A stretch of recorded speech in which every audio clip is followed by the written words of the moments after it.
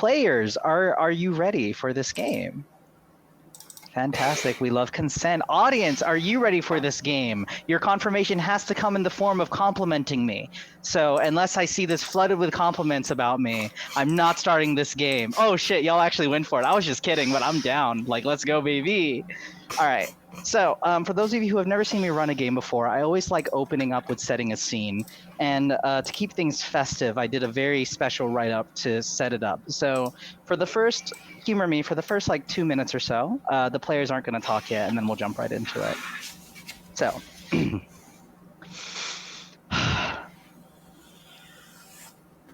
'twas the wintry month of Christmas, when all throughout tinsel shone bright little lights like stars all a twinkle. The chestnuts are roasting on hearths inside homes, bellies full of food and laughter, no one feeling alone. Christmas trees all lit up, presents lay underneath. Mistletoe round each corner, on each door lies a wreath. And whilst everyone's aslumber on this December night, there's a curious bedroom with a lingering light. But of course, it's little Timmy, not tiny, but still small, sitting quietly by his window, watching the snow fall. Boom, boom goes the door. Timmy jumps with a scare. He leaps under his covers and squeaks out, "Who's there?" Creaks the door as it opens to reveal no one else but Timmy's mother, Susan. As she says, "What was our deal?" She calmly walks over and tucks Timmy into bed, gives a sweet little kiss on his tiny forehead. "Now you remember what you promised?" she asked with a smile. "If I'm early to bed, tomorrow I go wild. With the sleds and the snow forts and snow women and men, you can play all day long with all of your friends." And Timmy said, "Sorry, Mama, I know that you're right." "It's okay, hun, I love you. Now go to bed and good night." Susan kissed him once, then twice and thrice more, before she made her way out of Timmy's bedroom door. Tick-tock, tick-tock. As the night became late, Timmy rolled and tossed in bed, restless, so he reached for a plate. With a warm chocolate chip cookie that his mother has placed, reaching out from neath the covers to bring sweet noms to his face. Yet imagine his surprise when he felt withered skin. Stretching upwards, he felt a rather pointy, sharp chin. "Mama, is that you?" Timmy spoke through a choke. Not a peep from his mother, not even a croak. "Mama, I'm sorry I'm still up." And yet still not a clatter, not a sound could be heard. "Mama, what's the matter?" Creeping up Timmy's spine, he felt such a shiver. He pulled back a frozen hand, his fingers rotted and withered, and suddenly a thump. 1, 2, and then 3. He felt the weight of something or someone top his covers, and cut off his scream. And so lays the scene in the small town of Tinsel, the air full of snow and a sinister whistle.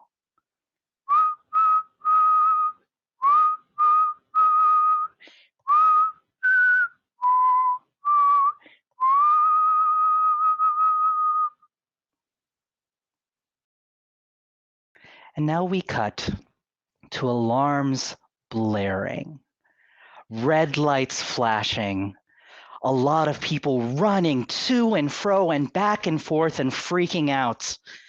We cut to a man, and excuse me while I pull up your physical description that you sent me in my exorbitant abundance of notes. Actually, I'll let you describe yourself. We pull up a man sitting at his desk, typing furiously, a rather small fella, about 5'3", pale of skin, angular of features, wearing a button-up shirt and tie. Tie is loose, has a festive hat tilted to the side because he just isn't he's like so stressed out and focused on his work. And here we see none other than Agent Jim Jingles typing frantically at his desk as people are running around back and forth. And Agent Jim, how do you look? Describe yourself to our audience here. Well, it's a hectic time of year. Bosses really find a way to climb up my chimney pipe.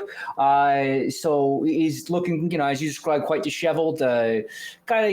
Looks like he would have just joined the workforce, aside from his eyes, which looks like he's on his about 6th or 5th cup of hot cocoa. His hair's kind of pushed up in the same kind of way of someone who's just been doing this the entire day and just shaking their head. But overall, it looks pretty good for someone who works in his department that's seriously been going through some budget cuts lately. But we're not going to focus on that part. It's all okay. It's all fine. Just got to get this done before Christmas. He does have like the secretary earpiece on right now as well. It's just absolutely like dangling and constantly jumping up in front of his face. Yeah, 1,000%. You suddenly jump as you hear a telltale ping go off. It would be a ping. You know how you have like a secretary button, like you get pinged for attention, but instead the ping that goes on is the tune "Santa Claus is Coming to Town." Mm-hmm. So you hear doo doo doo doo doo doo doo doo, and you go to click it, and over your thing you hear, "Damn it, Jim! I need you to get into the office right now. I need you to come to my office right now, Jim." What are you talking about? I didn't do anything, all right? Jim. You always say you didn't do anything. I see chaos in the shit. What do they call it? Chaos in the bullpen. Chaos in the reindeer pen. And this is what you're doing, Jim. Come here. We need to talk. We need to talk right now, Jimmy. Sure thing, Miss Frost. Oh, don't worry. I'll be right there. Okay. Click it and toss the headset into my keyboard and the clatter I send to her office to see what's the matter. Yeah, as you're walking by, you see a couple of folks who just came back in, and they look cool as cucumbers. They look very similar to you, but there's something about the way they carry themselves. One of them is like real buff, and he's wearing like the slickest like red Christmassy suit, and he's like, "Hey, if it ain't Mr. Elf on the Shelf, how you doing, Jimbo? How's it working the desk? How's it going, you little desk writer, you?" It's really great to see you too. I get it. I gotta go talk to my boss. Someone around here actually has to get work done. Oh yeah. You get some work done while I'm out here saving Christmas. Yeah, we know how it is. But he smacks you. He does that like sporty like smack on the ass as you walk by. He's like, all right. Well, hey, we're gonna go ahead and help out Father Christmas, right? We doing the real work out here, buddy. You keep riding that desk now. Yeah. See ya, Elf on the Shelf, boy. Brown noser. Careful you don't get his cookie bits on your head. Hear me out. Given the themes, what if they called them red nosers, like Rudolph? bunch of red noses gonna get cookie bits in their beards. Shakes his head. Okay, so you make your way from the bullpen. You are going up. You're going up to this office space, and the fascinating things about this, it looks very much like an office that is just a year-round like Christmas party. So like there are Christmas trees everywhere. There's tinsel all over the places. Everything's hanging out. You get to the door, and you see these two giant nutcrackers that are like standing in front of the door, and they're just kind of chilling there, blocking your entryway. So you guys gonna frankincense off? You have to fight you to get to my own boss's office now? I have an appointment. Come on. They're wooden, but their eyes go. And then you hear din din din din din din, and as they start like very slowly. Oh, you are literally busting my nuts right now. Pick a faster tempo. Yeah, they take time. Like this is a solid. Like this is way too long. This is like every time you're called to the office, you have to wait like a solid 2 minutes as they very slowly open up the door. And then Do the children's gallop next time. Come on. You walk in. Here's the frustrating part, and you know this. As you walk in, they immediately slide back into place without any music. Ooh, gonna take off my tailpipe one of these days. Ugh. You come into an office and you see it laden with this beautiful red carpet leading forward, whereas the rest of it is more of like a festive-y, like reds and greens, the classical Christmas colors. You know that your boss, Francesca Frost, is all about the blues and silvers. Like, and you have to be as the daughter of the one and only Jack Frost, right? So she's in there and she's chilling. She's chilling, but there's an ice cold bitterness to that chill as you almost feel like a shiver up your spine as you walk in and you see this woman with just the dopest fucking pixie cut, platinum hair, icicle tips, wearing this like really slick pantsuit with frost on the lapels, and she's just sitting there like finger steepled looking at you, and she watched this whole time. Like there was no attempt to support and help you get through, no telling the nutcrackers to rush. She's just sitting waiting. You want to see me, Miss Frost? Yeah, I wanted to see Jimbo, we need to have a talk here. Like it's really important to me that we have a talk here. Come on. Have a seat, have a munchie, have a donkey. Come on, you know how it is. Oh, if it's donkey. All right, it's donkeys. Look, I know I ride your reindeer tail. I know I do, but it's only because, who else here is from Boston? Who else here knows what it's like to be us here? Everyone here riding sleighs, but we ride the cars, Like we know what it's like. And I'm tough on you. I'm tough on you, Jimbo, because you know what it means to really care about Christmas when you do it from the heart. Yeah, sure. Yeah, we're both from the Harvard area, so naturally you got to ride my sleigh. Yeah, 1000%. You get it. So here's the thing. You've been sending in these reports. You know how many times you've applied for field service? You know how many times you applied? How many times you've been rejected? Well, all of them.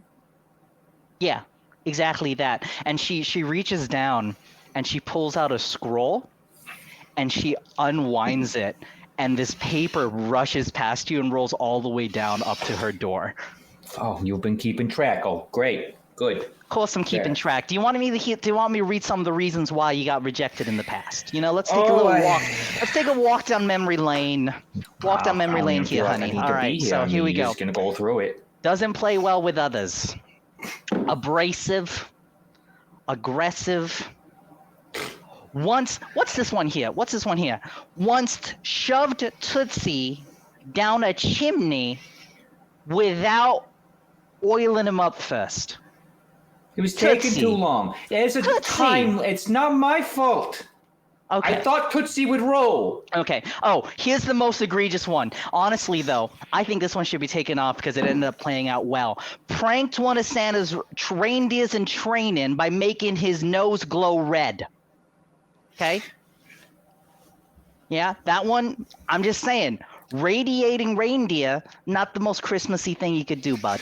Not the most Christmas thing. Oh, how about this one? This one is crazy. Gave magic hat to children that they proceeded to put on snowman who ran rampant across New York City. All right. That one was because of a very specific wish, all right? And also, it was in New York. It was already a shithole. Oh, yeah, okay, already a shithole. I'm just saying, they give the most Christmas spirit, financially speaking, annually, okay? Which is crazy. It's a very Jewish town. You wouldn't think so, but it's a true thing. Like, it's crazy how much they love Christmas out there. Not to mention that with the snowman running rampant, that was the first year ever on Christmas Day that the Chinese restaurants had to shut down in the upper Manhattan area. Yeah, well... Oh no, people had to cook when they got drunk and high. Okay. Well, look. And she's like, as she's going through it, she's rolling it back up. And she goes, I've got some news for you. And I can't believe I'm saying it, but We're going to give you a shot. I'm going to give you another shot. But this is some serious business here. All right. So here's the thing. Remember that little town in Pennsylvania, deep in the Poconos? You know, kids love going there for the vacations. Parents love going there to pretend it's for the kids, but they just got wicked good beer. Well, like Hershey? Nah, like Tinsel. Yeah. I mean, got family out that way. Yeah. Well, we have word that we got a bit of problem there. Here, I want you to check out this report. She tosses a folder to you. It lands right in front of you. You open it up, and you see this report of children systematically disappearing across this town of Tinsel. Now, what do you notice about the dates?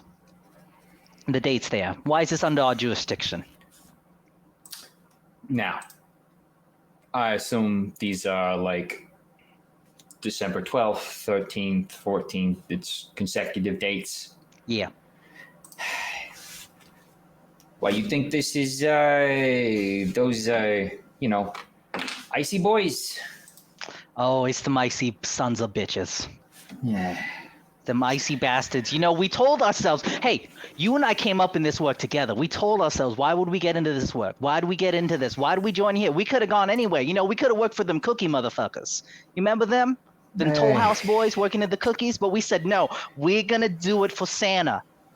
We're going to do it for Christmas spirit. We're going to do it to stop these icy motherfuckers for giving us a bad name.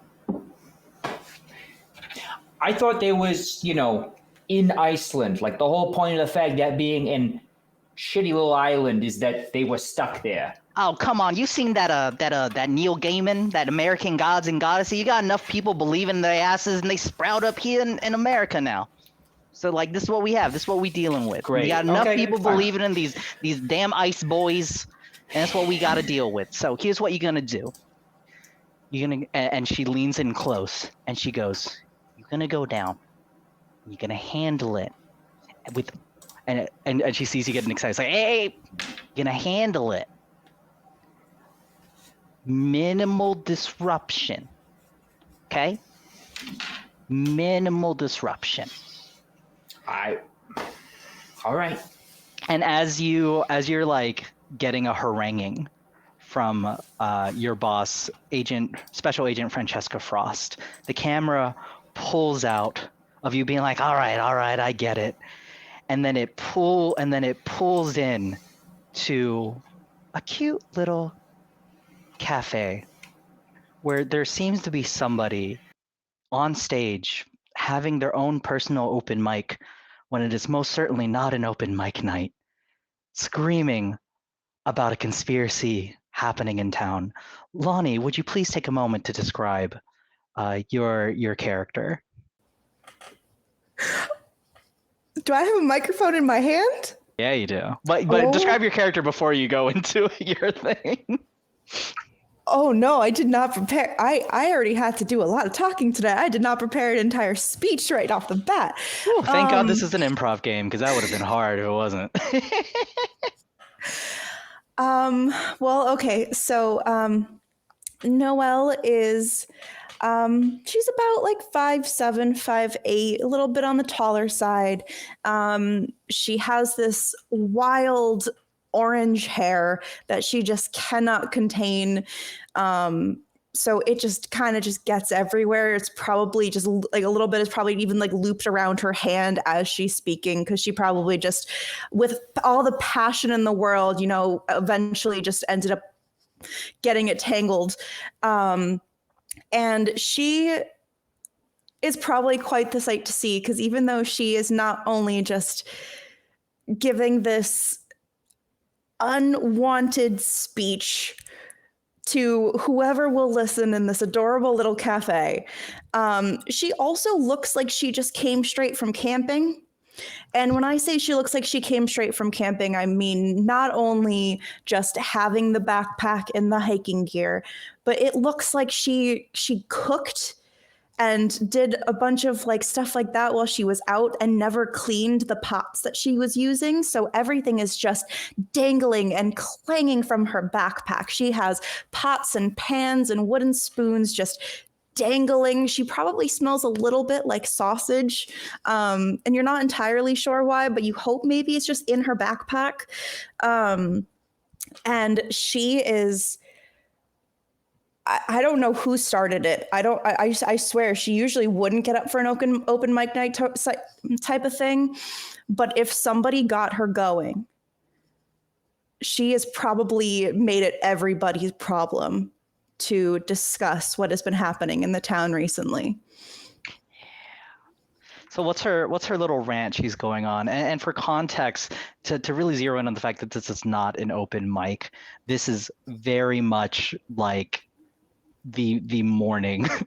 Like this is like the 10 a.m. This is like the 9 a.m. rush of people who are just trying to get their coffee before they go to work. Like everyone's trying to get stuff done before the official holiday break this December. She is absolutely she has decided to stand on the booth across from a man that's probably just a trucker and just wants to be going on his way and is probably really tired. But she is standing on the booth opposite him as yes, not even using the stage that's right there. I'm here for it. Tell me more, baby. because she has overheard someone talking about happenstances in the town and is just,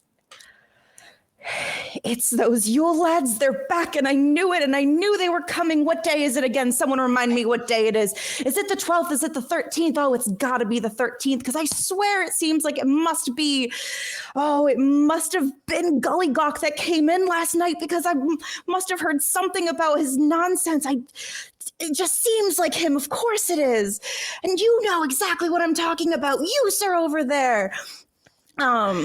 She has her meal is definitely abandoned, like at a lone stool, like further down the bar area. As she's just classic.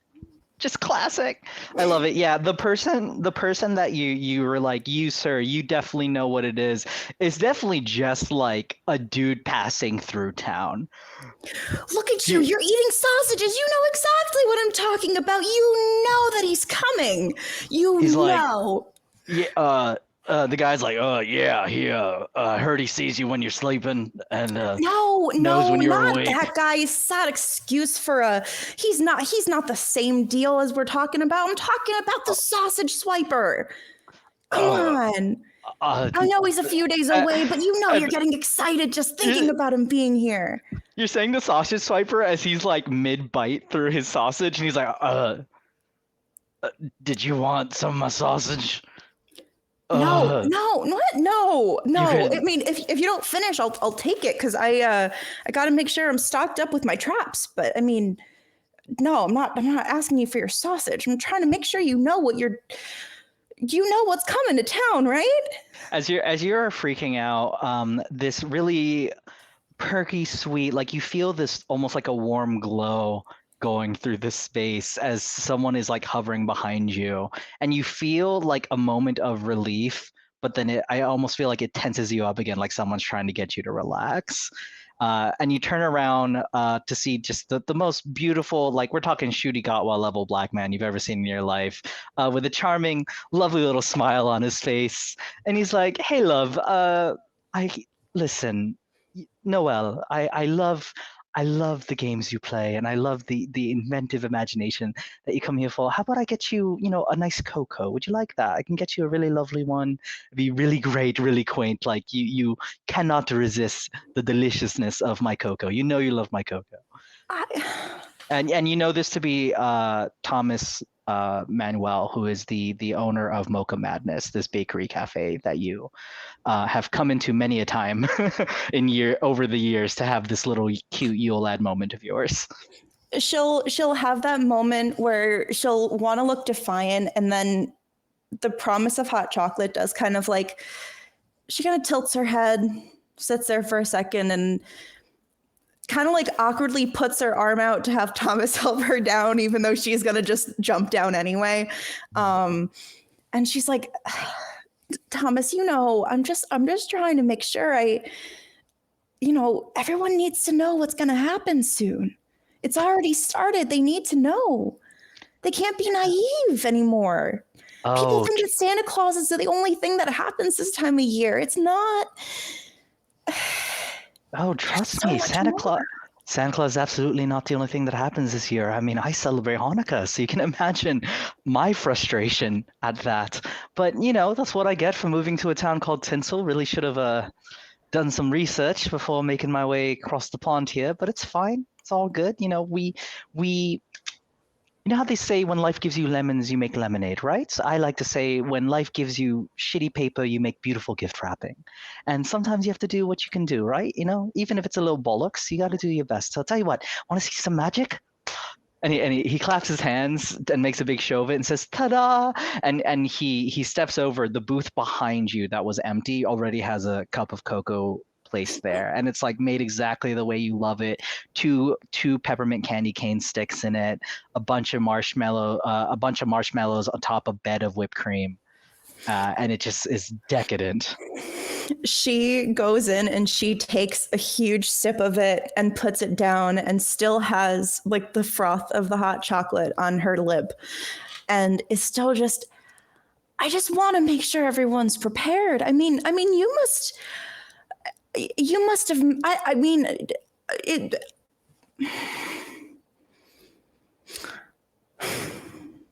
And she kind of just sits there for a moment, like not really sure if everyone has been lucky enough to experience the Yule lads. Like that's the kind of stubborn she is. So now all of a sudden she's like, I just need everyone to be prepared. I wasn't prepared. And I just want to make sure everyone else is. Because there's going to be chaos soon. Honey, darling, boo-boo, I love you. I appreciate you. We love a good imagination. I just ask, I say it gently, please, if this is crossing a line, please feel free to tell me. Please stop trauma dumping on people. That's all I'm asking. It's very simple. I get it. You trying to normalize an experience you had when you were younger. Completely understand. Time and place. You hear me? But tell you what, how about I get you, let me see if I remember, when you were here last year, you really enjoyed my brownies, right? Got a couple of them in the back. Go grab you some. It'll be absolutely delicious. The most delicious brownie you ever had. I'll go grab you one. And we'll have a little chat. We'll have a little chat. We'll figure it out together. Okay. I guess so. All right. And then as soon as he walks away, she grabs all her stuff and sneaks out. Non-believers. Which way do you go to sneak out? She's going to make sure she walks past the table that she was just standing at to see if the guy is still there eating, because if not, she will grab the tiny little, if there's any little pieces of sausage, she will grab them on her way out. Yeah. So as you are walking by, you notice quite interestingly that there is a piece of sausage, and you go to reach for it when suddenly you hear a crash behind you, and you look behind you to see that Thomas Manuel has dropped like a plate and is apologizing to one of his customers, and when you look back, the sausage is gone.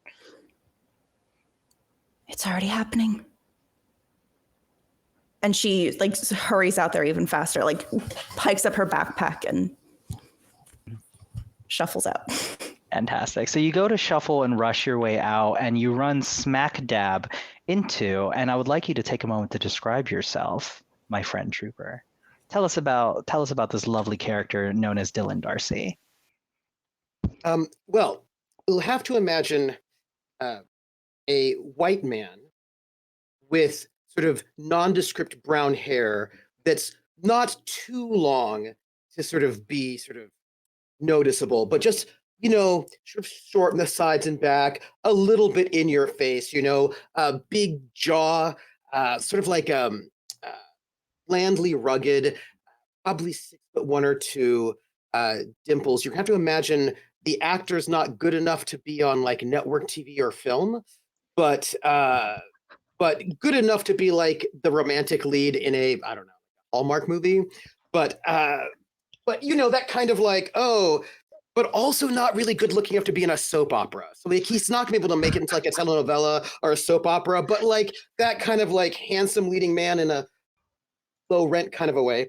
And he is, you know, tall, broad shouldered, square jawed, dimple. He's got a camera like on a strap around his neck. You have to remember it is 2023, so people are not really doing that. But the person who put together the whole thing, I think they were older, so when they put together the props. So like wearing the camera, he's got like a black turtleneck, but like also, you know, like a kind of like a flannel jacket. So he looks both sophisticated but also rugged. You know, and of course because he's deep and also you know, sensitive, he's wearing glasses. That's important. And May he's got none of like us I just may none of us ever bear the insult of being called a low rent leading man. That is the most vicious read I've ever heard in my life, and I'm gonna use that all of the time now. you should. And he's clearly coming into town from being out of town. Like you can probably see the taxi cab that he just come in on, just like taking off. And he has got the sort of like a bag which says, "Oh, I'm back home in my old hometown after being so far away." Right? He's got that kind of, and I imagine the snow is that kind of like slightly very powdery snow. You're like, is that fake snow or is that just really powdery snow? You don't know. Very light, right? And he's standing there with his camera and with his bag, and of course, completely clean shaven because that's how that's going to work out. And like you just bump right into Dylan Darcy, just a little bit of hair in his face. He's like, "Well, hey now, Lonnie, how are you doing?"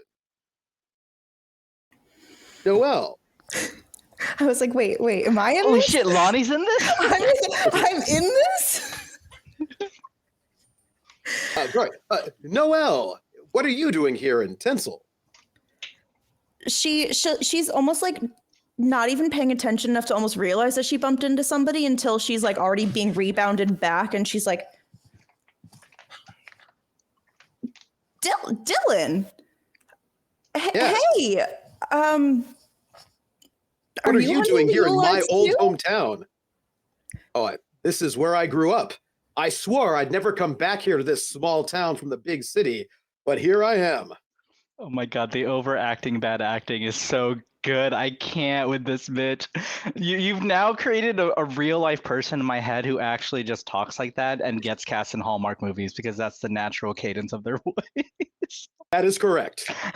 You can just call me Dylan Darcy, low rent leading man. You know One what? day. I'm gonna say Dylan Darcy every single time. I'm not even gonna Every just call time. you Thank you. Dylan. It's gonna be Dylan Darcy. What are you doing here? Dylan Darcy, hi. "Noelle, the last time I saw you, you were saving my sausage after some strange shenanigans down the highway. So tell me, what are you doing in my hometown?" Dylan Darcy, I'm so shocked to see you here. I didn't realize this was your hometown. You live right where the Yule lads come into town. I've been coming here for years. I have not been here ever since the tragic death of my father during Christmas. Bah humbug. Oh, that's rough. Now I can't just Yes. not sit here and just be like, oh, ooh, okay. Thank you. Thank you, Noelle. It's hard. Ever since my father went missing, going off into the woods to chop down a Christmas tree, I've never celebrated Christmas. Never celebrated Christmas. Oh, I can't. Can't? No. Do they? So the Yule lads just know to avoid you? I suppose. I guess. But tell me, Have you been down the lane to see the old high school or the bridge or the old tree house where we would all go and hang out as young people? Are those places that the Yule lads are usually seen? I could definitely check them out if you think I'd have a sighting. Oh, I've actually never had any sighting of the Yule lads in Tinsel. Huh. But you know what? If the truth is out there, well, I'll tell you, Noel, I'll find it with you. I will officially die for Dylan Darcy, and I hate that about myself.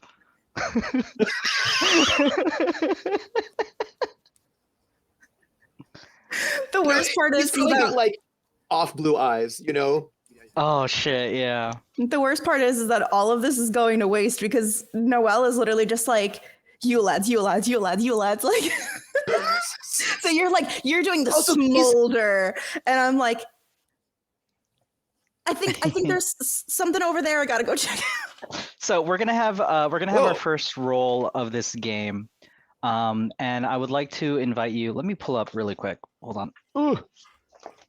My John here. I would like to invite you to go ahead and this is gonna be for Noel. I want you to roll sharp. So 2d6 and then add whatever your sharp stat is. Okay, 7, 8, 9. 7, 8, 9. Fantastic. So add a Oh, 9. that's the joke. Did you ever hear why 6 was afraid of 7?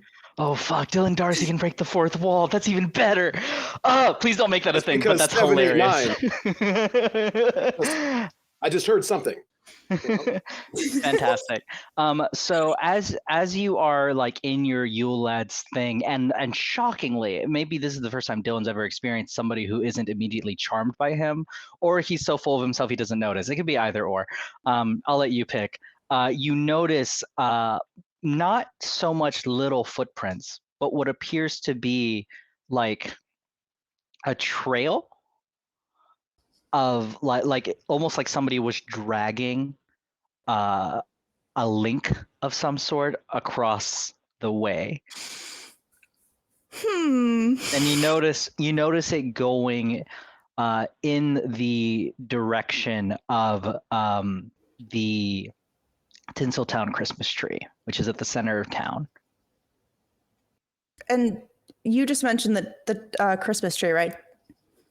So I'm gonna all of a sudden, like, I'm gonna kind of put 2 and 2 together, see the lineup, and all of a sudden, like, kind of loop my arm through Dylan Darcy's and just be like, you mentioned that Christmas tree.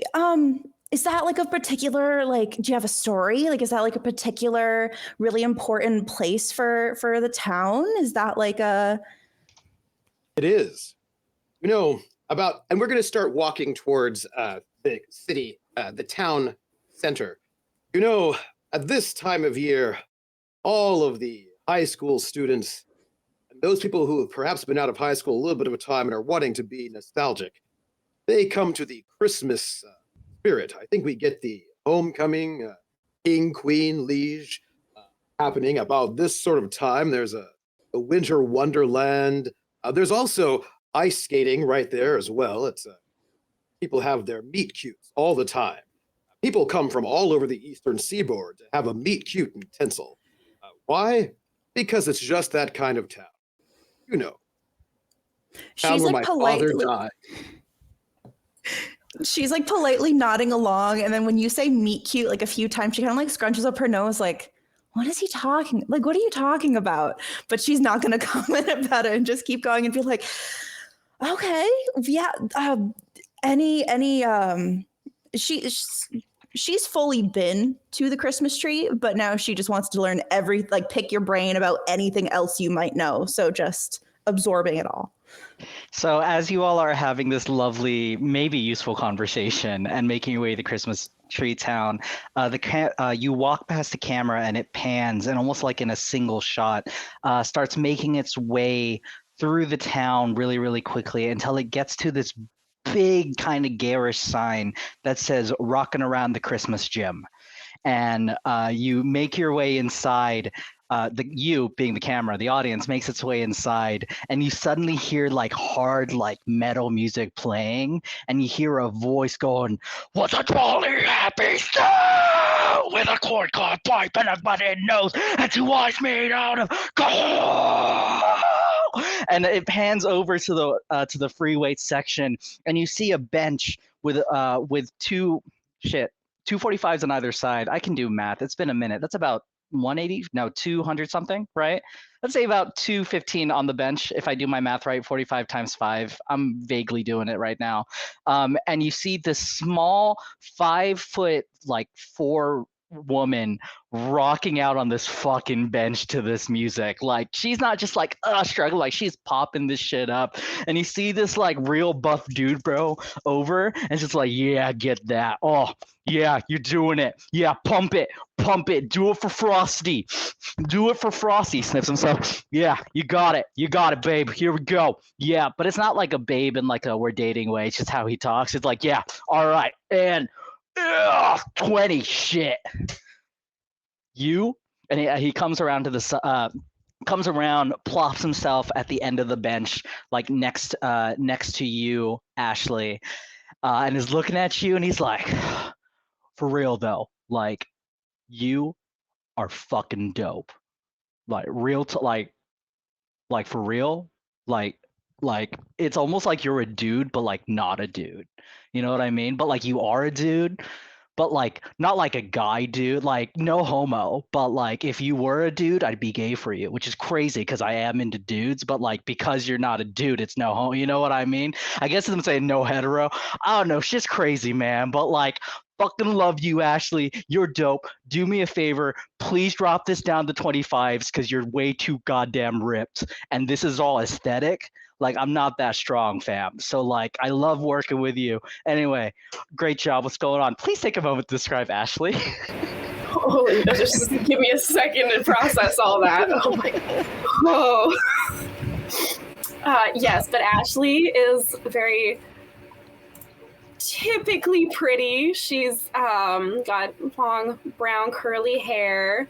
I'm 5'4", so it's just a very like slight, the kind of love interest you'd see in a Hallmark movie. Funny that. But yes, so like there's a little bit more muscle than there should be for your like average Hallmark leading lady. I think that's the craziest thing though. Like with Hallmark movie magic, you can bench that much, but it doesn't look like you can bench that at all. Yeah. Like still just very slight, very like, yes, okay, it's fine. Very Sarah Michelle Gellar, but like pumping like 200 pounds in a bench. Yeah, you're like a Buffy. It's fine. Yeah, you'd never be able to tell. Just comes out of nowhere. But yes, so just like not even sweaty. Her hair is perfect. No sweat. She's just like takes a swig of water and just, oh, okay. Time to go hunt monsters, I guess. And she'll just like put on an oversized flannel. It's a little rough for her image, but it's okay because like the slacks and those riding boots that were popular a couple years ago, just she still looks mint. And yeah, so like she'll clean up and just start heading towards the exit. Just like completely leaving Brick, huh? Like Brick was like asking for help and you're just dipping out, huh? Oh jeez. Brick's like, hey, girlfriend, like that's not cool, fam. Like I'm sorry. I want to be so clear. Brick Huntley is a gay man who talks like a dude bro. But just because he talks like a dude bro doesn't mean you can treat him like a mediocre cishet man, okay? Like we ain't gonna fucking fly here. So yes, she will help him with his... I'm the only mediocre cishet man in this one shot. I mean, Dylan, not me. But yeah, so I'll help him with his workout. I didn't understand what he was asking. It's all good. Like, perfect. Yeah, so like you single-handedly take both, like you take 2 45s with one hand and easily put it away on either side, and then you pop up like enough to put 100 on the bar, and like he goes, all right, All right, I got this. Okay, I'm gonna hit my PR today. All right, dude. PR, You do it. You do it. personal record. Here we go. And like you go to help him up, and you hold it up, and he goes. Come on, you can do it. You can do it. I believe in you. I'll just like help him a little bit. And he puts it down and goes, woo! Yeah! Oh, so hot. So Fuck hot. yeah. Oh, thanks. For real. And as he's like, look, that was great. I'm gonna go hit the showers. And as he's heading out, only workout he did. That one, he wore his cutest fucking athleisure wear he could find. He looks cute as a button. Only did that and went hit the So in showers. support of him. And as that's happening, you look out the corner of your eye and you see a familiar figure of a man in a suit and tie, much smaller than you, with a little bit of like a what's the word, churlish face, like a little like waiting at the door with what appears to be a holiday-esque protein smoothie. You make your way up to Jim Jingles. Yeah. Jim, hey. What are you doing? You're out muted, and Jim. about? You're muted. I'm super muted. Yeah, well, I wanted to give you a chance to handle a testosterone over there. I got you this. I figured, if you're going to keep building your shoulders, you might as well try filling them with these. Wow. Is that candy cane? Yes, it's the best flavor. I love it. It's great for the muscles. Yes. In the holiday spirit. Oh, yeah. Holiday spirit. Yep. Yeah, exactly. All right. Mm-hmm. Hey, would you mind taking a walk with me for a quick second here? Not at all. I will join you. All right, good. Because I got to ask you a question, and I want to do it with, the whole smell of, oof. It's like a reindeer stable in there, and they go hard this time of year. You notice anything strange going on around here, Strange, as in more strange than holiday cheer oozing out of every pore? Is that a problem for you? Are we No, gonna have no, a problem no. with some holiday cheer? Do you not enjoy the holiday cheer right now? Love the holidays. I love them. They're great. Damn right. It's fantastic. Damn right. All right. No, it's missing kids. You lose track of any silverware or, like plates, candles. Any weirdos lurking outside your windows late at night? I mean, well, have I? Game Master? Oh, at this point, no. Not the last time you and Agent Jim did work together was about a year ago when you first met, and he helped you get out of that cult situation. I mean, nothing recently. There was a moment with a Yeti that involved, I think, Dylan Dustin. Oh yeah, that was fine. That's nothing going missing. No children involved. I mean, no one's gotten conveniently stranded here. No, we haven't had any strange, handsome strangers in town. I don't really keep track of my silverware, so. Don't keep track of. Are you not going to throw a holiday party? Like me personally? You're not going to go to one? You know what? Never mind. I'm sure. Good. I think we were going to do something at the gym. Somebody wanted to see how many everybody could bench. Oh, potluck, but it's all meat. Ugh. All right. Well, look, I'm glad nothing's happened to you, but stuff's going on here. Oh. Ashley, you understand? I just got in off the train. I was going to drive my car, but, the weather's not been well, it's been pretty frightful. Point being, if you're open for it, I could use another pair of eyes in town. Happily, you always have my guns and what little Christmas cheer I can muster. I appreciate it when you try to fool me with that. I'm trying. It's good for my health. It makes the record keeping a lot easier. But if you see anyone else, diminutive, Scandinavian kind of, Skeksis looking motherfucker. Oh, I mean, I gotta write myself up.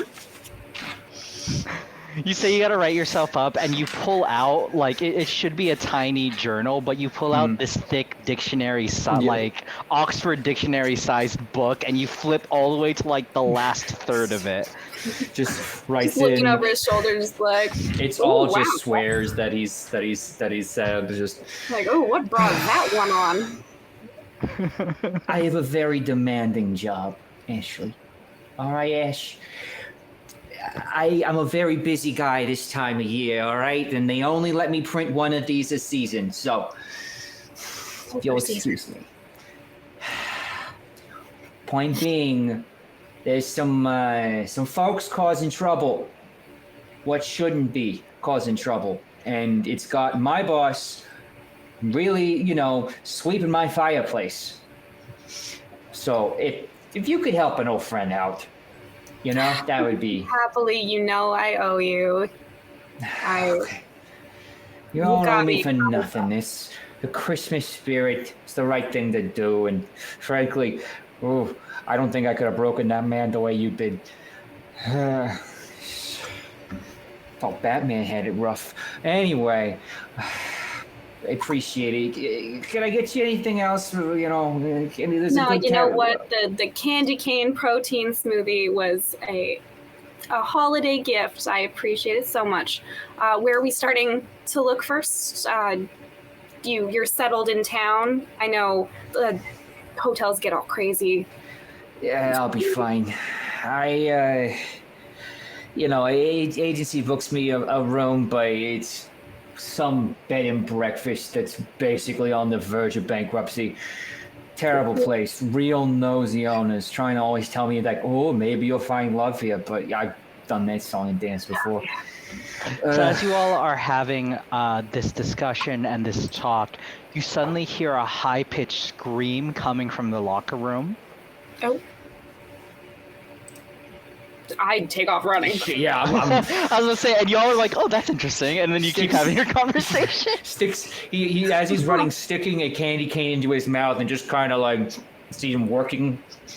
Yeah, 1,000%. You have to run like twice as hard as our fucking vampire slayer here, who just like she's running hard. She just worked out, still not a bead of sweat on her, and like. Runs with such grace, so pristine. Also worked out in heels, like because she's that bitch. Yeah, absolutely. Like it's a nightmare. And you, Ashley, I run like an old banker with the face of a teen. Yeah, 1,000%. Ashley, you run into the women's locker room first, and like all the women are just in there getting dressed, and they like look at you, and they're just staring at you, kind of confused why you're in there.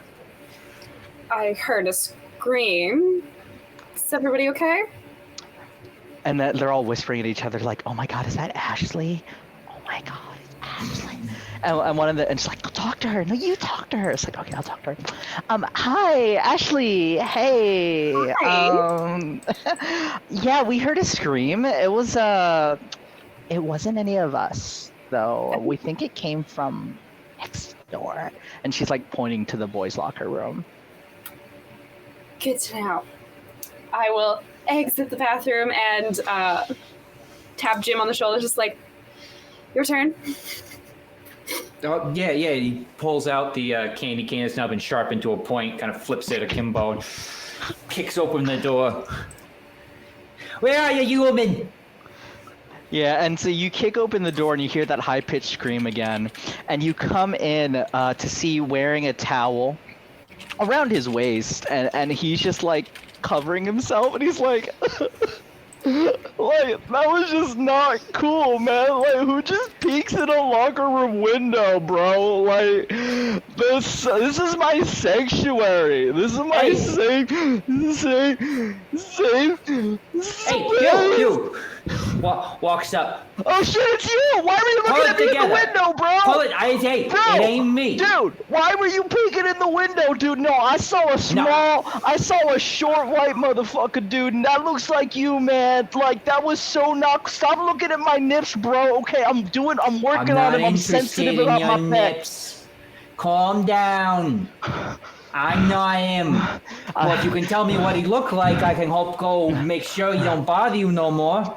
I don't trust you, man. I don't trust you. I'm gonna need you to roll to manipulate somebody. Oh, all right. So this is going to be a plus charm. Plus charm. Oh boy. I'm so Is good at this Brick that's? Yeah, this is Okay. totally Rick. I'll just like yell into the box like, Brick, honey, can I come in? Is that Ashley? Is that you? That's This me, dude yeah. is peeking on me, man, and like you can't I see. ain't peeking. You can't see you're still looking at me, man. Like, cover your eyes. This ain't cool, man. I feel real vulnerable, dude. Okay. Hey. What'd you get, by the way? That is going to be an 11 minus 1 for a 10. A 10. Perfect. Okay, so Yes. on a 10 plus on manipulate someone, they will do whatever you want to do for the reason you want them to do it. So basically, anything you ask of him, he will calm down and answer and trust you. If you just give me a second and calm down, okay? Calm, breathe. Ooh, you know, holiday spirit. Yeah. He sees Ashley come in and he's like, "Is that a peppermint protein smoothie?" It is.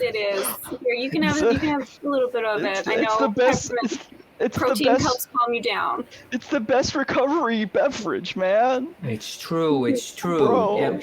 Okay. Yeah. You want an extra candy cane for it?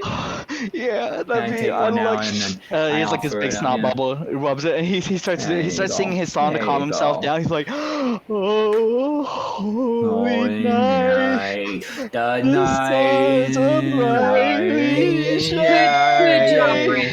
shining. Yeah. It is Really the feeling your night." emotions. I'm so proud of you. It's good job. Yes. Love the spirit. If you could, when you're ready, tell us what you saw, though. Because I want to go make sure that person don't bother you no more. You got me? No, look, I'm really sorry. That was really heightest of me, man. Like, that's not me, you know? Like, I fucking write for a paper. I'm all about journalistic integrity and stuff. You know, I'm in charge of the Tinseltown Gazette and all, but like, man, like, I just got, you know, when you get activated in the moment, you no longer can see nuance, you know, man? You're just trying to, like, put shit in boxes to survive, man. I saw a dude who looked like you, but he was, like, peeking through the window, man. It was creepy, man. Like, dude, I'm just...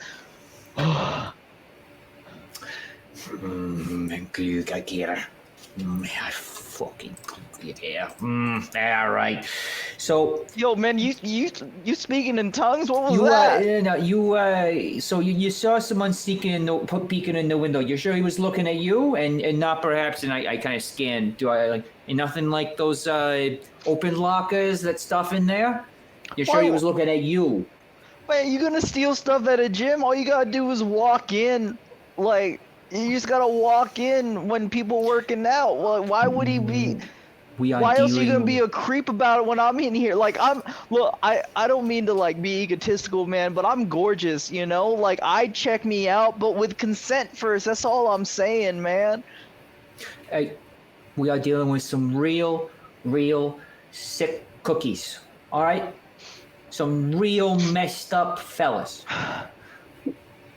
Okay. And I'll tell you what. If you saw him, he's probably not going to continue to peep on you.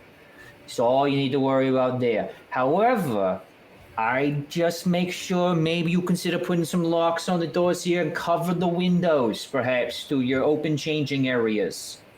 This ain't my gym, bro. I just work out here. I can't afford locks for all the lockers. We'll let the owner know. Because yeah. can't have people creeping on the windows. That's terrifying. What the heck? No, he was peeping, man. Dude, it was crazy. It wouldn't, This yeah. is really delicious, by the way. I thought they discontinued this flavor at the bar, but like it's real good. Oh, no. They would never discontinue this. That would be an affront to Christmas. You love Christmas too? He really does. He's. Hey, I'm Brick. What's up? Hey, Jim, nice to meet you. Hey, nice to meet you too. Hey, I'm real sorry. Oh shit, I'm hugging you. I'm not wearing pants. Hold on, let me get some clothes on. We have a proper introduction, dude. I work with large animals. I'm not seeing anything I haven't seen before, all right? I really appreciate that. Sometimes I'm a little sensitive about that situation down there, so like that really means a lot. Thanks. I just say with my height, I'm close to a lot of expulsion methods. Watching my language. I don't know. Yeah, like shit, I get it. I was about to say he doesn't know what that means, but I remember he's an editor-in-chief at a fucking newspaper. That'd be terrible if he didn't know what that meant. It's like, okay. Just, yeah, all right.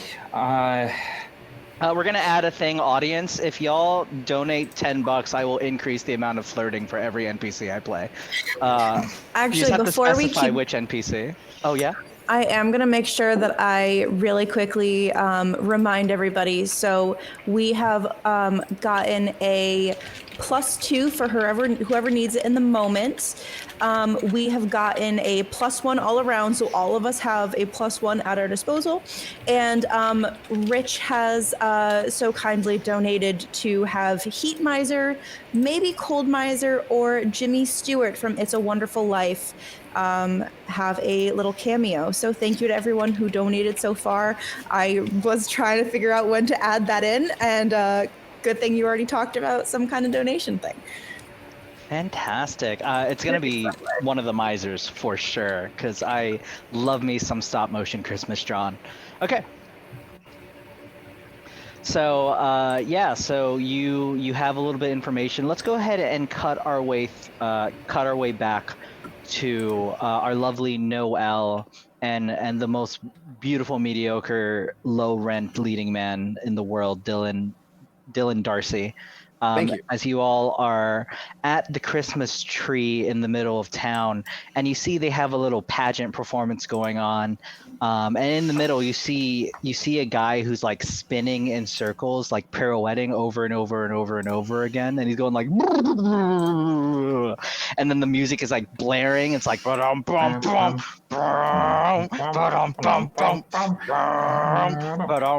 guy's going, I'm Mr. White Christmas, I'm Mr. Snow, and he's like, all the kids are like having a ball and a blast. He goes, I'm Mr. Icicle, I'm Mr. 10 Below, they call me Snow Miser, whatever I touch turns the ice in my clutch.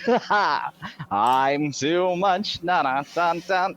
Na dun dun dun dun. And then all these kids who are dressed up as tiny little snow misers are like, he's Mr. White Christmas. He's Mr. Snow. But it's like very clearly a children's production, and so all they're doing, I shit you not, is a box step.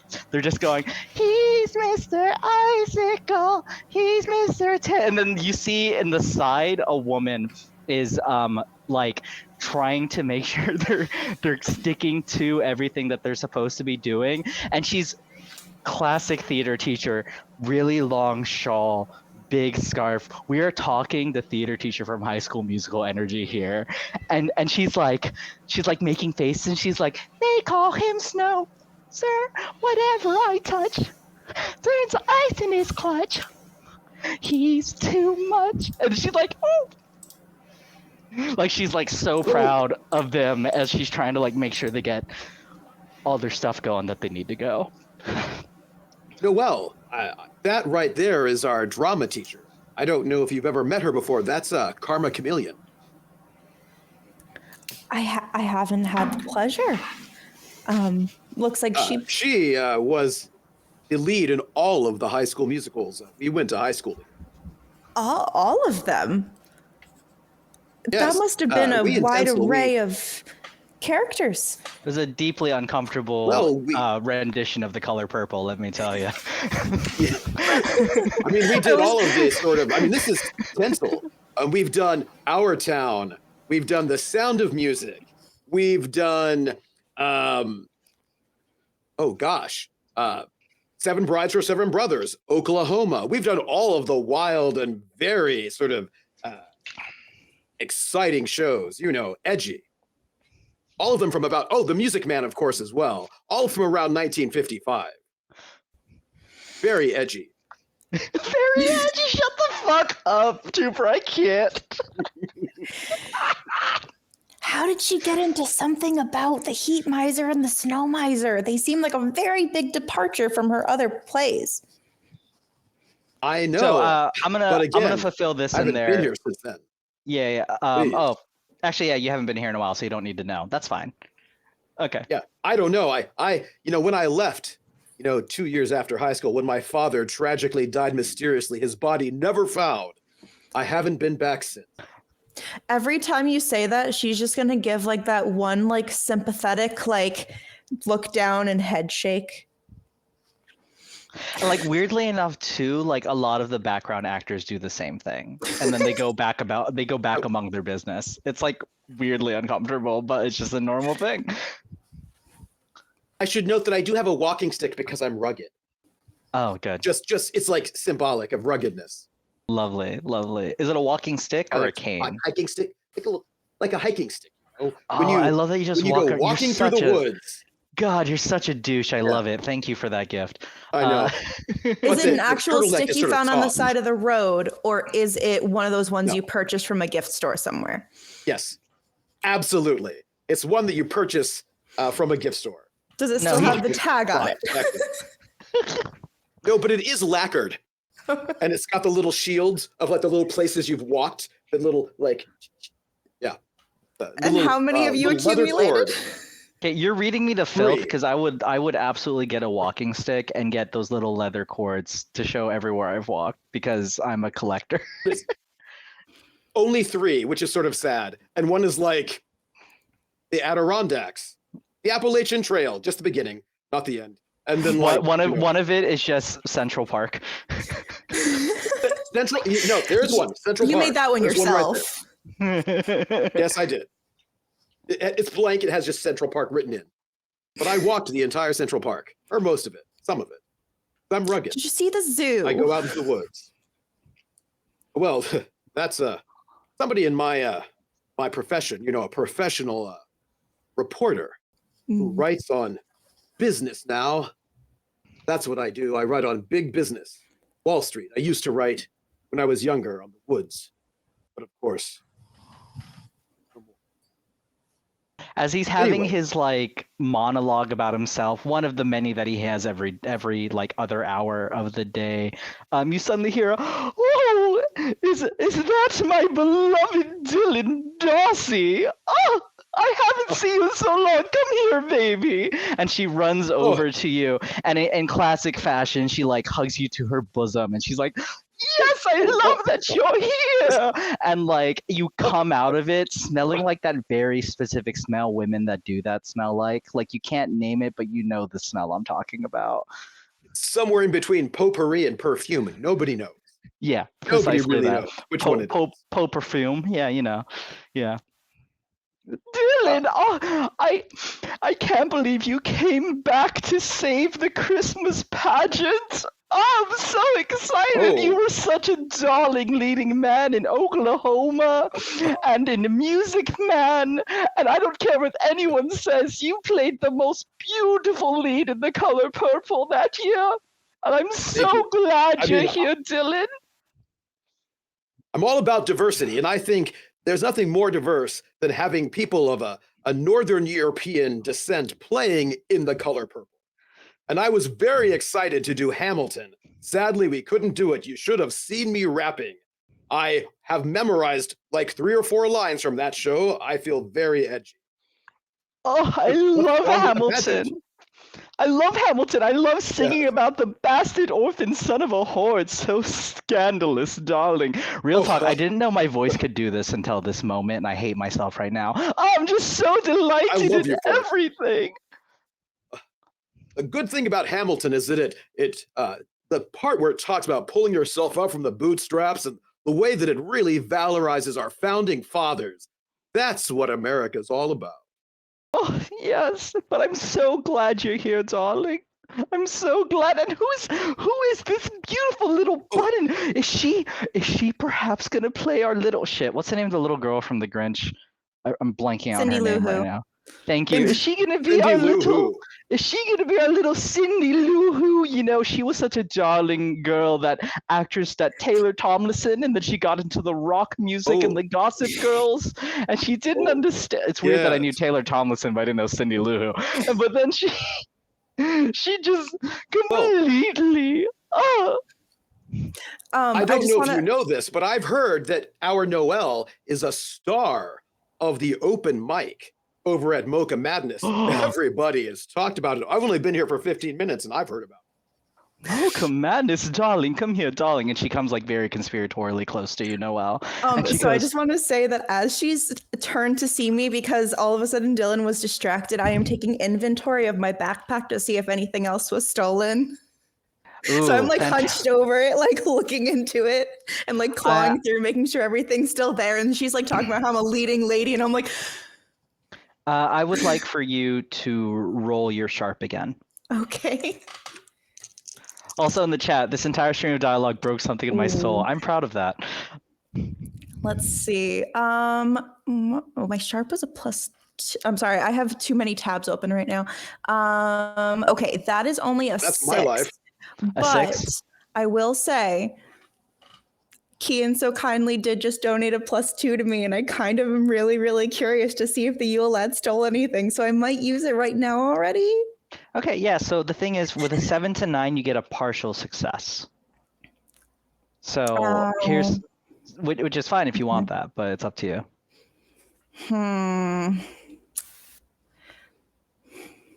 Maybe I'll save it for a more important moment, but okay. Yeah.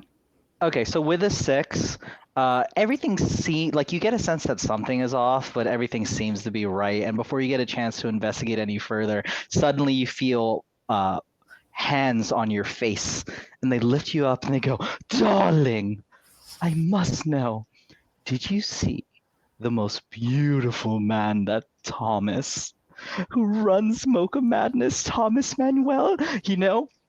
Tell me he doesn't look like the most gorgeous darling you've ever seen in your life. You know, don't tell Dylan I said this, but I honestly think that he would have been perfect in the color purple. But of course, he came from across the pond. Oh, such an exotic land of the United Kingdom. England is so exotic, darling. Like, I could never imagine what that's like. It's probably so different from us. They say things like pish posh. I hate myself just right being now. smushed by this lady, and she's entirely. like, yeah, he's great. He's real leading man, just like our Dylan Darcy over there. And then she's trying to like fight to like be able to push her face down to keep trying to figure out what's wrong with her inventory. Yeah, and she goes, I love a girl who understands, and she hugs you to her bosom, and now you're caught in the trap of and it's just like, I just love that you get it and you understand, darling. Mwah! And she lets you go, and she goes, so you're here to save the show. I see you have these delightful pots, which is perfect because the Christmas pageant needs pots, and all of our pots have gone missing. Don't even get me started on that Timmy boy. He was supposed to play the lead, and he's gone. How dare he lead before the pageant? That's not very professional. You have to tell me all about this. We have to figure out what happened to Tommy. What did you say about pots and pans? What about his pots and pans? What made him leave? Why? Tommy is the cafe girl, darling. I'll gladly talk to you about Thomas anytime you want. Do you call him Tommy? Are you close? Could you tell him about me, possibly? You know, I do love the young men. Oh, Sure, if you'll Like this is tell me matchmaking. everything I need to know about the situation at hand first. I need the full monologue of the story. Play it out for me about what you happened. say monologue, and in that moment, all of the audience just kind of floods to the side, and then you hear a little you hear a Little Shop of Horrors type Dadu. So I was walking around into the pageant rehearsal space, Dadu, and suddenly Dadu. it caught my eye. But thank you, I'm gonna have you do it for me, Dylan. Dadu. And suddenly it caught my eye that the pots and pans were Dadu. missing. Dadu. And Dadu. who could have thought? I never could have believed Dadu. that we lost them all along with our lead. Da da da da. So Tommy, wait, Timmy went missing, right? Timmy, it's not Tommy. Oh, no. Timmy, it's Timmy. Tommy. Timmy. So okay, Timmy. there's Thomas. I'm who sorry, could be this is the Tommy. cost of doing a Hallmark game with nothing but white bread names. Like, we're just gonna get them mixed up. Yeah. So Timmy Bryce. went missing. How many days ago was this? How many days ago? Oh my goodness. Well, let's see. The Christmas pageant is on Christmas Day, which is in 2 days. So that makes today the 22nd, and he disappeared around. No, sorry, that makes today. He disappeared around the 18th, I think. Oh my gosh. I'd like to make a roll. So that'd be 4 days ago. Yeah. She's doing the math in her head, and Lonnie is opening the tab that is important. You said you wanted to roll for I'd like to something? make a roll. Yeah, Yes, is this please. one of your abilities? It is. I have the ability Occam's broadsword. When I first encounter something strange, I may ask the keeper. That would be you, as far as I know. But your sweater says you are. What sort of thing this might be, and you would tell me if it or the cause is natural, unnatural creature, a weird phenomenon, or a person, and then I get a +1 forward. Cool. Okay. So this is rolling. What do you roll with it? Plus weird? Oh, it's not a roll at all. I just get to ask you. Hey, Oh this shit! little Timmy You going OP missing. Is this, motherfucker. unnatural. Hey, I just need to. You don't get to tell me specifically. I just want to know if it's natural, unnatural, a weird phenomenon, or a person. I don't know if I appreciate that Dylan can just talk to God like this, but this is where we're at. You're asking this question. You're specifically asking in character to Karma Chameleon. No. I'm asking to myself out loud, sort of into my little recorder. I think to myself, well, this is strange. Little Timmy's gone missing for 4 days. I wonder, might this be cause of this? Might be natural, or could it be an unnatural creature? Or, I don't know, a weird phenomenon like a Bermuda Triangle. Maybe it's a person, like that Brick Huntley. Let me ponder. So as you are pondering aloud, you almost hear like a that song at the end of the grants. Abu Dhabi, Abu Dhabi, da, da, da, da, da, da. And it's only in your head. And as you get that, you get this little image in your head of tiny little men running rampant around the house, licking spoons and stealing pots and pans, and or stealing frying pans and licking pots, and slamming doors everywhere they can. I feel like if this were something natural, then little Timmy would be back by now, because no young child actor who's worth his salt would go missing 4 days before the pageant. If it were a weird phenomenon, I would imagine there would be, cats walking backwards and I don't see. If it were a person, well, probably be the rival to little Timmy, but Karma Chameleon has said nothing of it, which makes me think this must be, as it always is, an unnatural creature, cryptid, something to be photographed, and perhaps I can sell my story to the Weekly World News and become famous. to prove there's something strange. Noelle, Yes. I think that little Timmy's gone missing due to something The unnatural. Yule Lads. An unnatural creature, I think. The Yule Lads. Perhaps indeed. Ah. And like you finish all that, and then all you just suddenly hear a, oh, darling, it's such a natural. You truly embodied what I've been saying since our days in high school, not so long ago, like maybe just a year or two. It's definitely been like 3 decades, maybe just a year or two ago, and you're always auditioning, and you, sir, are star power. Ah! Thank you. I feel like So please mark find down this that you Timmy. get +1 forward. Is it once or anytime you interact with Yule Lads? just when I first encounter something strange. That's it. Okay. That one time. And you I get suppose plus. there's a brand new strange thing. Got it. So now you get +1 forward when interacting with things related to Just Yule once. Lads. Just one time.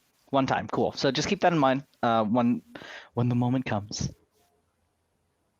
And So, Noelle, unless you want to go ice skating, I think we should probably try to find what happened. By the way, Ms. Karma Chameleon, where is Timmy's house? Stop. There. that's Timmy. Let me tell you, he was meant to be a star. He had the sweetest voice, and he was gonna play. This is gonna give you a picture of just how terrible a director she is. She was going to play Scrooge in A Christmas Story, and he was gonna be beautiful. And she like dramatically goes, over there. She points in the direction of his house. Noelle, let's go. And as you all say, hey, let's go, you suddenly hear yelling happening through the streets, like full on yelling. And as you hear that yelling, you look beside you and you see a little short fella running by with a big old tub of yogurt, and he's eating it as he runs. And he goes, "Hey, excuse me, running by here." And then you see Agent Jim and Jim Jingles and Ashley chasing after him at full speed. "Hey, sorry, excuse me," and he I'm zips gonna past just both of put you. out my foot. Then trip him. Stop that creeper! I want if you're going to do that, I would like you to act under pressure. Roll plus cool. Sure.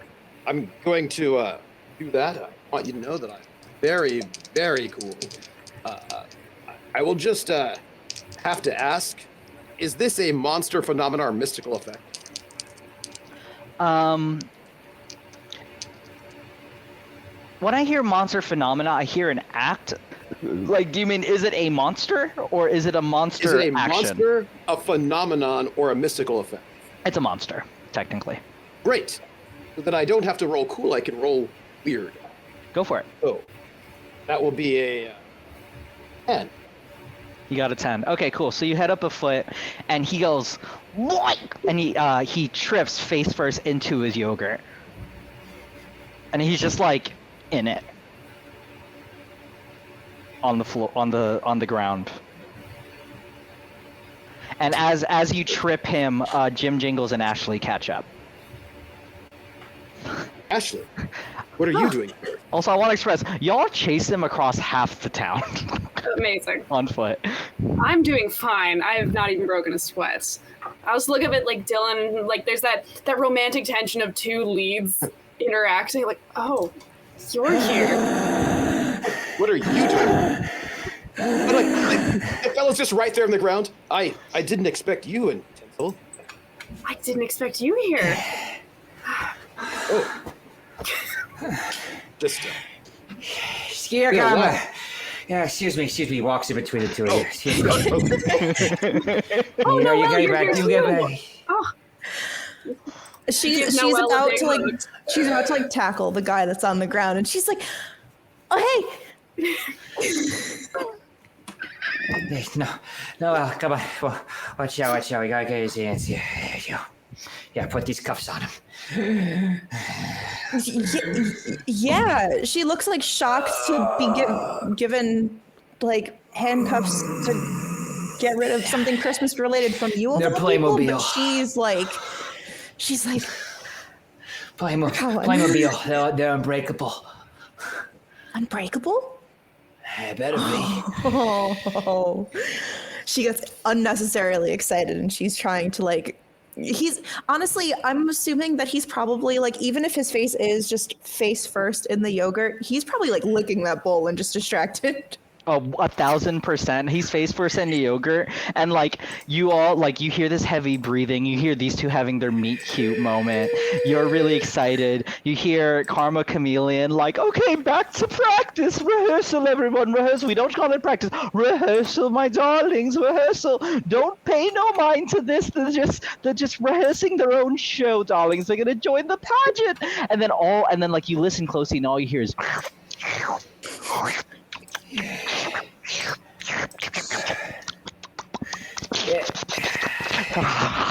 Give me a second here, and I grab the scruff of the whatever hair is available here.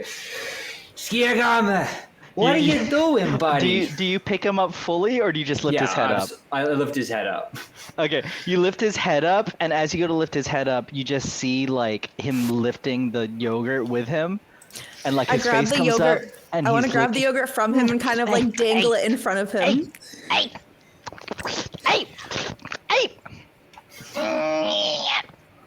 Gimme! You. Hey!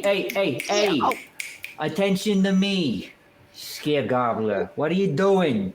Hey, cousin! Hey! Is that you, Jim? You don't get to call me that in public.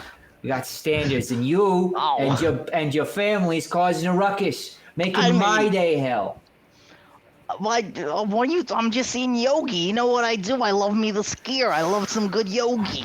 I don't understand the problem here. But you're stealing it. I don't. Hey. What? Look, you put me through the rehab program. I don't steal no skier. We had a deal. You said you're gonna get me clean a skier, didn't work. So I said, tell you what, I'm gonna work it. I'm gonna work for the skier. I don't steal skier. Okay, you see this? And he like rummages in your pocket real quick and pulls out one of the protein smoothies because you had one on you still. And he goes, you see this? My recipe. Okay. Well, you think a place called Rock Around the Christmas Gym year round stays busy year round because of the festive theme? No, it's because I know how to make good skier smoothies. Okay, I went legitimate. So you tell me I'm stealing skier? I'm gonna tell you that's some highfalutin charges. You mean to tell me you just picked this up from the Hannafords? Yeah, of course. The Hannafords. Of course, I picked it up from the Hannaford. What do you think? What you think I do? We went through. Don't you remember? You and I went through it like a whole. Like, I got witnesses on your brother peeping in windows. We got kids missing. You telling me that's not related to you?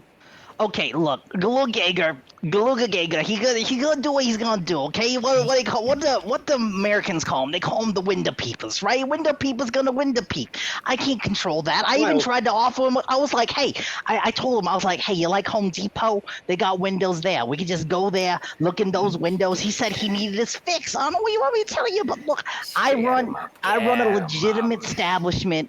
You know, I do a little yogi for them and do a little yogi for me. Is my overhead real high? Sure, my overhead's real high. But you know what? I really want some skier. So if I can get some skier, and he like tries to go for the skier again. He's like, I just really need some skier, please. Easy. Talk to us. Maybe we figure out how to get you your girt, you know? Sorry, y'all, he's Skiergama. He's, Your cousin. Yeah, well, is that so unique, cousin? Other side of the family tree, not related to you, don't worry. This entire time, they were literally just in In the family? Not part of your tree. You are some real special Elrond situation. We weren't gonna say that in front of you, but oh boy. Anyway, Oh my god, I'm so glad you mentioned the Elrond thing. Like, such a that fucking Tolkien guy, you know, like, he had such a lie here. You know, he didn't even like skier. Like, how he made movies, I make art. You know, I make skier art. And you don't see anyone making a movie about my life. You know, you don't see anybody you don't see people taking my identity, saying that I'm some tall Orlando Bloom looking motherfucker. You know what I mean? Well, you know, it's the nicest thing I think anyone's done for representation of bit. Yeah, Frankly, the nicest thing. Yeah, you know, we expect things in halves. You gotta we remember. take things in halves. No, it's He's fine. British, Look, but that we're getting off track, Skiergamma. I just need some skill. Like, you want me to get my head on straight? You want me to focus? Also, what's this? What's the saying family tree about? What's this? Who's this? Who are you? Why are you keeping the skill from me? Why are you keeping the skill from me? I distract him by grabbing one of the spoons that's like dangling from my backpack and scooping a little bit of it and doing the airplane thing. Could you just spell your name, please? Yeah. Are you writing this down? Oh my. Yes. Yeah. Oh my jolly red giant. Give me the skill. Give me the skill. Give me the fucking skill. Oh yeah. This isn't the one that was peeping, right? This is just. Nah. It's That's just one of his. That's his brother. But you're the Christmas grump. Hey, what are you doing this side of the holidays? Just arrived in town. Place where I grew up. Oh, Trooper, your audio cut out a little bit. We're having trouble hearing you. Oh, I'm so sorry. I just came back to town where I grew up. Where I haven't been Since I've been younger, after my father died on Christmas. Yeah, I know. I read you. Anyway, all right. Well, if you're gonna take notes on this stuff, you might as well get it right. Yeah, it's SKY. RGA with the tilde MUR. No one's gonna believe this, by the way. But I've got photographs. I just took photographs of I mean, Short man eating yogurt. I'm not sure how well that'll. You can call me Skill Gamma. Skill Gamma. That's my name. Skyrim. No. Skyrim Gargamel. No, I mean, listen. yes, it's American. Listen, they remastered that game way too many times. Don't call me Skyrim, okay? Bethesda's really gone downhill. You know, they were like, oh, Skyrim in space. They're using the same engine they used to make the original Elder Scrolls. Like, it's all shit. Don't call me Skyrim, please. Look, journalistic integrities. Look, hey, you with the hair and the face and the spoon, can you just drip it? I don't like spoon in my skier, okay? It ruins the flavor. I like to eat it with my hands. So if you could just drip it on here, I'd be real. way, I'd have be you real brothers grateful. kidnapped like to any keep children? this- I'm sorry? Have you kidnapped any children? My whole thing is skier. Who's gonna be kidnapping? Who's gonna be kidnapping children? I just told you I run a legitimate business here in Tinseltown. What, you think you can just come up in here and accuse me of kidnapping children? Can you not say that out loud around the children performing? Somebody. Oh damn! Are they doing Snow Mice? I love Snow Mice. Right. Oh, Bring it in. Bring it in. yeah. Do you know who's taking Keats? I know you and your brothers are out late, working late, so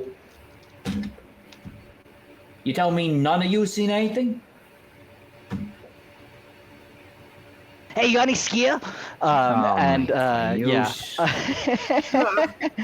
I would like for you to roll to manipulate somebody since you're the one asking the question. Oh, jeez. Okay. I don't know if my notes Also, somebody in go. the chat said that Skier Gamur is yogurt born, and I love that. And if anybody wants to make fan art of Skier Gamur as yogurt born, I will be so grateful. Okay. That is an 8 minus 1 for a 7, so I'm barely squeaking it out. Okay, so 7 to 9. They'll do it, but only if you do something for them right now to show that you mean it. If you ask too much, they'll tell you what, if anything, it would take for them to do it. It's like, okay, you want me to tell you the story, huh? You want me to tell you the truth of it all? You want me to just unleash the beast? Is that it? I Is that want what you I want want to the do? true I want this situation handled. I want to bring a smile to everyone's faces. Yeah, But yeah, right all now, right, all I need all from right. you All is right, telling me if you've seen cousin. anything. All right, cousin. Listen, come here. Come here. This is what I need. Come here. Come here. And he points at the bucket of skier. Says, you know what I want. You know what I want, big boy. Well, you think you're a couple inches taller than me. You can just do what you... Actually, you're like a foot taller than him, but he's saying a couple inches. It's like a thing. I was like, you know, you're a couple inches taller than me. You can just have your tall friends, your Elrond-looking cousin here on the other side of the family over here taking my skier. And you have this person trying to dismantle my legitimate business. You know, I'm the one who got them into hard metal Christmas music. That Screamo Frosty you heard? Yeah, I saw you come in. By the way, thanks for saying hi to me. Appreciate it. Now, you just saw me behind the counter, decided to start chasing me at this highfalutin nonsense. Didn't even bring me a donkey. Not about it. Give him the skier. I have a question for him first. Well, you gotta answer a question or it's out of my control. She's holding it right out of his reach. But she kind of squats down a little bit so she's closer to his height. And she just says, "Your mother got anything to do with this?" And with that, we're going to go ahead and take a 10-minute break. So go take a bio break, hydrate a little, take a breather. Please leave a comment. We have like almost 30 people hanging out with us so the entire time, which is beautiful. Please leave in the chat how you've been enjoying this stream. And we'll be back in 10 minutes. Rich, can you, for those of you who are theater girlies like myself, I'm gonna do East Coast time. That brings us back, we'll say come back at 10:45 p.m. Eastern. And then everyone says, thank you, 10. Thank you, Tan. Thank you, Ted. And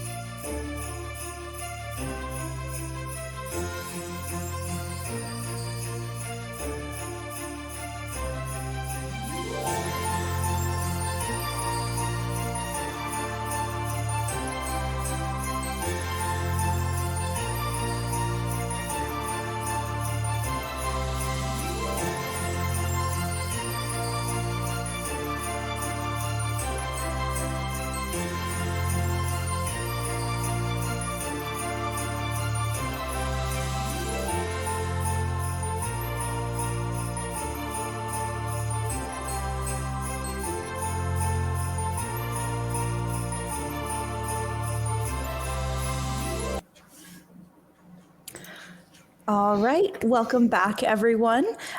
Just wanted to make sure on again the sixth night of the High Shelf Collective charity stream event that we are continually giving thanks for the wonderful people over at Elevated Access, which is who we are raising money for during this amazing event. Elevated Access helps provide access to people who need either abortions or gender affirming care by providing them with private flights to be able to go and receive the health care that they need in those situations.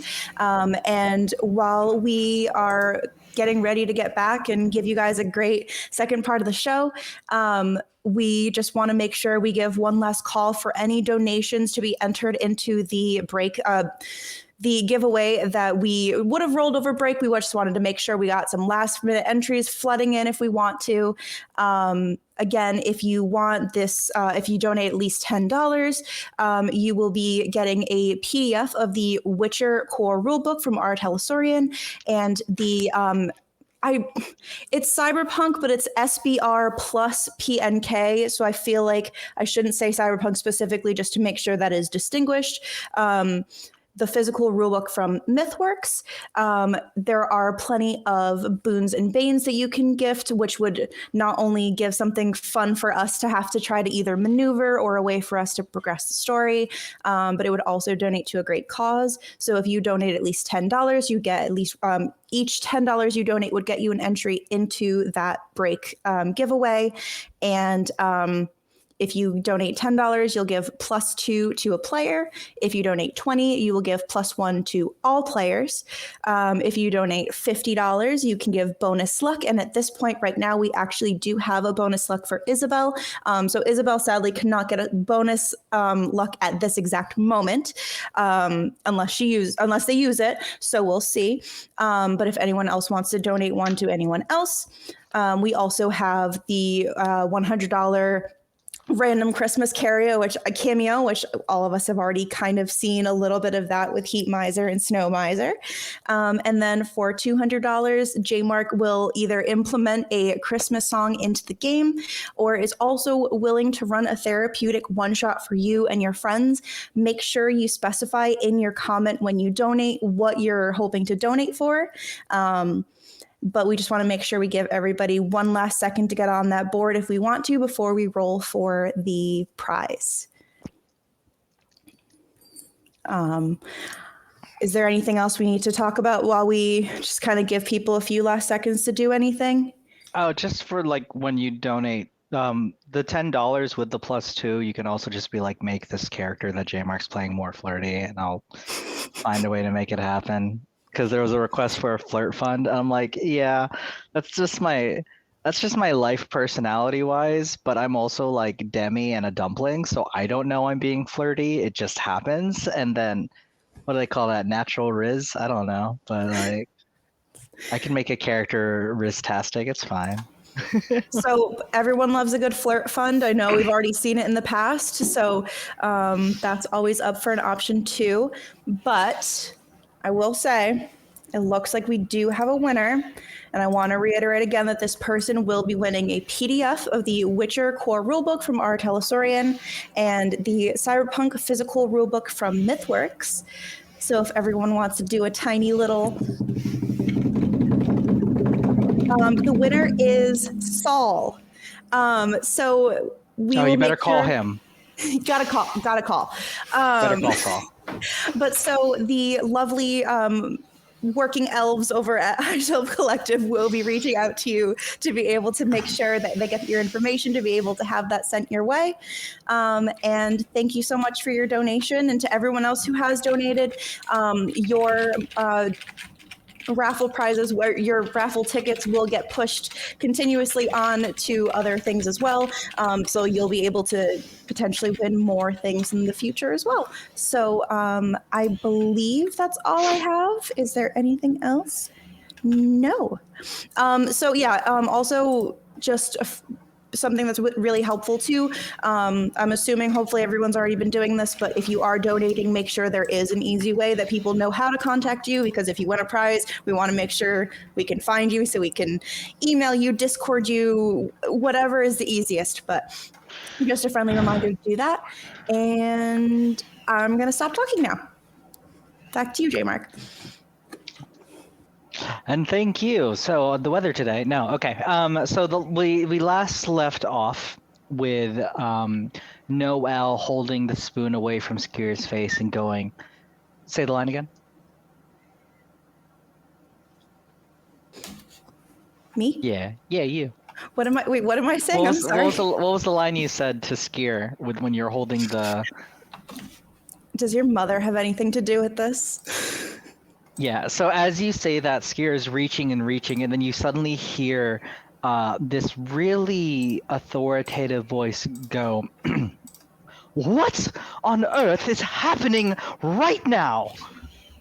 And for you, Dylan, this would be a familiar voice, having grown up in this town. As you turn to see in an incredibly smart pantsuit, almost like an Emily Gilmore, for those of you who are Gilmore Girls fans, kind of look, walking up, giving very DAR vibes. And she walks up and she goes, "Excuse me, ma'am, what are you doing harassing our gym owner? I am not appreciating this behavior. This is incredibly unprofessional and unseemly, especially around Christmas." And you know this woman to be Deb Arlega, who is the head of the Christmas committee of Tinseltown, and has been for a very long time. What so is I this? know her by name? No. Dylan does. What is this? What is happening here? Oh, I'm sure you know Ashley, Noelle, and a person whose voice is very familiar to me, but I cannot place it. Well, I would be very appreciative if you would please allow Mr. Skirgamer to get up, because we have to put on a Christmas pageant. As you can see, the children are incredibly upset. And you look, and I think for the first time you notice that the children around you look very afraid, and a number of them are visibly crying. And some of them are very loudly crying as Miss Chameleon is trying very hard to calm them down and be like, "No, darlings, they're just practicing for a show. I promise, it's okay. No, don't cry. Your makeup is perfect, darling. Here, just fan yourself. And they're like, "Why are they being mean to Mr. Mr. Skur?" It's like, do you see? Actually, no, let me do a more of Emily Gilmore voice. Do you see what's happening? Do you see how unacceptable this is? You're Absolutely. muted. Izzy. Isabel, you're muted. Sorry. All good. We're so sorry. There was an incident at his fine establishment, and Oh yes, an incident. You know, when I have an incident, my favorite thing to do is tackle somebody in the middle of the town square and put on a party and put on a show with everything. That's the best behavior, of course. Clearly you've had great upbringing.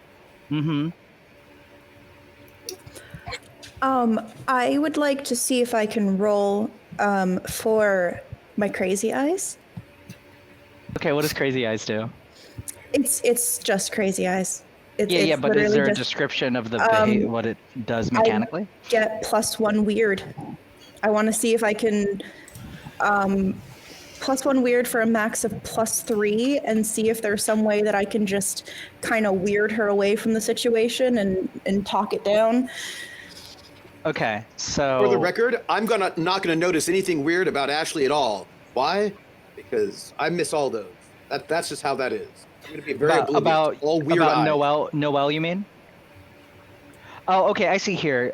Crazy Eyes, you get +1 weird. So the way this works is weird is mechanically usually used for like magic abilities, unless you have an ability that looks. So it sounds like what you're actually trying to do is often overlooked which is when you act all crazy to avoid something. With that, you'd roll plus weird, and then because you have crazy eyes, you get +1 to your roll.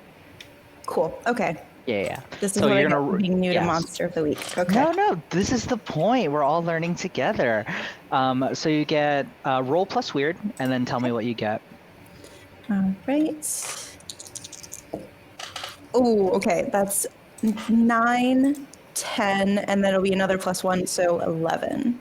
11. Perfect. So on a 10 plus, you're regarded as unthreatening and unimportant. It's like, you know what? I don't even need to talk to you because clearly you were raised in some kind of hovel somewhere and don't understand good manners. But you, mister, and she points to Dylan, I thought you knew better. How is it that our leading man of the color purple, 1999, does not know how to behave and comport himself? You are the head No, you're not the editor-in-chief. That's Brick. So this is going to be extra insulting. Aren't you the editor-in-chief at the local... No, you're not, are you? You're just a journalist. Not even a journalist. You write stuff on spec. So that makes sense why you wouldn't know any better. Actually, As you're talking, here it she is. walks by you and problem. takes the skirt back from Noelle and gently picks up Skirgagoo. Oh my god, even I'm having difficulties with these goddamn names. Why did I do this to myself? Skirgamur, and picks up Skirgamur and goes, here you go, Poppet. Here, take that, and why don't you go off and go back to your business? And he goes, thanks, ma'am. Real appreciate it. You're a real stand-up broad. And he turns around and starts doing like a little waddle away because the tub of skyr is so heavy. And eating with his bare hands, because remember, he doesn't like spoons or utensils in his skyr. Right, that's his other brother. Okay. We love consistency. Especially in Skeeter. Especially in skyr. Yeah. So I'm sorry. Am I supposed to be dealing with you now? Because you just gave out one lead away on the potential missing children in this neighborhood. You say missing children, and she like retracts from you. She says, "Excuse me." Oh, I'm sorry. Right, You're hard of right. hearing. Yeah, lean down. Where you just messed up my Okay, whole little man, case. you do not get to shout at me like You that, just- little man. That is Wow, inappropriate. sizist.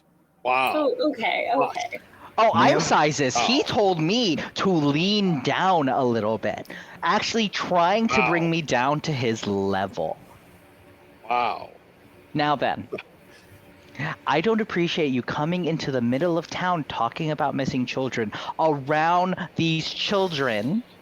Then let's go somewhere else. This Let's have a is little chat. Tinseltown. Do you understand? What I are you have meant to no do? I patience for understand. this nonsense. You know, I was under the impression that everyone here was very holly and jolly. So let's have a nice little chat separately from the children, making sure we don't scare anybody. But we just She have is- a few things She that is seem to be completely needing ignoring answers. you because you rolled a +11 on often Oh. overlooked. She has you are so unimportant to her. But I And want to she's use just the like, crazy eyes to like bore into her she's just skull. like, do I hear a buzzing sound? That's Noelle. I introduced you earlier. Noelle, right there. Noel. It sounds like she's actually a big L. So let's think about that a little bit. Now then, I don't appreciate you all coming into my town during the Christmas season, tackling one of our proprietors, talking loudly about missing children around these kids, which, by the way, is at most unfounded and at worst slander Against who? against the town. Miss, Right, I flew in from the big city and think I can set up roots because I met a man and thought he would change my... Oh, but wait, you're not with him anymore, are you? Yeah, I know you, Miss Ashley, with a GH. So unique. So quirky. Okay. I hate this Man. character too. I'm sorry. We are just trying to help with your holly jolly Christmas spirit here. Well, maybe you should have thought of that before you resorted to violence. Actually, there was no violence. He tripped. He was Sorry the one to- who ran. Sorry to have a little happy moment within all the tension, but thank you so much, 2000 Tales, for rating. Oh, thank you. Anyway, can continue. I'm so sorry. For a second there, I thought you were doing that in character, and I was gonna be like, "Who's talking?" No, At least when I'm Lonnie, I get attention. Lonnie, I adore. that was the mayor. I was the mayoral race. Did you win this year? No. Looks Yeah, like. Oh, Politics are a difficult game, and apparently, despite our town being called Tinseltown, there wasn't an interest to maintain the holly jolly spirit year round, which, as far as I'm concerned, is fascist, and probably because of Al Qaeda. I have a question. Don't you run the tinsel factory in right outside of town? Your point. Well, if we celebrated Christmas all year round, you would make a pretty penny, wouldn't you?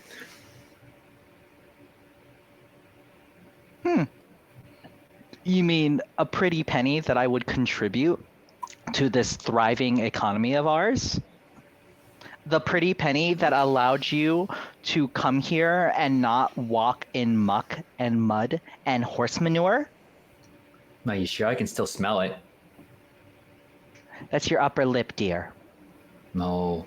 I wonder if there's child labor in your tinsel factory. You care to comment?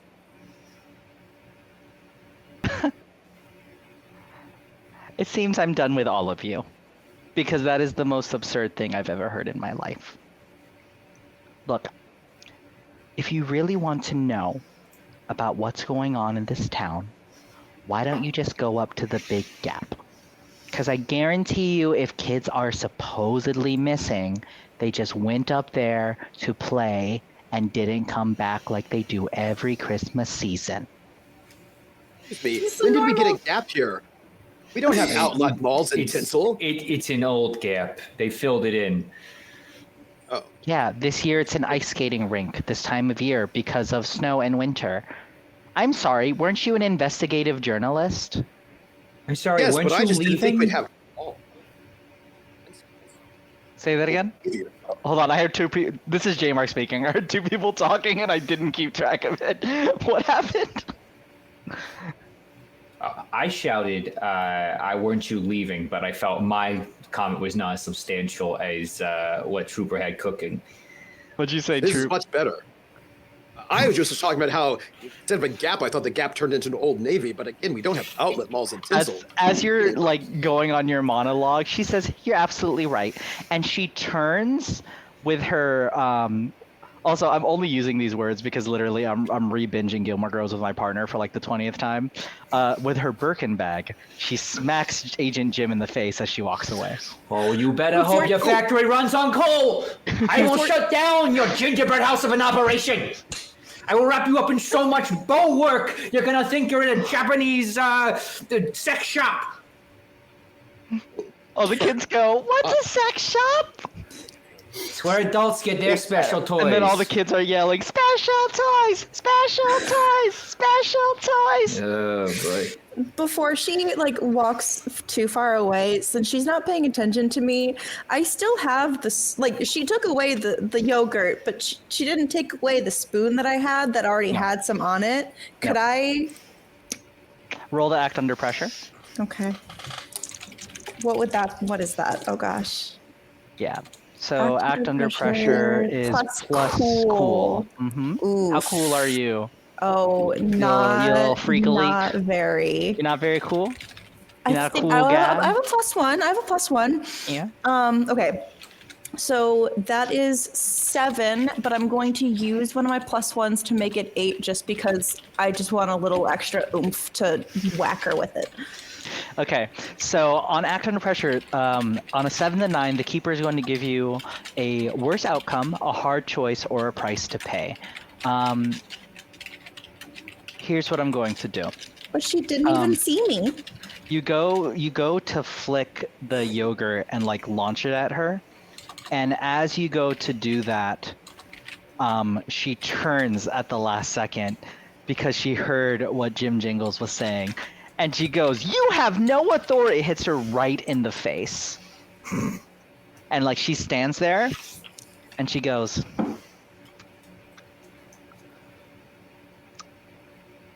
"I hope you drown in the big gap," and she walks away. Better walk faster. That candy cane up your rear might fall out. Jingles, you suddenly hear you hear a tune happening in your pocket, and it goes doo doo doo doo doo doo doo doo. Oh my god, excuse me. He pulls out like one of those like Playmobil toy phones. Hello? Damn it, Jim! Why am I getting a bunch of fucking reports coming in here about your language usage around kiddos? Why am I getting reports here about kids in Tinseltown screaming adult toys and playtime and sex factories? I'm working. And why'd you make them Japanese? That's so, like, the optics of It's that a alone. Shibari reference. What the hell? A Shibari reference? You think these kids are gonna know a Shibari reference? You think That these was, white I would bread- hope they You think wouldn't. these white bread Hallmark motherfuckers gonna know what Shibari is? They're just gonna be I like... was hoping they wouldn't, and they would not look it up. All right, look, That I need was you... the. I'm practicing my Lamaze. Yeah. Okay. Yeah. You take a second. Yeah. He gives everyone a. He's like still holding the bottom receiver part of this little like smiley face phone. Yeah. Look, we got a lead here, all right? I need you to get your way up to, what are they calling it? Well, is there a shop down there, the Gap? It's they the call it big the gap. Gap? It's not a shop anymore. So it's like a big shopping mall. How come we ain't selling toys there? What's going on with that? it's a body of water. A body of... Why do they call it a gap? Why don't they call it like a lake? Because it's or a river? gap What? in the Like a- landscape. That... Who... Sure. I don't know. Okay, It's fine. Pennsylvania. Oh, don't even get me started on Pennsylvania. Pennsyltucky's more like it. All right, It's listen. true. I mean, it's true. You know what I'm saying. I mean, look, even Pennsyltuckians deserve Christmas spirit. Look, I need you to get yourself up there. Like, we got reports and some stuff going on up there. Maybe you'll find something. You know, we heard that one of the family members are up there. All right. No, we're heading up there anyway. So clearly, whatever I'm doing is working. So maybe. Oh, by the way, this wasn't in your report. I meant to tell you. Hopefully this hasn't come up yet. Make sure you remember Skier Gamor? Yeah, that rehab thing you did. He It owns worked. the gym. Yeah, it worked really great for you. He's Oh, running the then- gym. He's not a part of anything happening. So just make sure you don't harass him or nothing, because stress can make you relapse real bad. So if you mess with him, to be a whole thing, we got to pay for further rehab for him. We don't want him skeeling skill again. So just make sure you don't bother Skill more. It was supposed to be in the initial report. I don't know what happened. I think shit, what was the name of the one that you threw down the chimney? What did I say it was? Because I made that up on the fly. Tootsie. Tootsie? Yeah, I think Tootsie just like messed that up. So I just need you to get that together. And then Okay. Clanks the phone down and shoots it back into his pocket. All right. No, you break the phone, and then you check your pocket, and there's another one magically there. We're going to the gap. Okay. Oh, Whenever you're ready, though. No rush. Do we have any? I don't mind we know- shopping.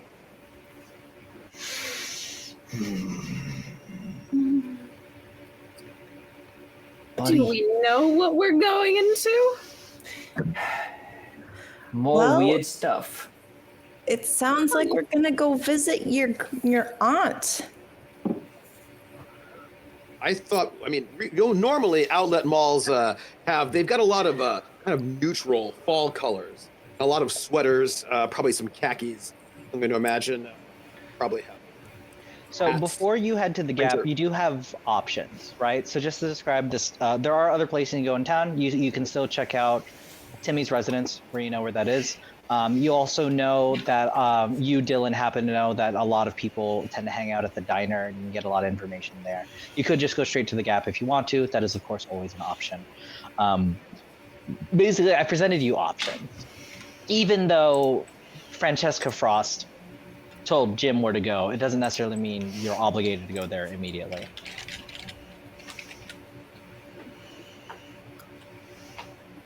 Also, the acting is so good that I actually feel like Turk is mad, and it makes me really happy. No, I'm just, you know, I only response to Donez just looks up at him and goes, "You're too antler's short of a reindeer, aren't you?" I love reindeer. I don't. Ever since, you know. Who doesn't love reindeer games, though? Yeah, great film. The obligatory like head nod. It's okay. It's okay. I think you're smart. Oh, thank you. By the way, Mr. Jimmy said something earlier. Said something about a candy cane up your ass. And I feel like I've heard that phrase before, but a Christmas card, which is strange because I don't normally have anyone who would send me a Christmas card, but I've been getting Christmas cards like every Christmas, always with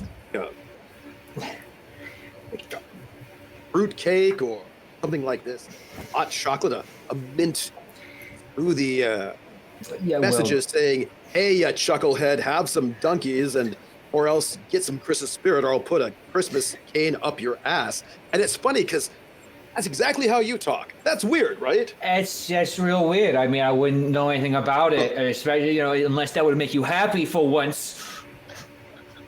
No, I can never be happy. I can never find love. Not while I still don't know what happened to my mom. Oh. Can we take a moment to appreciate Ashley's way of looking at Dylan as he talks about this, because it's so good? She's just like, "Oh, it's okay. I know how it feels. I know the disconnect when it comes to Christmas and the holiday cheer. It's okay. You understand? I understand what you're feeling." Now, why don't you two go understand each other at the diner or something? And you know She'll what? like tear herself away, like, "No, oh my God, we have a mission." Yes, we have a mission. We can't talk about our feelings now. We'll have to talk about them later. Yeah, somewhere else. Probably Away in from some moment that is really bad for Jingle and I, but the two of you are really just going to be like heat of the moment. Stuff is fighting is happening in the background, and you're like, "I need to tell you right now." Thanks. It's that scene in the third Pirates of the Caribbean movie where they're fighting, but you know, Orlando Bloom and Keira Knightley have to kiss and get married. Because like heaven forbid they handle their business appropriately. I'm busy at the moment. All right. Noelle and I are gonna go check out Timmy's residence. You two go look at the diner, see if you can find any other information about these kids. Let's meet up at the Gap, okay? All right. All right, splitting the party. Take my card, and I hand out the little red card that, of course, like flickers with gold as you're holding it.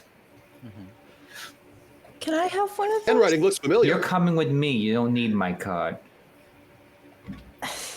In case I lose you in a crowd, gotta call you again. I'm the only 5'3" person who's gonna be. You know what? Fine. You're gonna get lost. Hey, before you go to Little Timmy's, one moment, and I'm gonna go and I'm gonna like get like a 2 hot chocolates. Like, you two should have these, and perhaps as you're walking alone together towards Little Timmy's, you could both drink them and stare into each other's eyes. Here you go. We're cousins. I'm sorry, I forgot. You live in Alabama. Wrong state for that kind of hallmark. Yeah, Your the cousins? banjos are really playing, and I know it's Pennsylvania, but it's not like that. I know we don't look alike. I didn't know you were but- cousins. Hey, it's okay. Oh. You have fun. Ashley, help him take his foot out of his mouth. We're gonna get on with the case, all right? I saw where that was going, and I'm so happy it happened.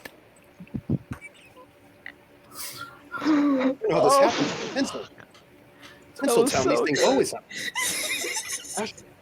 I know. The power of love is a strong thing, but let's They don't go. even look like cousins. He's like still ranting about it as you walk away.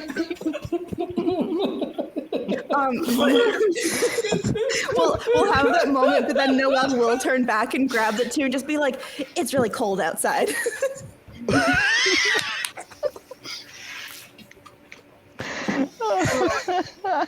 Hear me ranting. You can read like talking like, I don't know. What about the town factory? Will that be shut down? Like, how are we supposed to save the town? Like, just this kind of like strange little Hallmark tropes as they're walking away.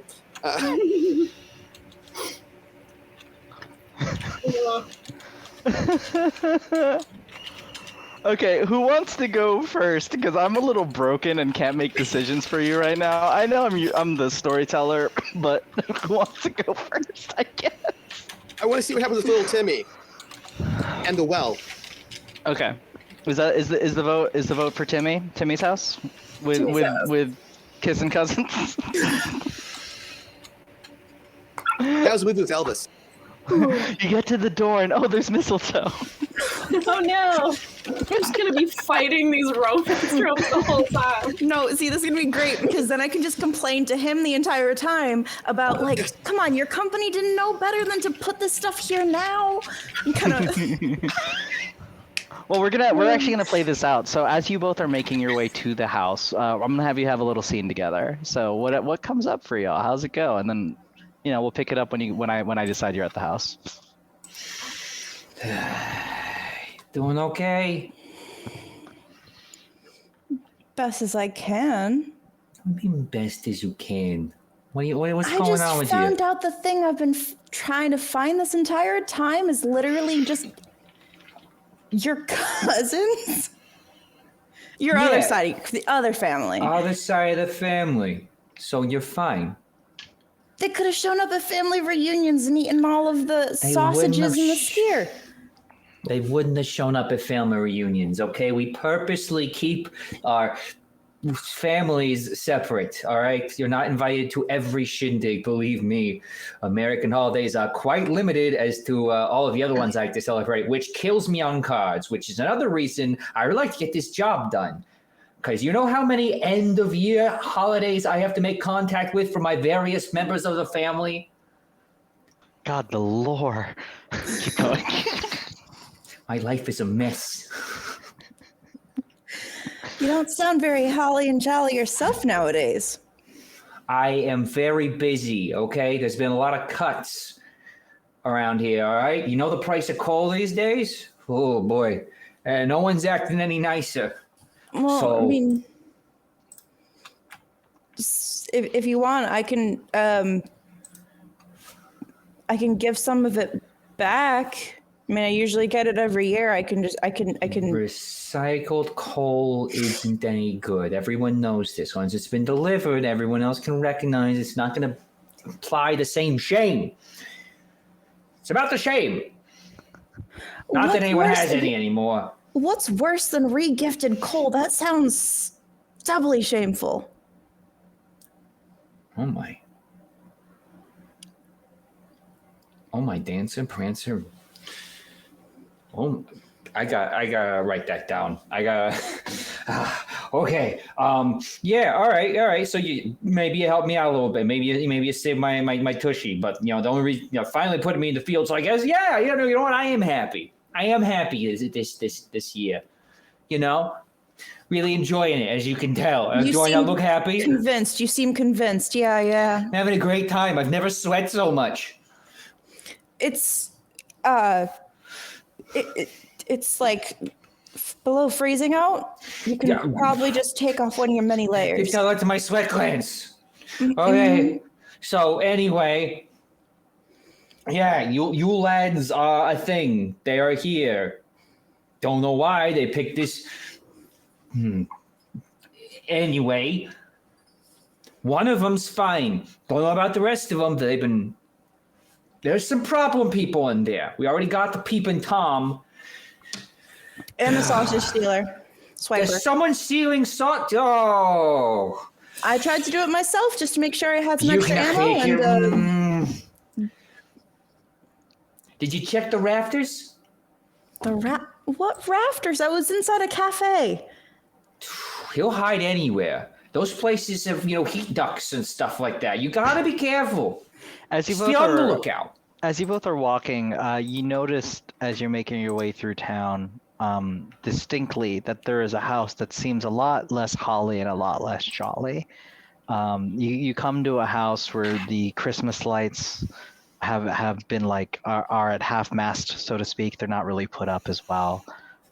They haven't taken the time to plug in the inflatable lawn decorations, so they're all completely deflated in the front lawn, even though it's 2 in the afternoon in December on a beautiful wintry day.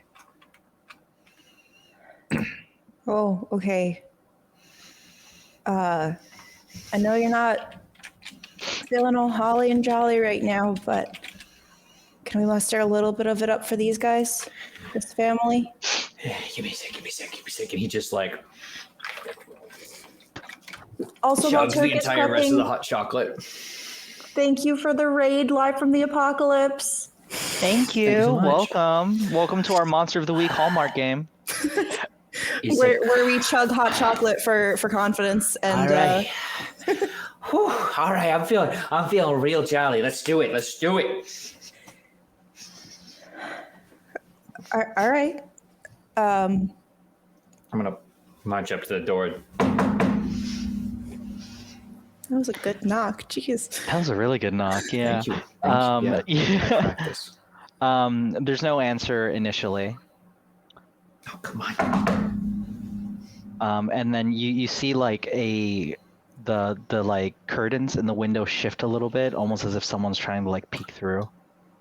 And then they go and open the door, and you see this woman with dirty blonde hair and eyes really puffy and red, and not wearing any kind of Christmas outfit.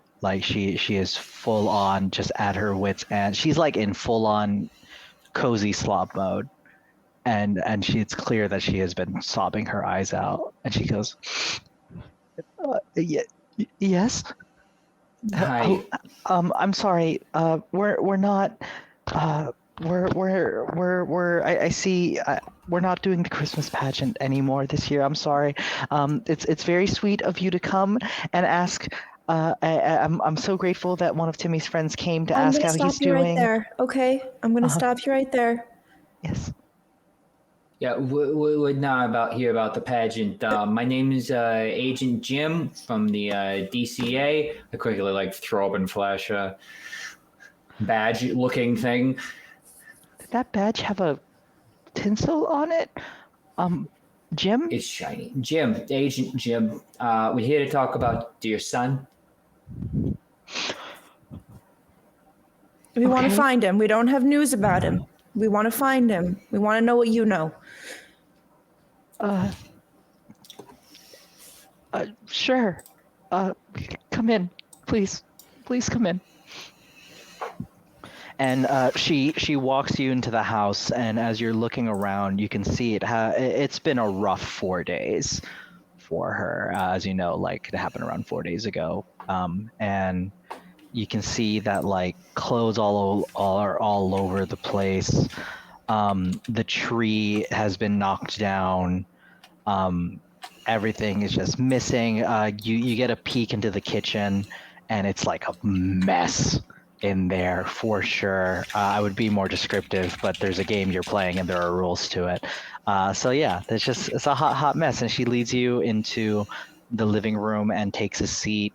And you notice that she has a mug that says "Bah Humbug," and just a giant ass bottle of bourbon next to it.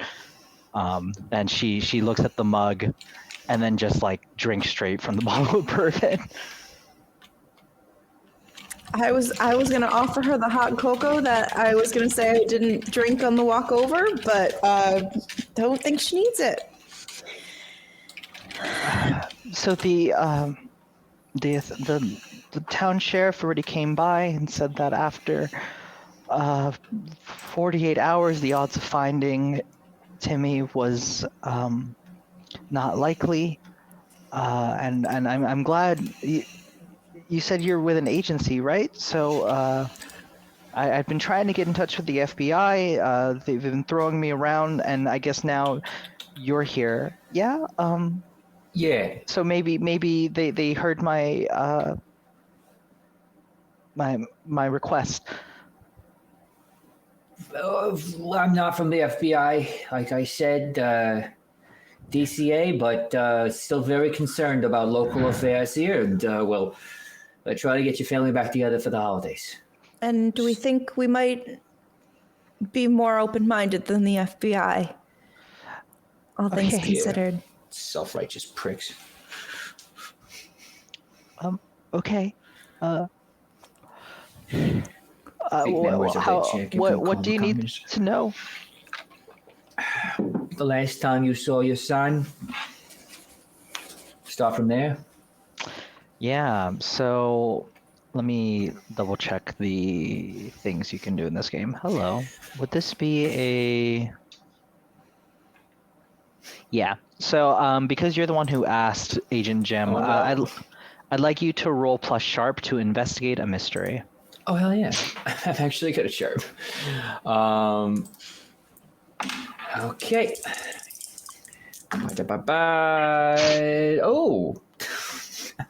Oh, no. Okay. What? I gotta look at my bonuses really quick, just for no reason at all. Just for no reason. You have 3 plus 1s. Okay. And you also... Oh, no, you don't have a luck point. Sucks. So I rolled a 3. With if I use all 3 of my plus 1s, You're plus still my under... plus my 1 sharp, Uh-huh. that's a 7. Could I help out? I You got myself can to a help 7. out. Oh, that's right. You can help out. That's yeah. Yeah. And that would be... Although Plus I will say this though, if you help out, you'd get him to an 8, and no matter what, on a 7 to 9, he can only ask one question. Okay, that's fair. So you get one. Do you want to do all of your things and then get one question? Yeah, I'll do my one question. So here are the questions according to the rules of Monster of the Week. These are the only questions you can ask. It's either what happened here, what sort of creature is it, what can it do, what can hurt it, where did it go, what was it going to do, what is being concealed here. Choose carefully. Now, my head, being the one who wants to solve the puzzles, immediately wants to go with where did it go? And if she is comfortable, I'd love to set that up as in oh, let me show you to his room, and I can start breaking down the scene from there. I'll give that to you. Break it down for me. So he's gonna walk in and check out the bed. Mentioned there was eating cookies, right? So there's some, Yeah, he said his. You know how some kids they stay up at night and they say that they're waiting for Santa. Oh, yeah, Timmy wanted to be Santa, and for him, it was more important for him to be able to give than to receive gifts. And so he thought part of being Santa was eating milk and cookies. And so I told him, no, you can't have milk and cookies year round. But I told him, I'll tell you what, this time of year, sometimes you can have a cookie around bedtime. And so I put a warm chocolate chip cookie. So I'm sorry. Oh, of course, take your time.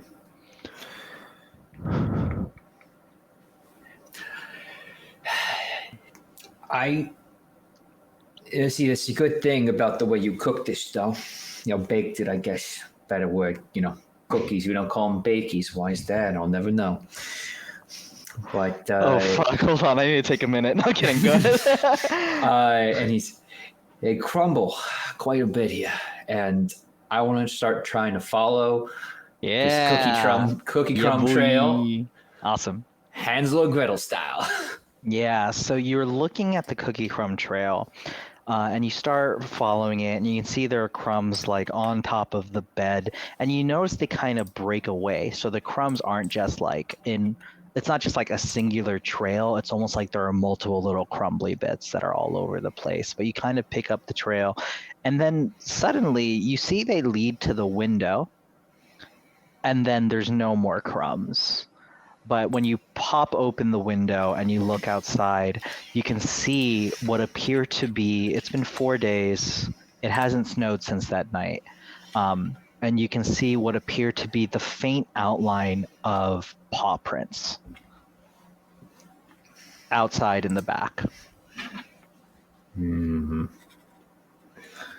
It's no good. Right. I gotta look into this trail here, but can you tell me something? You family that practices early gift giving? What do you mean? Did Timmy, did he get any, like, let's say, small gifts like new pairs of clothes? Did you give him anything like that this year? Did you have anything set up like that? Oh no, Timmy wouldn't accept any gifts. Right. We did give him one thing, actually, a hat. He got a Santa's hat, but he didn't just want one from a store, so I had to make him one. Because he said that Santa Claus definitely, if he was gonna be that holly and jolly and wear a hat, it had to have come from his mother, or his mama is what he would call me. Calls me. Calls you, yeah? All right. So just shortening a potential list here. But he has a homemade hat. Is it on him or is it still here?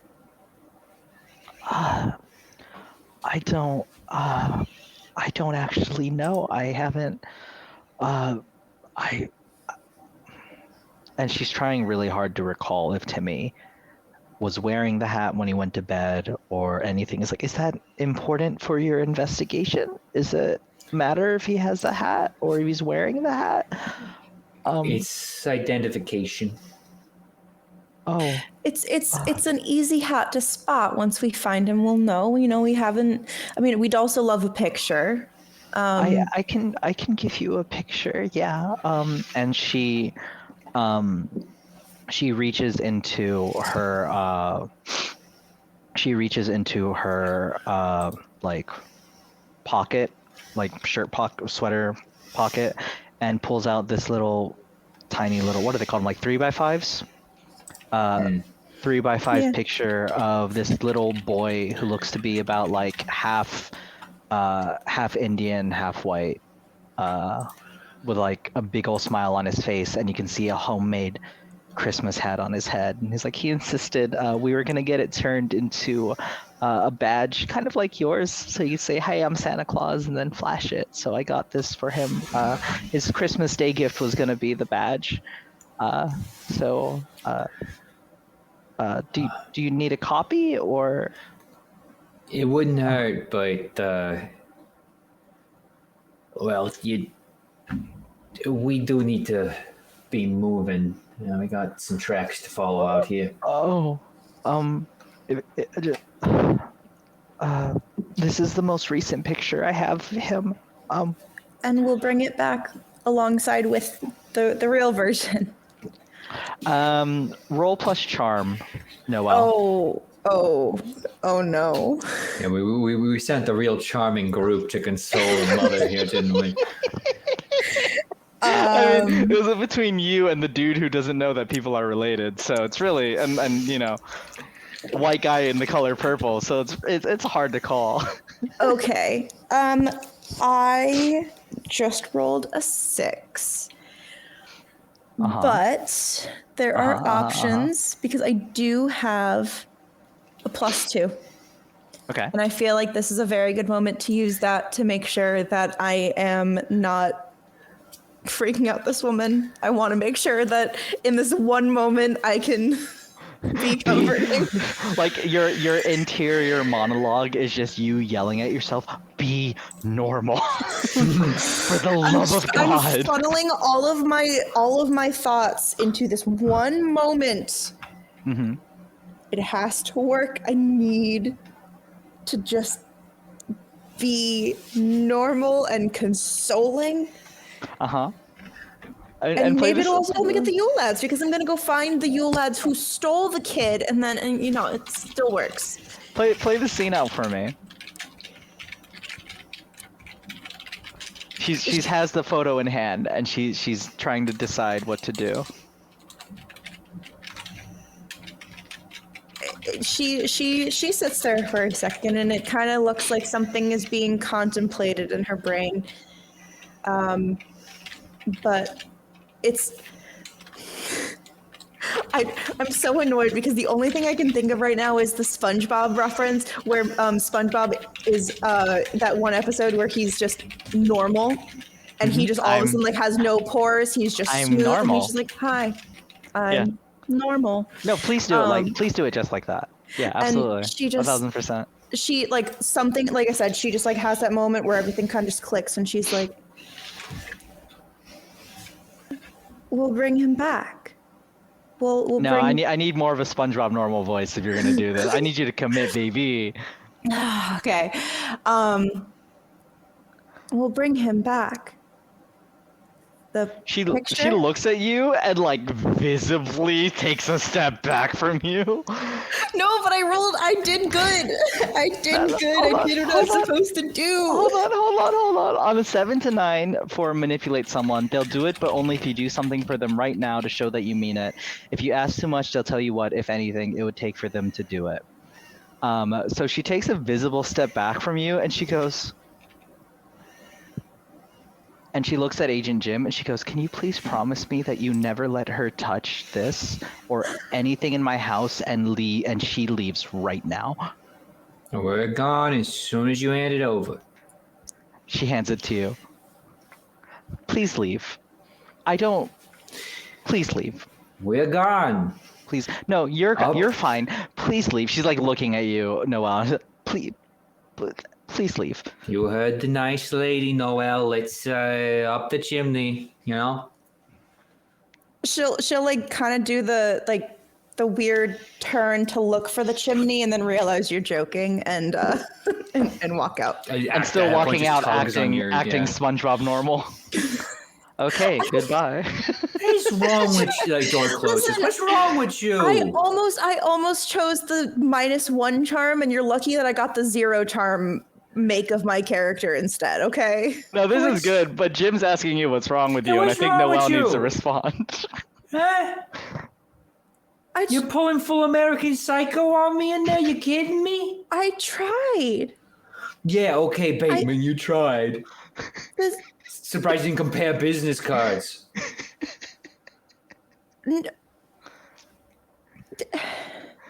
No one ever showed me sympathy when I was a kid and I was telling crazy stories.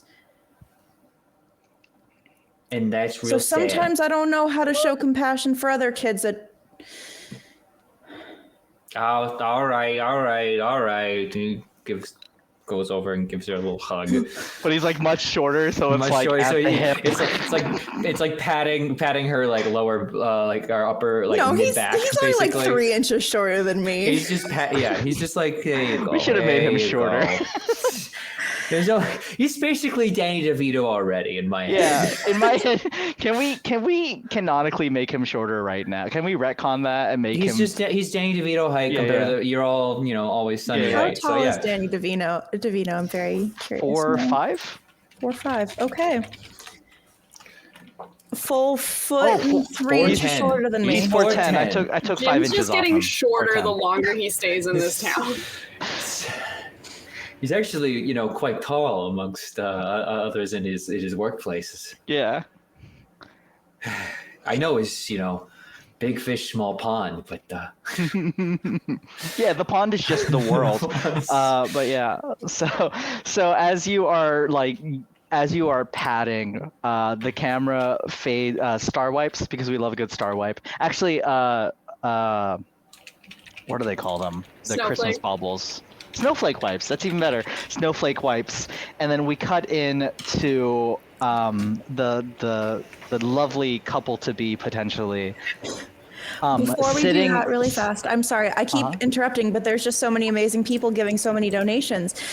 So we did have a person donate $100, which is enough for a Christmas cameo, but it was not specified which character they'd like. Oh. So I will leave it up to you for what you would like to incorporate in. Doesn't have to be right now, could be in the future, but just keep that up in your head. Okay. Okay, so you both walk into the diner, and the diner is called Christmas Town, which is really funny because you live in Tinseltown and the diner is just called Christmas Town. And you hear some like really light and lovely. Yes, you're raising your hand. We were also rated by Catzilla64, and I didn't mention that. So thank you, hello Raiders. We're so sorry we didn't acknowledge you sooner, but we love you. Hello, Raiders. Okay. So you walk in to the most decked out like Macy's holiday parade diner you've ever seen in your life. Like this looks like somebody on speed put all this together, and you see laid out across the countertop is just all of the sweets you can possibly think of, right? So literally, hold on.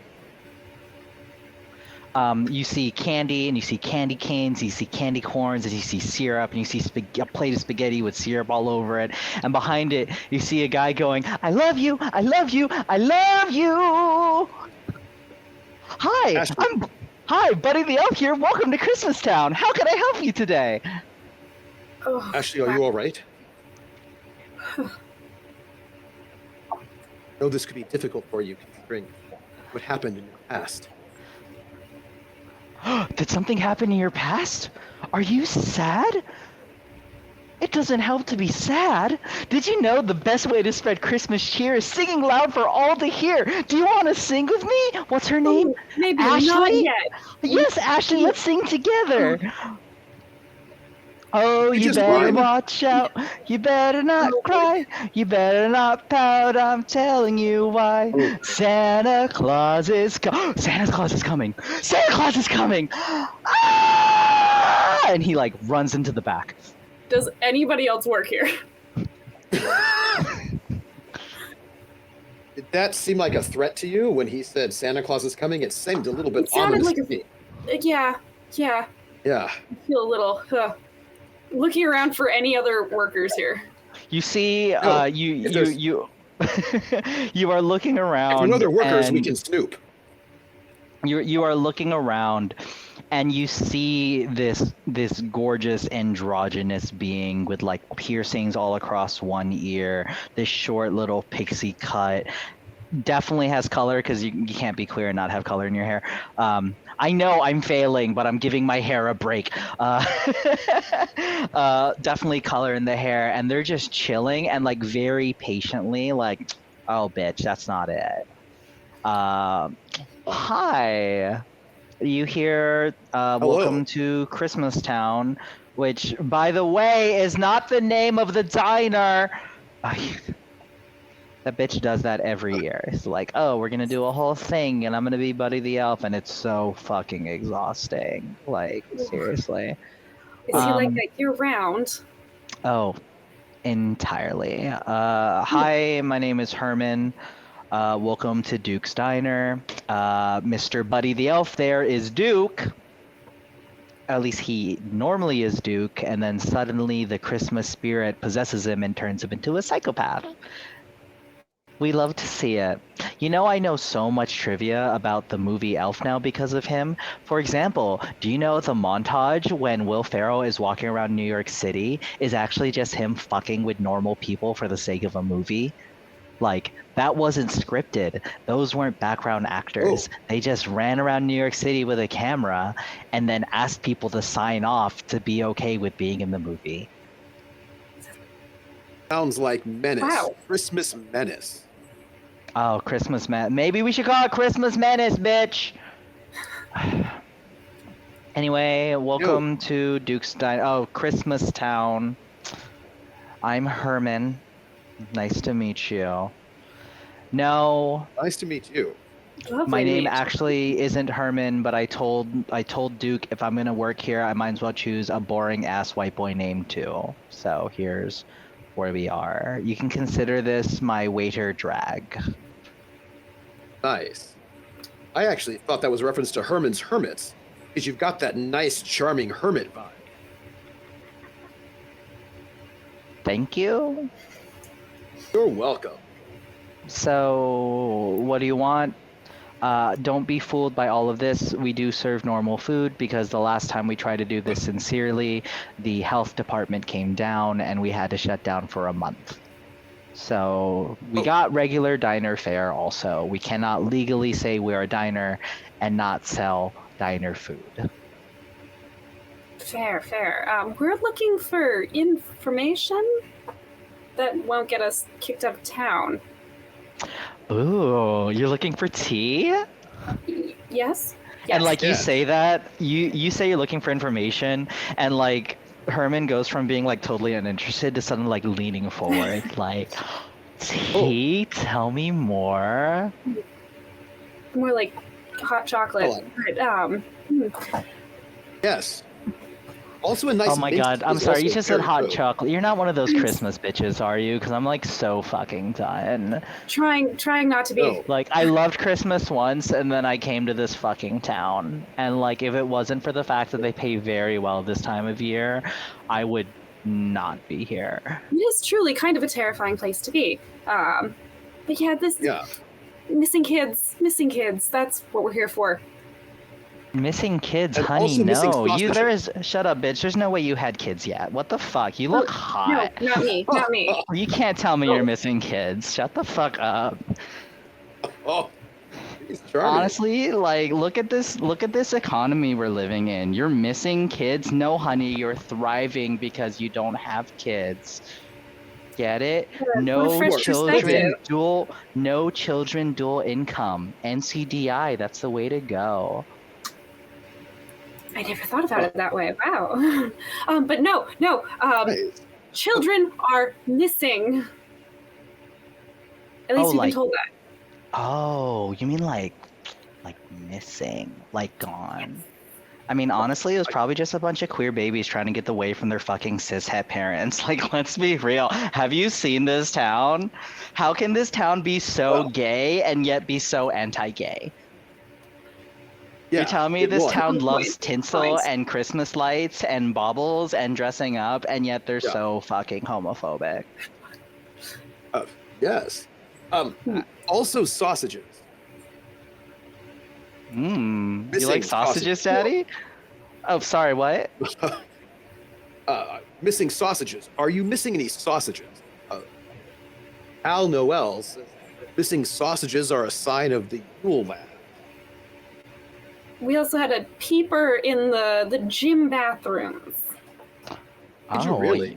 You Yes. all are spilling the tea. Tell me more. It has been one thing after another since the rest of us got here. So, are you missing any sausages in your diner? I mean, if you want to check. Oh, so you mean Oh. actual sausages? Yeah, we have Oh. some missing. We had some sausages go missing, but I figured that Duke probably just like, use them to make something. I don't know. He's weird. If he wasn't so hot, I would break up with him. Oh, you're Oh, well, happy anniversary.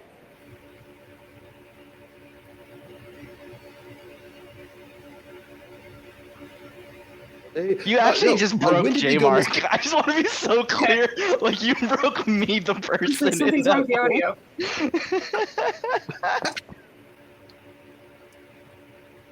Whatever they might have gone missing might be a clue. Also, small children have been kidnapped, and without the small children, Karma Chameleon will not be able to put on the Christmas pageant. She doesn't put on the Christmas pageant. you know Karma Chameleon? In past. I am obsessed with her. Okay, so you know how people dress up, like, you know how queens dress up as like Cher and Shania Twain?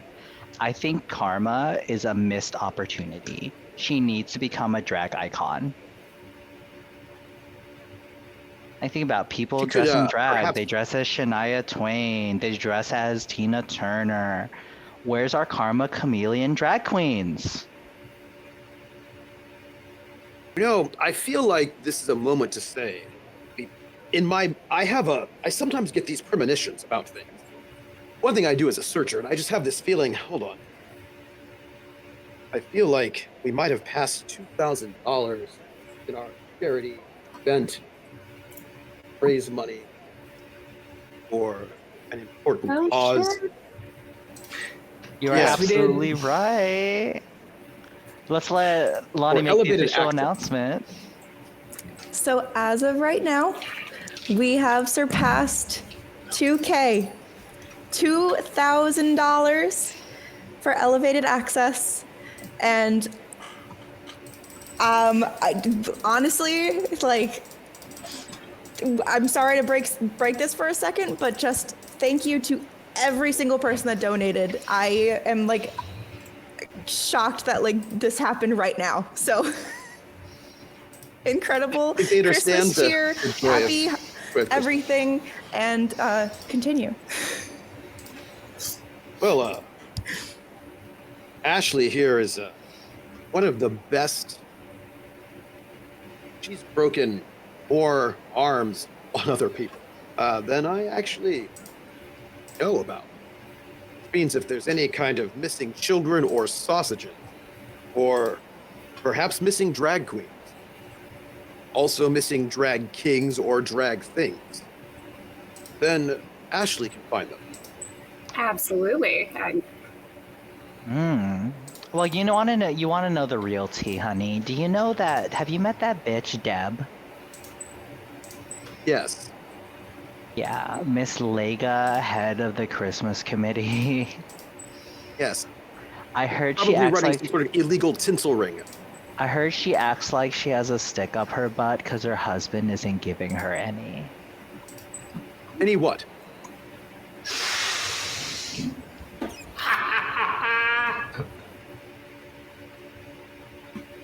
Is he? Where did you find him? Oh, we met hunting.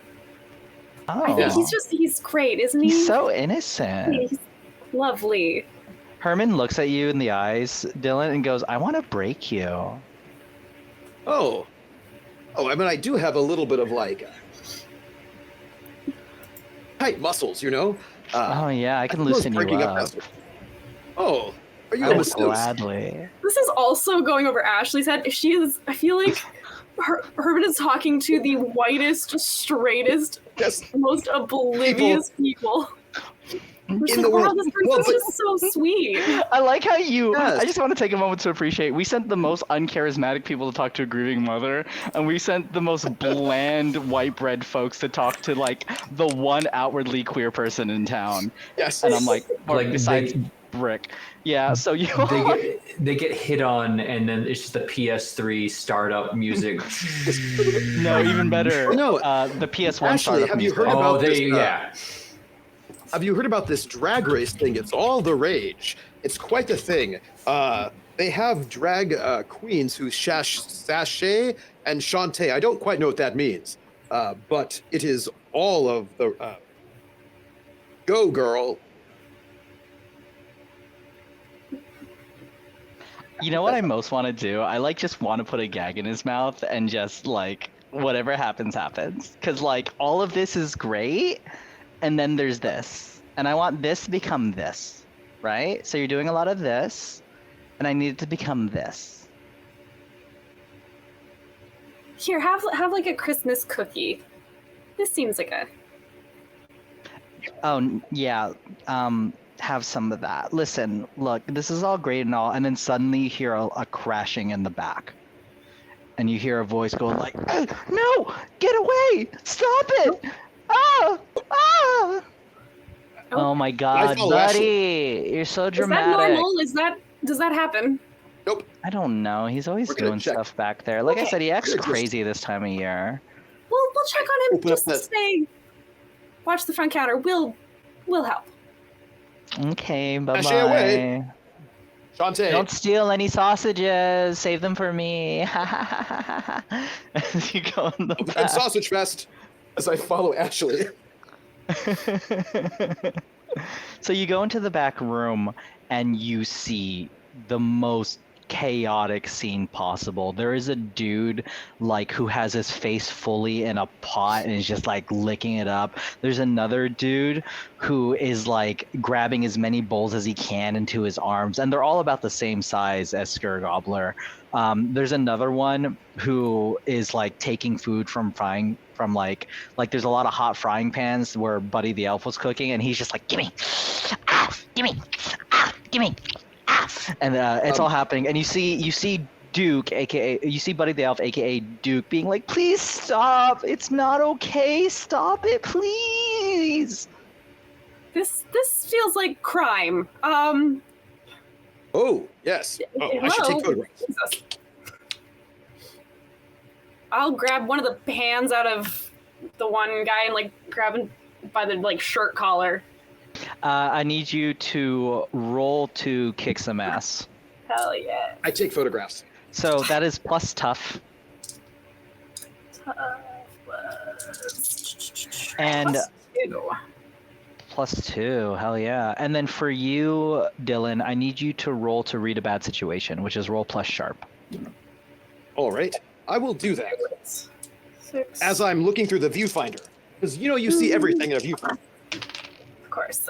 10 plus 2, so 12. Oh shit, you're just out 7 here killing it. plus 7 plus 2 is a 9, but I feel like I have a floating +1, which I would like to take for a 10. Okay, so we're gonna start with you, Dylan. On a 10 plus, hold 3. So you can ask 3 of these questions. What's my best way in? What's my best way out? Are there any dangers we haven't noticed? What's the biggest threat? What's most vulnerable to me? What's the best way to protect the victims? Great. First off, by the way, I'm looking through a viewfinder, which means, is there any sort of a danger that we haven't noticed? Because I feel like with a zoom, you can sometimes see mysterious danger that's creeping right behind people. Uh-huh. I'd like to, that's a good one. So are And there any also, let's dangers see. we haven't noticed is the first question you're asking? Yes, please. Okay. I'd like So that. as you're looking through the viewfinder and you're snapping pictures, you notice that there seems to be some kind of because they have like ventilation in the kitchen. You notice there seems to be a hook coming down through the ventilation. Uh, So that's one. Ashley Hook. Next to. And then, what is the biggest threat? The biggest threat, honestly, that they're all pretty equal. They're all pretty equal in that they're the biggest threat and simultaneously not very threatening. Hey, well, let me ask this question with a bit of a twist. What's most vulnerable to Ashley? It rhymes with me, but what is most vulnerable to Ashley?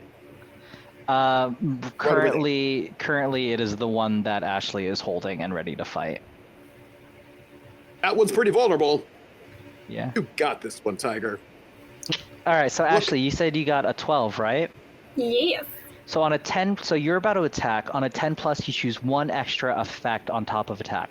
So the way Kick Some Ass works in Monster of the Week is Monster of the Week is all about consequences. It's actually a game where you want to avoid combat as much as possible, generally speaking. Because when you roll to kick some ass, you cause harm and the person causes harm to you simultaneously. And that is just a rule unless you take one of these advanced bonuses. So one of the extra effects you can take is you gain the advantage, take +1 forward, or give +1 forward to another hunter teammate. You inflict terrible harm, so you add harm. You suffer less harm, -1 harm, or you force them where you want them to go. And also, what are you attacking with? So I grabbed the one that was going after like the pots. Mhm. Is it like, say, big enough for me? Like, a size comparison. How big is the guy compared to the pot? He's about 3'5", and we're looking at about a 10-liter pot. We'll say the pot itself does about like, if you're going to use the pot, we'll say the pot causes about 1 to 2 harm, and it's close and blunt. I was gonna like try to jam him in the pot. Okay, But so I don't know. that's force him where you want him to go. Yes. Yeah, Like, so I think get him stuck. yeah, I love that. So I think what happens here is you grab him, and he's like, hey, and he like pops you in the face, and I need you to take 1 harm. So mark 1 harm on your character sheet, and then you shove him in the pot. Now, are you shoving him pot lid on top or pot upside down? Probably pot upside down so I can step on it and keep him there. Okay. And you manage to put the pot scraper, potaskeful. I'm not Icelandic, y'all. I'm sorry. Potaskeful into that. That's true. Yeah, into the pot. Perfect. And when that happens, the way combat works in Monster of the Week is it's really just kind of a flow. You don't roll for turns at this game. So as a result of these actions and what you did, the other Yule lads look at you and are like, hey, what are you doing? What are you doing to Potaskeful? That's not cool. And the bull licker is like, yeah, hey, when I'm done with this, you better look out, because I'm gonna get you. You just wait for it. I'm gonna get you good when I'm done here. And the frying pan one, whose name's Stubby, Stuffer is just like, all right, we gonna have ourselves a fight, and he picks up the 2 frying pans and he starts like spinning them with incredible dexterity, like pizza makers have like incredible forearm strength. That's like him. He's like, yeah, let's go. You look amazing. I'm gonna take some photographs with the flash. I'm gonna be helping out Ashley. Ooh, Cool. okay. Can I? Roll the would help we out. assume that I'd have my like weaponry on me? Yeah, absolutely. You carry that with you. Cool. And roll to help out as well for you. Perfect. I will pull out my huge axe. Just And in I'm this like, kitchen. I get a 7, which I get a +1. Ashley gets a +1 to the roll, but I am going to expose myself to trouble or danger as I'm just like right up there taking photographs of twin pan man. Flash, What is flash, shame? flash. And I will take a swing at him with the blunt end of it, because I don't really want to commit murder at the moment. Smart. Thank you for specifying non-lethal damage. Yeah. Go ahead and roll to kick some ass. Amazing. And who are you taking a swing already... at? Are you taking a swing at Stubby, which is the frying pan one, or at Askal's Lakir, which is the bowl licker? Stubby seems much more dangerous at the moment. Okay. And Trooper, can you roll plus cool, and that will allow you to see how much you help out with this flash. Oh, I did. I rolled a What'd you get? 7, so that's so she gets a +1, but I'm exposing myself to danger as I just get up in this guy's face to take his photograph, flashes, because I still have that kind of old camera with the flash, just in his face. Yeah, Right, fantastic. Hey, I rolled a 6, got a 2, so 7, and then Plus the 1 one for for me. him, so 9. 9. Okay, so out of 9, you are both gonna because he helped out and put himself in the danger. You're not gonna take this damage. I want you to take 2 harm, Dylan, because he just pops you upside the head with the frying pan, and at the same, so it's kind of like this image. You see this guy standing on top of the oven, and he's like, "Let's go," and you flash him. He goes, "Oh!" and he goes to swing it, hits you in the head, and at the same time, he gets kind of whiplash as the blunt side of an axe smacks him across the head as well, knocking him unconscious. Perfect. And that leaves this hook that is like still, you can see it kind of like coming down slowly from the ceiling, and also Bowl Licker is just like, oh no, Stuffer, we're here to investigate missing children. Oh, that sucks. Oh, Stuffer. Oh, buddy. Do What about better. me? And Buddy the elf is like, what is happening? I'll turn to the bowl licker.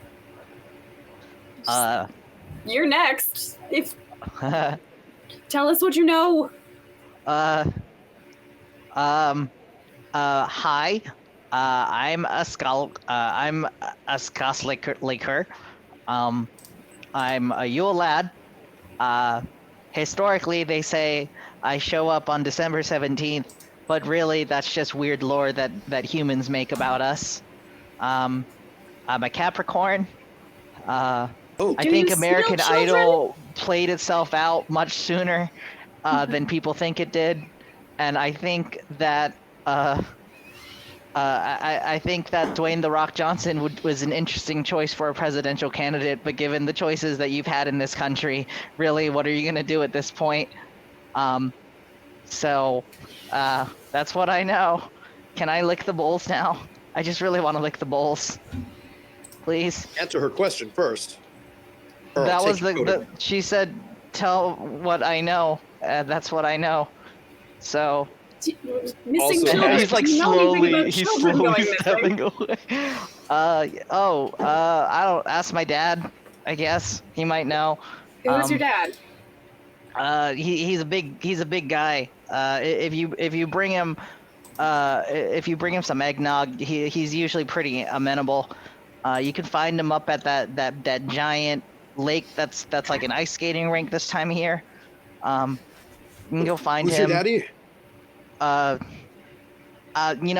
heard that Herman fella or girly or person out there use daddy in a different context, so I call him father. So Oh. maybe you could just go ask him. His name is Lapuli, so you can bye. And he Absolutely. runs out, and as he's running out, he screams up. He's shit. Where's the meat hook dude? What's his name? He screams up and he goes, "Kritoker, it's not worth it!" He runs. He scurries out the door. Kritoker. Cool. Ashley, Yeah. I think you might know what this might mean. You and I, I want one of you eggnog. to roll plus sharp. One? Who do you want? Either or. I can do it because I'm probably still like looking around. Yeah, What is I that? support you. It's a 2. I'm not like Riley from Buffy. I think that you're awesome. I'm not threatened at all by your slayerness. Also, Xander was the bland. worst character in Buffy. Absolutely. He had So- no I agree with redeeming you 100%. qualities. He had no Seven. redeeming qualities, and that was a shame because he should have. It was judgmental. Didn't like it. So what'd you get? A 7. A 7? Okay, so on a 7, as Dylan is talking to you, you look up and you notice that you're standing underneath mistletoe, like perfectly placed in this place in the kitchen that you're standing in. Let's like give him a long look and just like, we can't. We have no time. There's no time. And We have to Buddy, go. For eggnog, there's always time for eggnog. You're so beautiful. It's so dumb. Let's go. Right. What? And then I'm gonna go to the fridge to get eggnog. Did you say that I wasn't supposed to get the eggnog yet?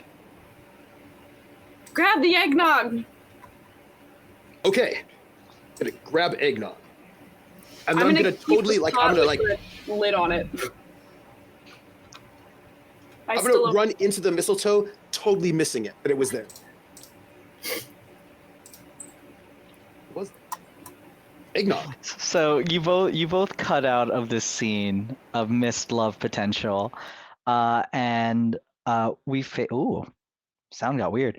We fade away, and then we fade back in to find Noel and Agent Jim Jingles high up in the mountains next to this town, having tracked these paw prints, realizing that they are leading you to where the big gap is.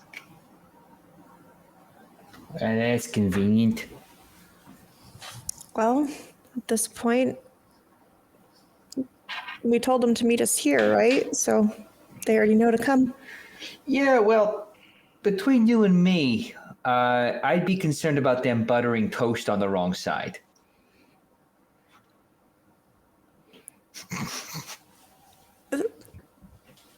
It means they're buttering it on the non-flat side of the toast. That's what that means. I'm concerned they butter the crust at this point. Yeah, that's what that means.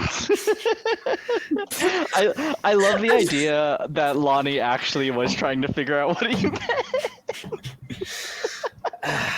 So, if they do show up, that'd be nice, but just be ready, all right? You got something to protect yourself with? She literally just like hikes up her backpack a little bit more. I'm What, not an you gonna- amateur. You gonna hit him with a backpack? Santa's not the only one with a sack of a bunch of things that are interesting to people. Mine just happened to be a little bit more dangerous or trap worthy instead of toys. All right, Kids? talk. Yeah, sure. Yeah, that's all he carries. All right, yeah. All right. Also, I want everybody to look at Turk's background, and that's basically what this area looks like that they're in right now. Holy shit, it's pretty. Anyway, official Hallmark Zoom backgrounds. You can get them for free online. Wait, really? I am not joking. So I you missed out. So you both are making your way following these prints, and you notice it takes you kind of around the big gap, and you keep on walking, and it feels very cold, but still very festive, and you hear the laughter and gales of children giggling and laughing on the big gap lake, and you make your way to an incredibly beautiful cabin in the woods. And then suddenly there's Joss Whedon and everybody's upset. Yeah, I'm sure this won't subvert any expectations of the horror genre. Do you have like some kind of holly jolly symbol to be able to like project into the sky to let them know where we are so the rest of them can find us? You think I'm He-Man? I'm gonna Thundercats this situation? I was thinking more Batman, but you know. Oh, yeah, like, a giant red guy in a sleigh isn't enough of a signal to everyone that, whoa, Christmas is coming. So that's a no? You're asking if I got some wee-woo lights? Don't tell me you don't have the wee-woo lights again. I gave them my phone number. I already know their phone numbers, so if we need to call them, I can do that now. It's a little bit less grandeur, but yeah. Oh, I'm so sorry. I'll go get the fireworks display. Really make it a whole big thing. Yeah, give me a second. And he pulls out his phone and does the... Every single one is like, it has the little kid, like the little voice going, 3, 7, 6. Except it's fast. 3, 7, 6. I'm looking around embarrassed, even though I know that we're in like this very randomly deserted place. He's going to call Ashley. Oh no, sorry. You're calling Ashley? Yeah. Ashley's ringtone And is right before that happens, go, the red Ashley, nose I have to ring. tell you something. It's your phone. Never mind. Nope. Hold the pot, please. Keep the No, lid so on there's it. that moment. I think there's that. Sure. Yeah, there's that moment where like Ashley, and then you're looking at each other, and you start leaning in, and suddenly you're Rudolph the red nose reindeer had a very tiny nose. Hello? Hey, Ashley. How's it going? Oh. Good. It's going great. Yeah, you find anything interesting at the diner there? We have a... You know that guy that we tackled in the middle of town square? Oh, don't tell me about it. We found 3 more? Maybe 4? I got 1 in a pot. A pot? Hey, could you add some stuff in the pot? What is it? I'm also Oh, the looking Skyfield? at the Going up to the pot. pot. Hey, can you? Yeah, hey, boy, Skyfield, is that you? Hey, Jill, cousin! Hey, is that you? Hey, could you tell them I just want to leave my stuff over the pot? Look, you tell them the way to get to your dad's, or you get to this house out by the gap, and then we'll talk about you getting out of that pot, okay? Because you're in some big trouble. The house by the gap? Are you trying to go to Dad's house? Dad's house? Yeah, it's Dad's house. You're telling me Lupaluti's out here? Yeah, Dad's out there. Oh, jeez, that's exactly what I needed. All right, you know what? You told him the way there, and we'll talk about getting you out of the pot. Put Ash. No, I don't want to. I want to stay in the pot. I just want more stuff in the pot. I want to lick some stuff in the pot. There's gotta be food stuff, you know. We'll talk about food. We'll talk about food stuff later, okay? Did they find more? Did they find more Yule lads? I got stuff. We got stuff here. Yeah, we got stuff here. You got stuff? We got stuff. You got food in the pot? Jeez, this thing has no You got like a good stew? We got I have a pot something. that just has like bacon grease just congealed at the bottom of it. Like we got stuff here, so you know. Oh, that's real good. Yeah. Tell the hi. Hi, I'm here again. Yeah. So what I need you to do is Porter Skyfield is gonna go point you in the right direction. You're gonna follow him out to the gap, and apparently he's gonna take you to his dad's house, where I will be standing outside, ready to kick his butt. But that's pretty cool. We're gonna go and we're gonna set him up so he's fine. He's harmless, just like licking pots. It's a problem. You know, they tried to get me on that pot they like in Colorado, but like I don't like that pot. I like the food pot. Yeah,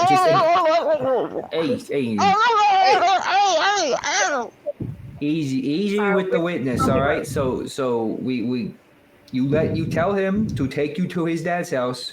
You crack it open slightly so he can see and show you the way. And then you get here as fast as you can, okay?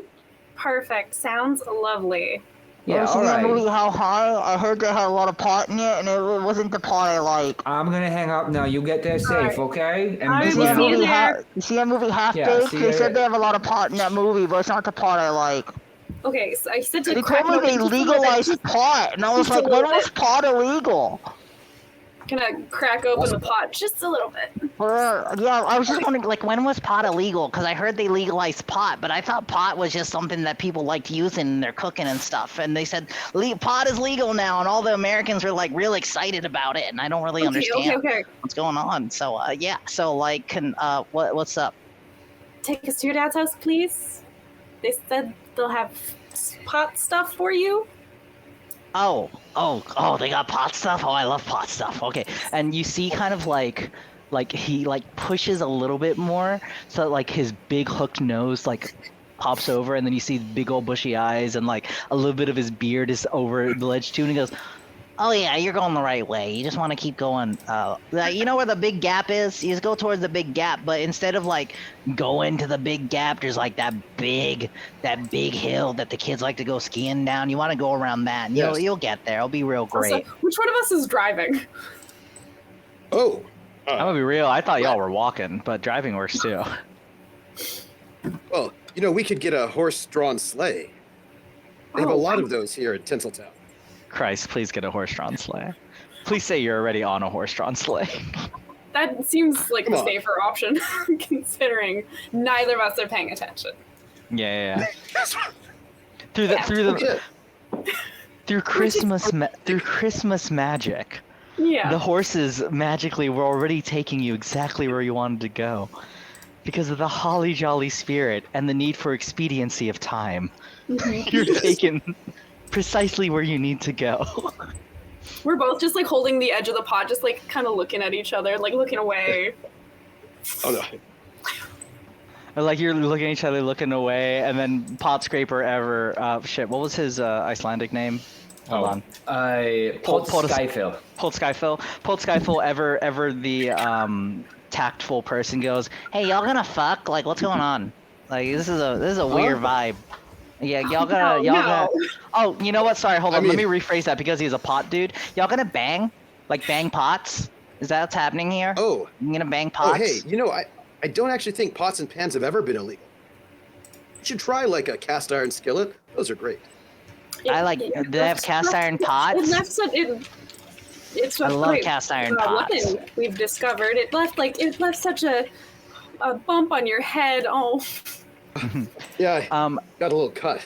A boo-boo. Just like my sleeve, just like oh. Oh, thanks. We're great. I hate it. As all that's happening, we cut through. You both, Noel and Agent Jim, are like right at the door to Lapaluli's house. Am I pronouncing his name right? You know better than I do, apparently. Lepaludi. Lepaluli. God, this is rough. Why did I do this? Lepaludi. Lepaludi. Okay, yeah. So you're at Lepaludi's house. Hell yeah, we are. And you're realizing it's starting to get late, and so there's this kind of urgency to like you don't know if they're actually gonna make it on time or not. All right. So if your uncle's a night owl? No, but he's potentially an asshole who's stealing kids. So he's gonna bring out it's like a price gun for a holiday store. No, actually, you know what it is? It's one of those things that checks Christmas lights to see if the volt is dead. But I'm prepared to make them real compliant. So he puts that in a more easily accessible place.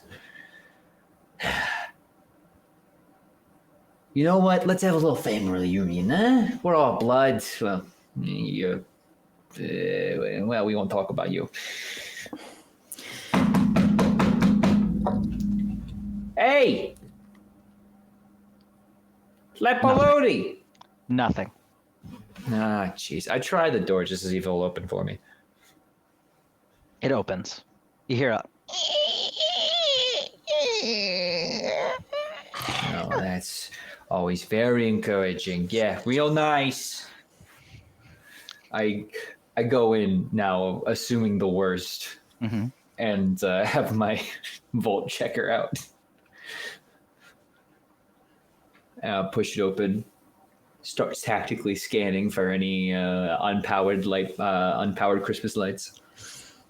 So you come in, and it looks like the front of this house is like really classic cabin. You got some cabin fare. You have like a big deer head, like accoutrement, very rustic feel to it. Nice rug, really, really like a really thick, what looks like a bear rug in the middle of the living room as you make your way through.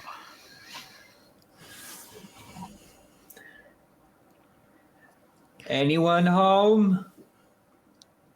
You hear like what sounds like a rumbling, like.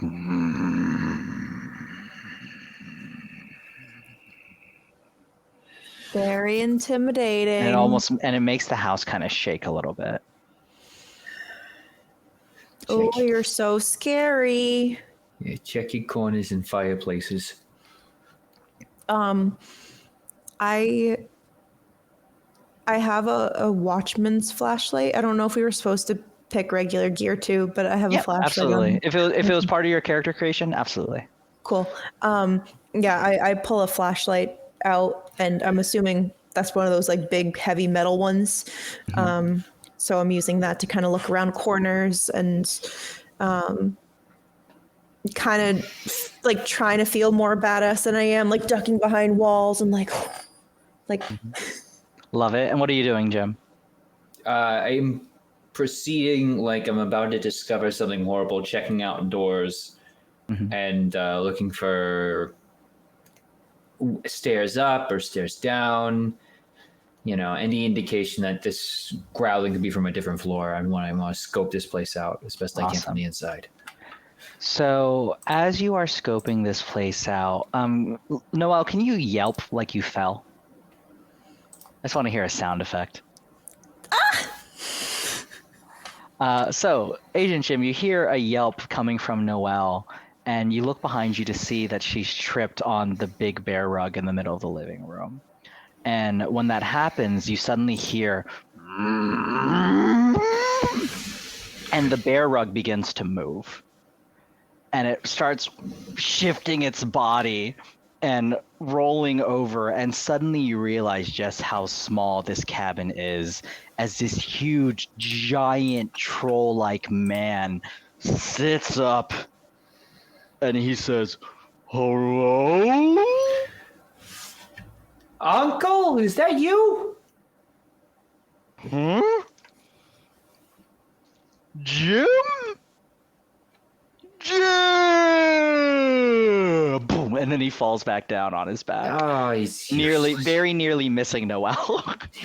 useless as usual. All right. Yeah, give me a second. Holster. Go and stand over near Noel. Hey, Uncle. You hear that loud rumbling again as he's now, but you now identify as him snoring. Boy. All right. Not really the criminal mastermind type, huh?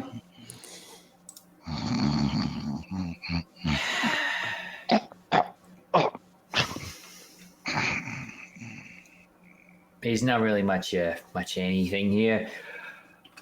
All right. Hey, check this out. Yeah. Hey, Grilla's home. Where? Yeah, Where? that's what I thought. Where? Hey, Where? here, right here. Look Where? here. Jim? Yeah, it's me, remember? Just before you passed out a second ago. You're going to give me like 5 seconds of consciousness, huh? What are you doing here, Jim? Why? There's some kids missing in town. Is my wife here? Is your aunt here? I heard your aunt's here. You should hide if Grill is here.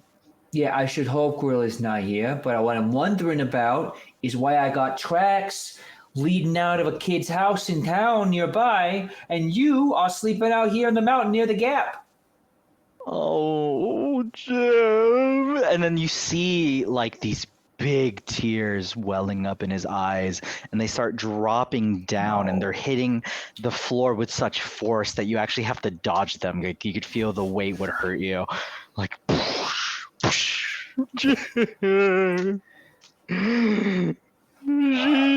She left me, man. This time she means it. I offer him a handkerchief, and it's exactly as appropriate to my size, so it's absolutely tiny to him. But I do offer it up nonetheless. He goes to reach for the handkerchief and ends up taking off your jacket.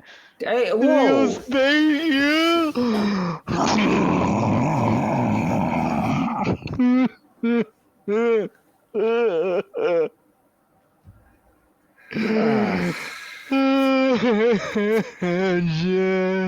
Not that I needed that, but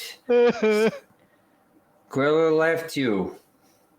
All right. Means it this time, Jim. What did she say? Because maybe she doesn't mean it.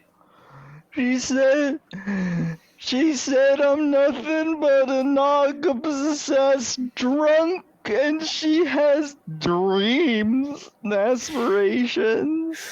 Those dreams and aspirations wouldn't be taking kids, would they? No, she says she's over that. So I said I'll help you, baby. I'll get you the kids. I'll help you get the kids. It'll be great, you know? Why would she need kids if she's not stealing kids anymore? I just thought she was going through a phase. We used to have something, you know, she'd take the kids that were bad and eat the kids that were bad. But now she's all like, I'm gonna be a big businesswoman and I'll show people that Tinseltown's the greatest town. What happened to La Paludi be the greatest La Paludi? Oh, Unky. Yeah, she's still really a peach, huh?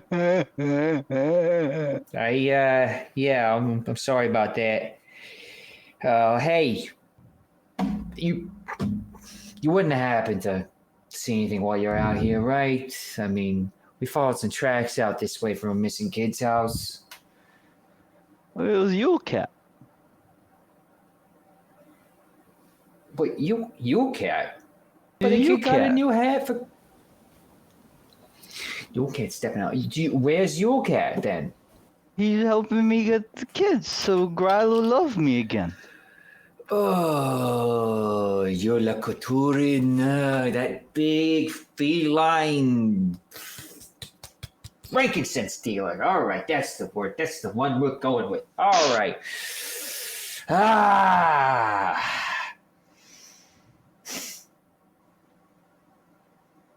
I don't. All right. Hey, Noel, I don't suppose you know anywhere where a big cat could be hiding out or something, do you? Where the hell am I? Where the hell are those other two?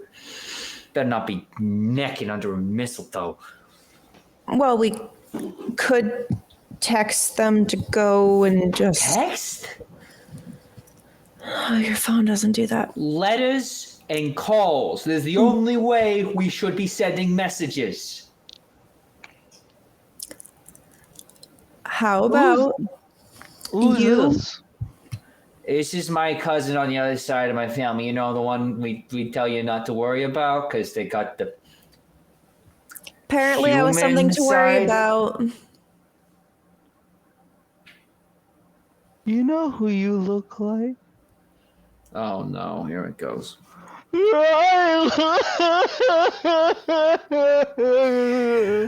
Oh, buddy, oh, buddy, oh, buddy. He goes to like wrap his arms around you. He's like, I'm so sorry.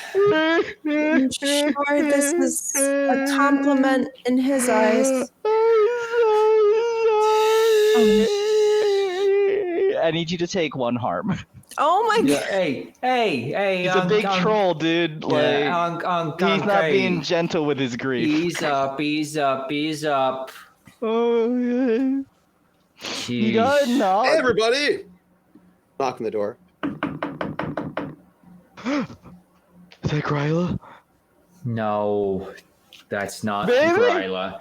Baby. No. And you both outside hear a big boom, boom, and suddenly the door opens and all you see is a giant face staring out at you.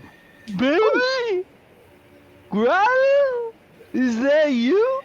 It's not your wife. They're the ones that are gonna help us get her Oh, you're back. not Gryla, and he closes the door. No, He goes, I move around him and we'll like open the door. Hey. About time you pulled up. All right. Got eggnog. Oh and, no. and one of your sons, Yeah. right? You guys brought him? Big pot. Yeah, it's still in the pot. Oh god. Wait, did I hear?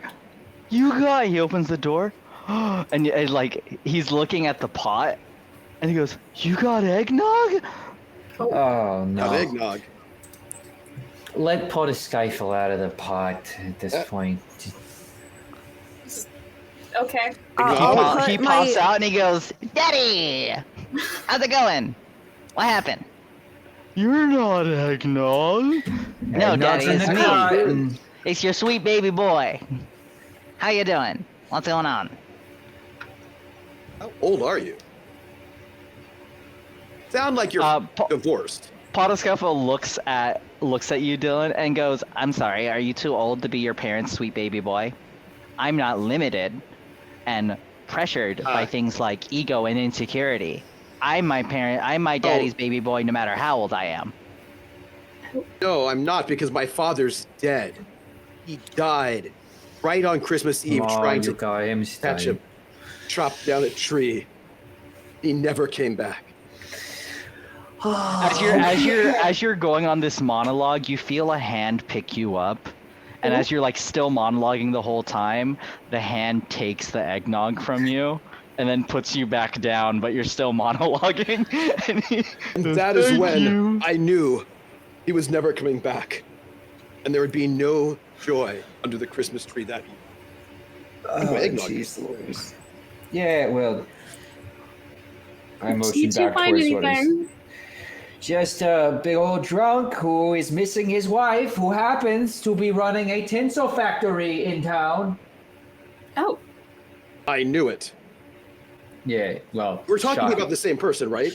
Yeah, shocking surprise. She's an actual troll. the awful lady who is just mean to everybody. No, a troll. Yeah, let's be honest. Not She all just she's has on the- aspirations. She It's has mighty sexist to call her a bitch because she's ambitious and motivated. Oh no, I Actually, think we you were just called calling her a that troll. because she might be stealing children. None of you called her a bitch, Actually, did you? No, Jim, you called her a troll because she goes don't on the tell her internet I called posting her a things to bitch, people. please. My secret crossed my heart, but you gotta tell us where the Yule Cat is. Oh. Hold on. One moment. Pull out my notebook. I have, as part of my equipment, Mhm. historical documents and witness reports of strange events. One of my investigation tools. I'm going to look up Yule Cat sightings in the area. I love that you just have that on Yule hand. Cat. I'm a searcher of cryptids. That's what I do. Yule Cat. Desi. Chessie. Champ. Oh, nope. Yeti. Mothman. Oh, hey, I Yule remember Cat. that one. Remember that? Like, that's when you saved my life. The first time when we met, it was. It was a good day. Yeah, I almost So died. as you're searching through your notebook, you suddenly hear the screams of multitudes of children Nope. coming from down the hill where the I big don't- gap is. I don't think we're gonna need those papers. Think I know Those- where the Yule So Cat. loud, I can't find my. What? I. Um. We're just gonna I go. can't hear you. There's all and this you- screaming. Come on. Yeah. We're just all gonna go. We're all gonna go. So into the sleigh, Oh, we're going everybody for a into the walk? sleigh. Oh, we have a sleigh. Yes. What? That's how we got here so fast. The second you said Yeah. go for a walk, I was like, oh, it's the golden retriever boyfriend. You're literally taking him for a walk. Walk? Oh, I'm happy. I love a walk. Let's go. But we have a sleigh. It's great. Everybody in the sleigh. Let's go. All And we right. go gallop towards the sound of screaming children. 'Cause that's very Christmassy. We're going to go dashing through the snow. This, by the way, in case you didn't know, it's a one-horse open sleigh. Why could it be We closed? couldn't quite afford to. Damn jacket still Let's go sleigh though. smells like... Expensive this time of year. Are you gonna find Yule Cat? Yeah, we're gonna go find Yule Cat. Ceiling cat? No. Big cat. Okay. Oh, I'll help. Big cat. Oh, help! And he stands up and like tears the roof off of the building because he's that big. oh. Tear the roof off the sucker. And he looks down at all of you, and he says, "This won't be fast enough." And he reaches down and he tears the horse's reins off the sleigh. And he says, "Everyone aboard!" Okay. Okay. All right. Hey, big fella. Hey, champ. Ooh. All right. After Jim, you. you're a little damp. Yeah. I don't think that jacket's gonna warm you up anymore. It's fine. It's kind I call this my fastball special. Oh And he no. picks What up is all that? of you in the Okay, sleigh. hold on. Wait. Buckles in. And Hold he on. gets into like a really good like pitcher's Oh, pose, okay. and he throws you down the hill at Whoa. full speed. You actually spend a good portion of the ride down just in the air. until it finally boom, boom, whoosh, and it's making its way all the way down towards the screams. And as you're going, the screams get louder and louder and louder until you finally crash onto the ice and see a giant black cat with multiple tails and a ferocious face creeping on a group of children. I'd like to ask a question. To me? Whenever I first see a new type of creature, I may immediately ask one of the investigative mystery question. Please do. What can hurt that? Would be my question. So the Yule cat is it's basically just a giant cat. So it has all the same weaknesses as a cat. It's just tougher than a regular cat is. So you can certainly hurt it with whatever you have on hand. Well, I've got it. Ashley, I know we're in a very dangerous and desperate situation. I'm gonna save this for later. But I feel like you might need this now for this issue. Are you saying this as you're going at high speed towards this cat? Yes. In that tone of voice? Well, when they look in each other's I eyes, the fucking world love it. slows down. I fucking love it. I'm here for it. And Yes, as we're Dylan. careening through the air, I say, and I reach out into my coat, a flannel coat. I pull out the mistletoe. I say, mistletoe is also like catnip. I figured you might need this. Oh, you're brilliant. I hand it. Okay, I'm gonna be real. Mistletoe is poisonous to cats. It's not like catnip. This is for the audience. Please don't give your cats mistletoe. Or your dogs. It will kill them. He doesn't You're not know. that bright. He thinks it's the same thing. I've been looking for He's like, cults oh, for the like last olive. year. I don't know shit about cryptids. Wow, yeah, absolutely. Sad to give it up, but I would give it up for you. Oh,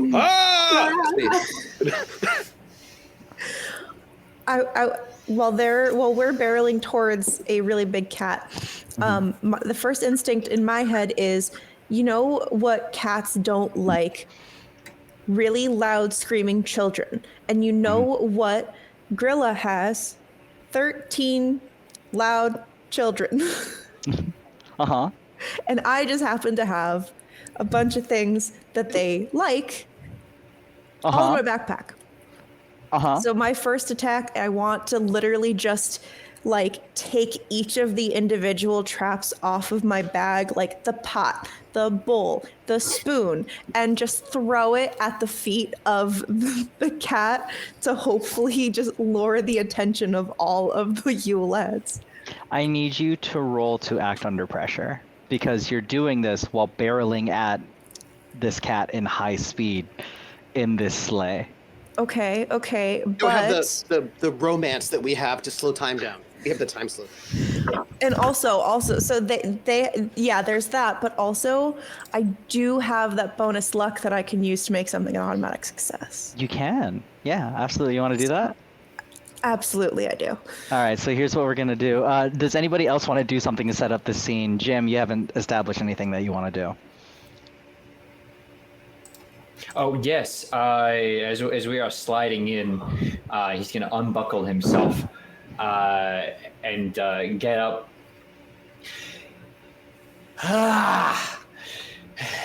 Give me a sec, please. You couldn't! You let those kids go and put you in the damn bag! And I hold out the special equipment you had us make. Yeah. As I have a big sack of its card with Nordic runes along its edges, and I hold it out like I'm putting the cat back in the bag. Fantastic. As you pick up this bag that was a gift from Francesca Frost, holding the exact same powers of Santa's sack, spills out are 3 different pieces of equipment. One of which is a hold on, I'm looking at all your stuff, is a toy axe that you will recognize, Ashley, as being something that you had developed that your job had developed, but had to ultimately handle a legal case around because they made it a real axe for some stupid reason. Another of which appears to be a gun of some kind, except you can tell that the ammo in it appears to be some kind of tinsel net. And this is going to be presented to Noelle. And the last piece almost flows out very lovingly and peacefully before landing in the arms of Dylan, breaking him out of his stupor of romance. And you recognize it as your father's Christmas poncho that you haven't seen since you were 6 years old, and your father died and was buried, and he wasn't alive since then. My dad's. This was my dad's Christmas poncho, and it's got a Darth Vader on it, and it's got these candy canes and like TIE fighters. It's black. It's got also little snowflakes on it. It's a very fetching Christmas poncho. Surprise, everybody. Like I am that. Dylan's father, and I faked my death because he was insufferable since a child. Yeah. Merry Christmas, Dylan. everybody. I'm your father. And I said, no! But it's true, the keeper is my father all along. I didn't even realize. No. So you all get your pieces of equipment as and this all happens incredibly quickly. The sleigh manages to like Tokyo drift its way around the cat as all of the pots and pans and spoons and sausages and there's only so many things that you can have to attract these dudes, my guy, all spill out in front of the Yule Cat, and you all leap out, managing to land incredibly safely on the ice. Somehow, we'll call it Christmas magic, squaring away with the Yule Cat, who turns around at the sound of all the pots and pans, and all the kids go running. And now you're in combat. Who would like to go first? Ugh. I'd like to start this process. So I want to open the sack, place it in front of me, and then start channeling some ancient Christmas magic to begin pulling the Yule Cat into the bag through magical means. Fantastic. So, for those of you wondering, I had everybody come up with special equipment. This was slightly inspired by The Lion, the Witch, and the Wardrobe when Santa shows up and gives the kids all their weapons, and I just wanted to have a moment like that for them. And they all developed their own weapons. So, Turk here developed the Yule Titer for Agent Jim Jingles. It is an ancient rune-imbued sack that can take and steal joy, aka life force, from a target and convert it to gifts or quote-unquote life energy. So essentially turns it into health points for people. So it is a volatile close weapon. So you've started using it and the cat can feel the pull and is like backing away to try to maintain some distance. Mm-hmm. I'm just starting the pull, but I would, if you would allow, I can start an initial roll to kick some ass. Do it. I'm gonna start running to the other side of the cat so I can kind of like force it towards the bag. All right. So that is going to be. Oh gosh, who am I? I have a plus 1 in tough. 24601. So that is going to be it's a 7 exactly, so a 7 up. So we each take a harm.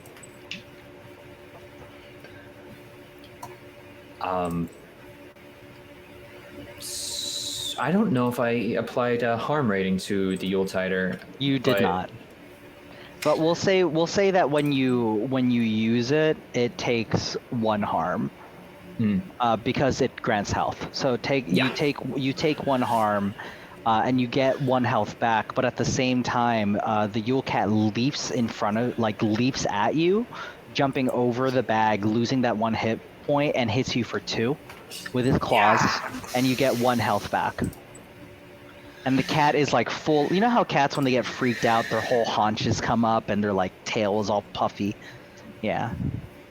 Mm-hmm. He's like. Yeah, hiss at me all you like. And I'm gonna like begin preparing to turn the bag around to do it again.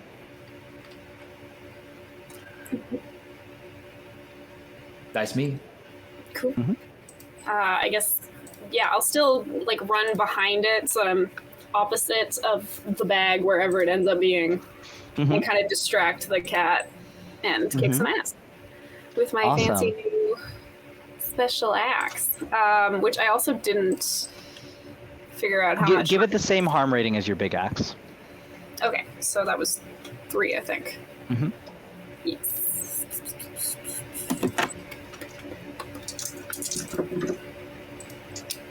Ugh.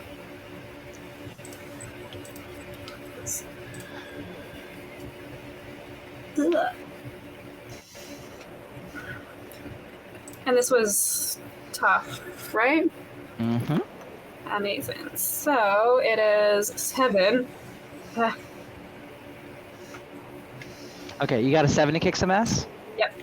So on a 7 to kick some ass, you and whatever you're fighting inflict harm on each other. So what's going to happen here is you go to hit the Yule Cat with an axe, with the toy axe. You manage to hit it for 3, but it also takes a big bite. Like it bites you really hard at the same time. So basically you run up to it, you hit it with a toy axe in the shoulder, and at the same time it reaches and bites you in the shoulder at the same. So Pardon me. Uh-huh. I would like to interrupt because there's a move. Uh-huh. I would like to protect someone. Fantastic. All right, so you're going to roll plus tough. Yes, which I'm not tough, but it's fine. That's also going to be your move for this turn as well. Absolutely. That's my move for this turn is to protect someone. I roll an 11. So. Fantastic. So on a 10 plus, you choose an extra. Yes. I am going to get in the way so that Ashley doesn't get hurt by me. Okay, so this will And mean all instead- impending danger is now focused on you. So how do you protect Ashley? How do you pull the attention away? I think you know. After all, you are my dad. So I think you know. When this axe comes, I rush forward, as bland as possible. I say, hey, I'm gonna get a scholarship to King's College. I probably shouldn't brag, but dag, I amaze and I astonish. Rhyme. The problem is I've got brains, but not a lot of polish. I just gotta holler to be heard. With every word, I drop knowledge. I'm a diamond in the rough. A shiny piece of coal. The sheer psychic damage, because Yule Cat is actually a huge Hamilton fan and you fucking it up that badly. Yule Cat goes to bite Ashley, hears you, and just by being purely offended, you take the 3 harm that would have gone on to Ashley. The full 3 harm that would have gone to Ashley. Actually, J-Mark wants you to take 6. I'm kidding. You take 3 harm. And as I get swiped really badly, blood, Christmas spirit everywhere. Hey, E-Y-L-A. R-S-Y. Meant bye. Bye. Ashley. No, Dylan. Are you dead? No, but I'm Like not mechanically? doing well. How much harm did you dying. take? How much life do you have left? I took 2. I'm dying. I'm now unstable. My injuries are worsening as time passes. I'm bleeding out on the ice. Fantastic. I'm remembering Tinseltown, also known as Hollywood, the star. Right. Rather just here. Ashley can wear beige sweaters. As you're doing this, the entire combat scene stops, and everyone's just kind of standing and watching. And like even the Yule Cat is kind of like, No, his dad died because of Christmas things, and now he might die because of Christmas things. just that one child in the corner who's just like expositioning. Actually, you know what? No, hold on. Here's what's gonna happen. We're gonna do that again. Herman is just watching. It's like, oh no, his dad died from Christmas shit. Now he's gonna die. It's so dramatic. No, Daddy, don't die. I still need to swipe your sausage. That's what we call a My slay. hand drops, and there's a sausage that just falls out of my hand. Oh my god, art. Love it. Noelle, it's your turn. How do I follow that up? You want to have a dramatic ass William Shatner-esque death? No, thank you. He really said, "I'm dying. Let me milk it for 20 minutes." Would it take an entire action for me to just call the Yule lads because I have presented them with their things, and now I just need to get their attention that there are the things? Yeah, you can do that. Let's make that a act under pressure. Okay. Let's see. Okay. Act under pressure is cool. 7, 8.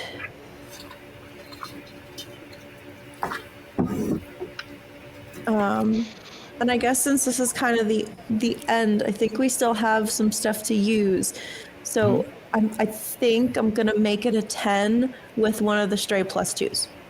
Bet. Okay, so you do what you set out to do. Play out the scene. How do you call the Yule lads? I should have warned y'all, like, the kind of GM I am, it's not like, I roll and you do it. Like, nah, honey, you gotta play this out. I know. The problem is that right now my brain just automatically went to Snow White and the 7 dwarves. So I was thinking like, do do do do do. Do. Cool. Just kind of they are Christmas themed. Can you holly jolly it up with a different tune? Oh, it's not Christmas. Sorry. I mean, Whistle While You Work is literally also an elf song. Well, that's racist. No, because it's the same. It's actually a dwarf song. They're dwarves? Yeah. And you're being fantasy racist? But no. They can also whistle while they work in Santa's workshop, is what I was trying to say. It's still applicable. Wow. They could whistle. Oh my god. Yule lads and Santa's elves are different species. I know. Actually, in my heart, Noelle did that out loud, and Agent Jim just goes, "This is why you're not allowed to see this side of the family." No. Like even Yule Cat goes, "Bitch." I just start. Herman's in the corner, like, you see what she did there? That was not the look. Like, that was not it. No. It's okay. What are you doing, Lonnie? I'm just gonna start singing Jingle Bells. While whistling it.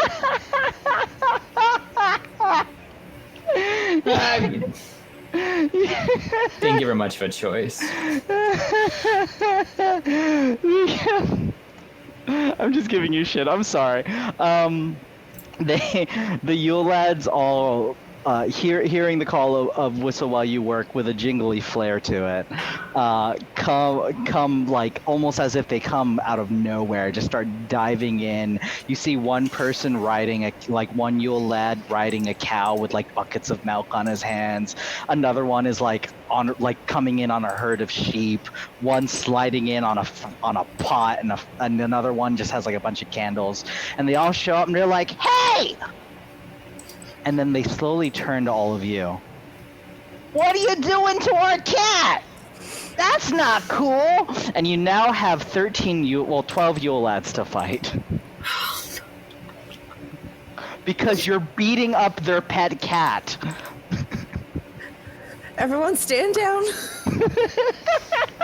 We're just trying to get your cat away from the children. So the first thing that happens is Spoonlicker runs up and like knee power slides and hits both of your shins, Noelle.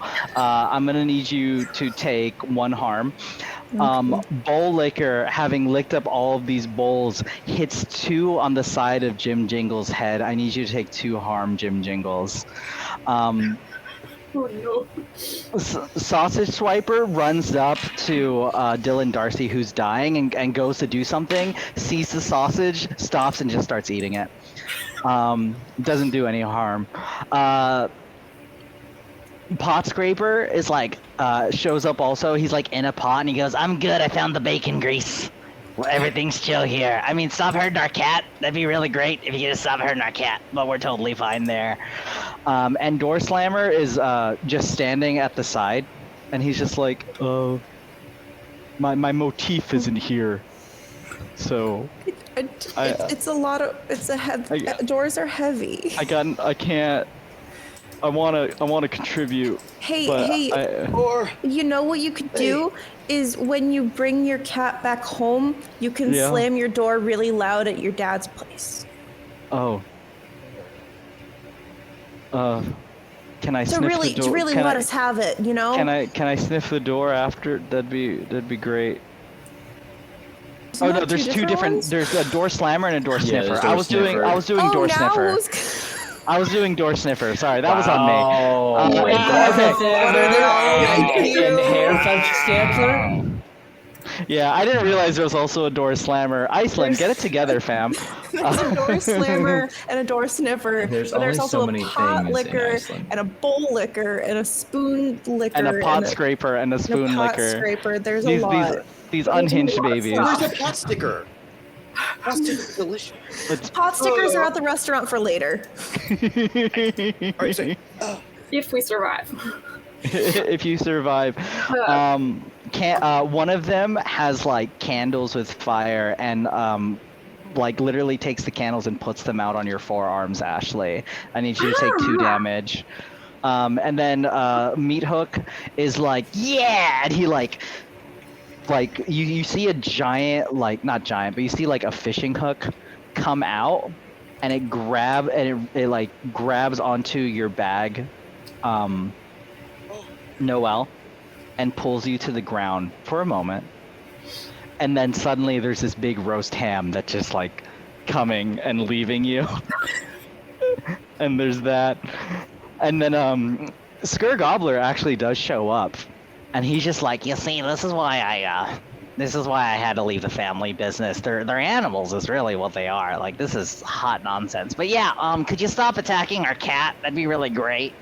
He's a good We boy. don't want He's to just attack scared. the cat. He's scared. You took an axe to him. I'm just saying, like, that's why that dude's bleeding out.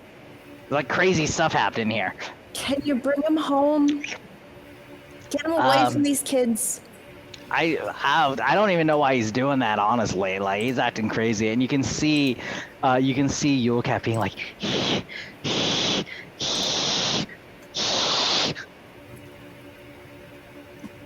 and then Don't protect the children.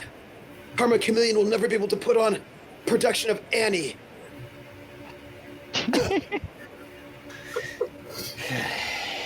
Yeah, easy up there, Daddy Warbucks. what are y'all gonna do? Brains of our group.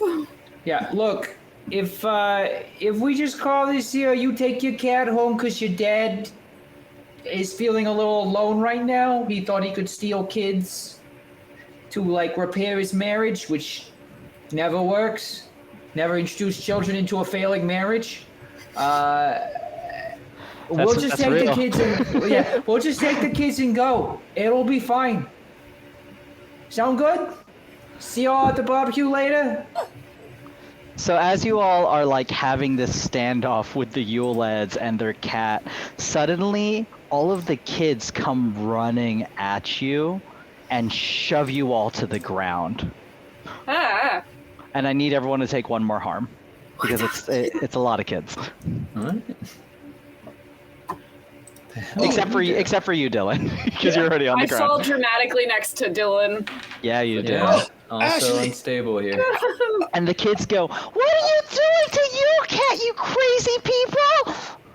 And you notice that kid that spoke is Timmy. I'm I unstable. reach out towards Ashley, but we're just too far away to touch. Our fingertips just too far. Oh, it's tragic. We don't even notice the kids. And then you hear across the ice, you hear kind of like a, you know how when things hit ice, like if you skip rocks over ice, it kind of has that like ding, ding, ding, ding, ding, ding, like sounds more tingly. You hear that, but it sounds like more like steps, like chick, chick, chick, chick, chick, chick, almost like heels hitting the ice. Oh no. with great confidence. And you turn around to see a woman in an incredibly smart pantsuit and an upturned nose, being like, "What is happening here?" I'm going to need you all to explain yourselves right now. Your husband. Oh, please stop bleeding on the ice. People skate on this ice. Oh my god, he's so rude. Yeah, is everyone unstable at this point? You're not No. doing Who's unstable? Who isn't? Or 3 out of I've 4. always been If you've unstable. taken 4 damage, it's that you're unstable. Noelle, I think good luck. You're officially the spokesperson for your party. And you are talking to Gryla, Deb Arlega.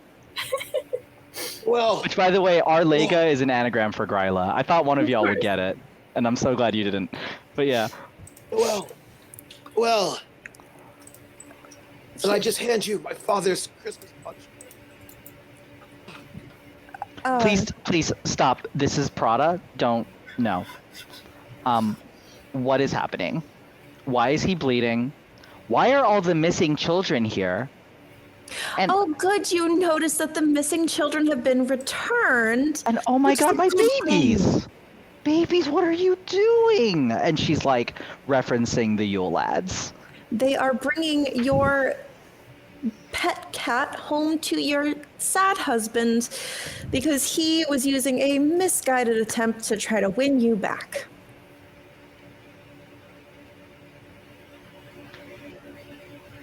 What do you mean win me back? He seems to think that you left. Is that incorrect? I told him that I would be gone for a minute while I was on the campaign trail to be mayor of Tinseltown, and that I would return, and if he could take a moment to sober up and raise our kids while I was gone, that would be great. Well,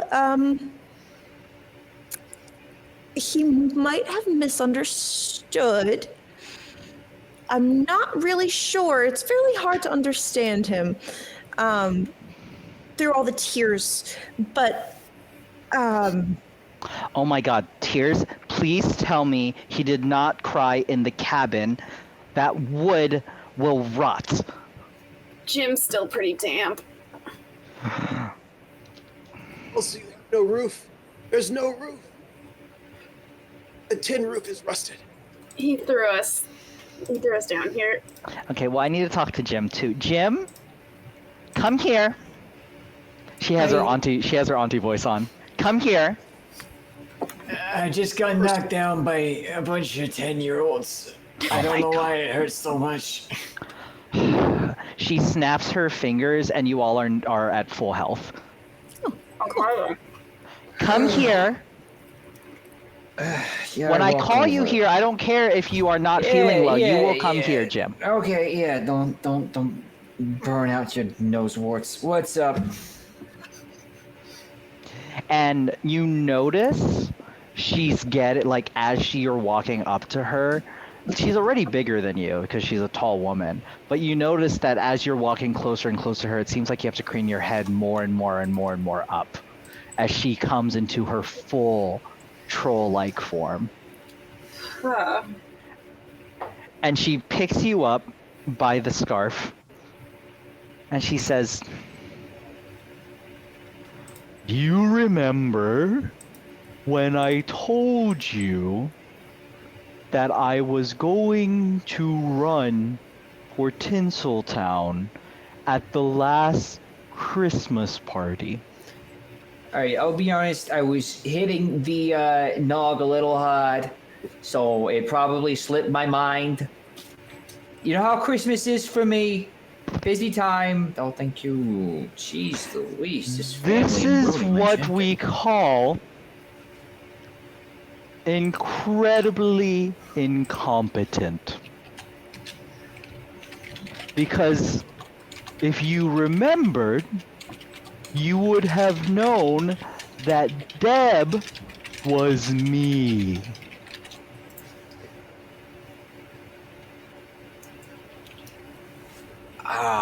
Yeah, probably. But I'm a busy guy.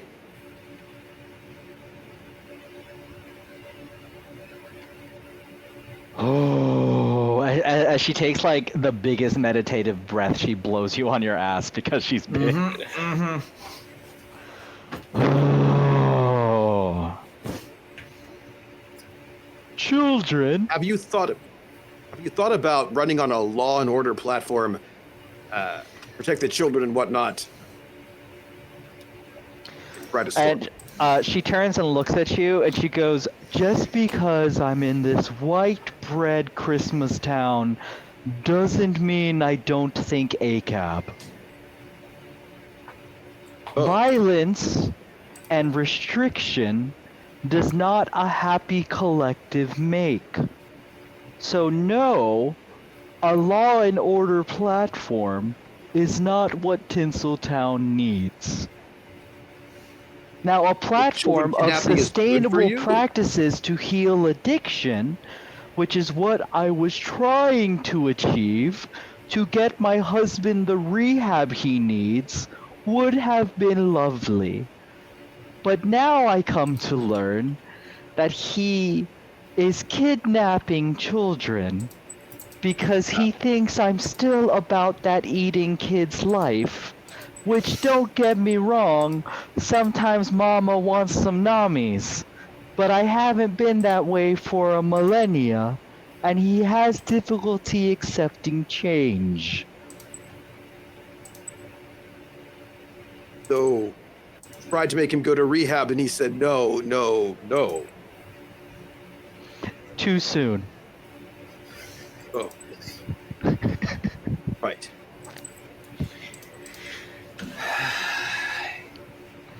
Yeah, well, your marital problems have caused a serious scare in town, so if we could get this resolved and all cleared up, it would really take a lot off my plate. Gryla shrinks back down to the shape and form of Emily Gilmore. I mean, Deb Arlega. And she says, I will talk to my husband and get this all sorted out. Yule cat. And you hear the big cat going, meow. Come here, sweetie. Yule cat walks over like very timidly. Meow. What happened? And Yule cat's like purring, but you can tell that there's like a communication happening. And she says, and? And? Okay. So here's what happened. During one of my lovely husband's rants, he might have said he wished things would go back to normal. And my cute little Snookums here thought that me going on the campaign trail meant that we were breaking up the family. And so, well-meaning as he, decided to get the children by playing with them. And because children are really bad at communicating with their parents, and she like looks at the Yule lads who all cower, some of the parents in town were concerned. I'm incredibly sorry for this misunderstanding. And then she reaches into her jacket pocket and goes, please consider voting if you're a citizen of Tinseltown. And they're all vote for Deb Arlega buttons. No, not you. And she takes Dylan's away, who's also the only person eligible to vote. Yes.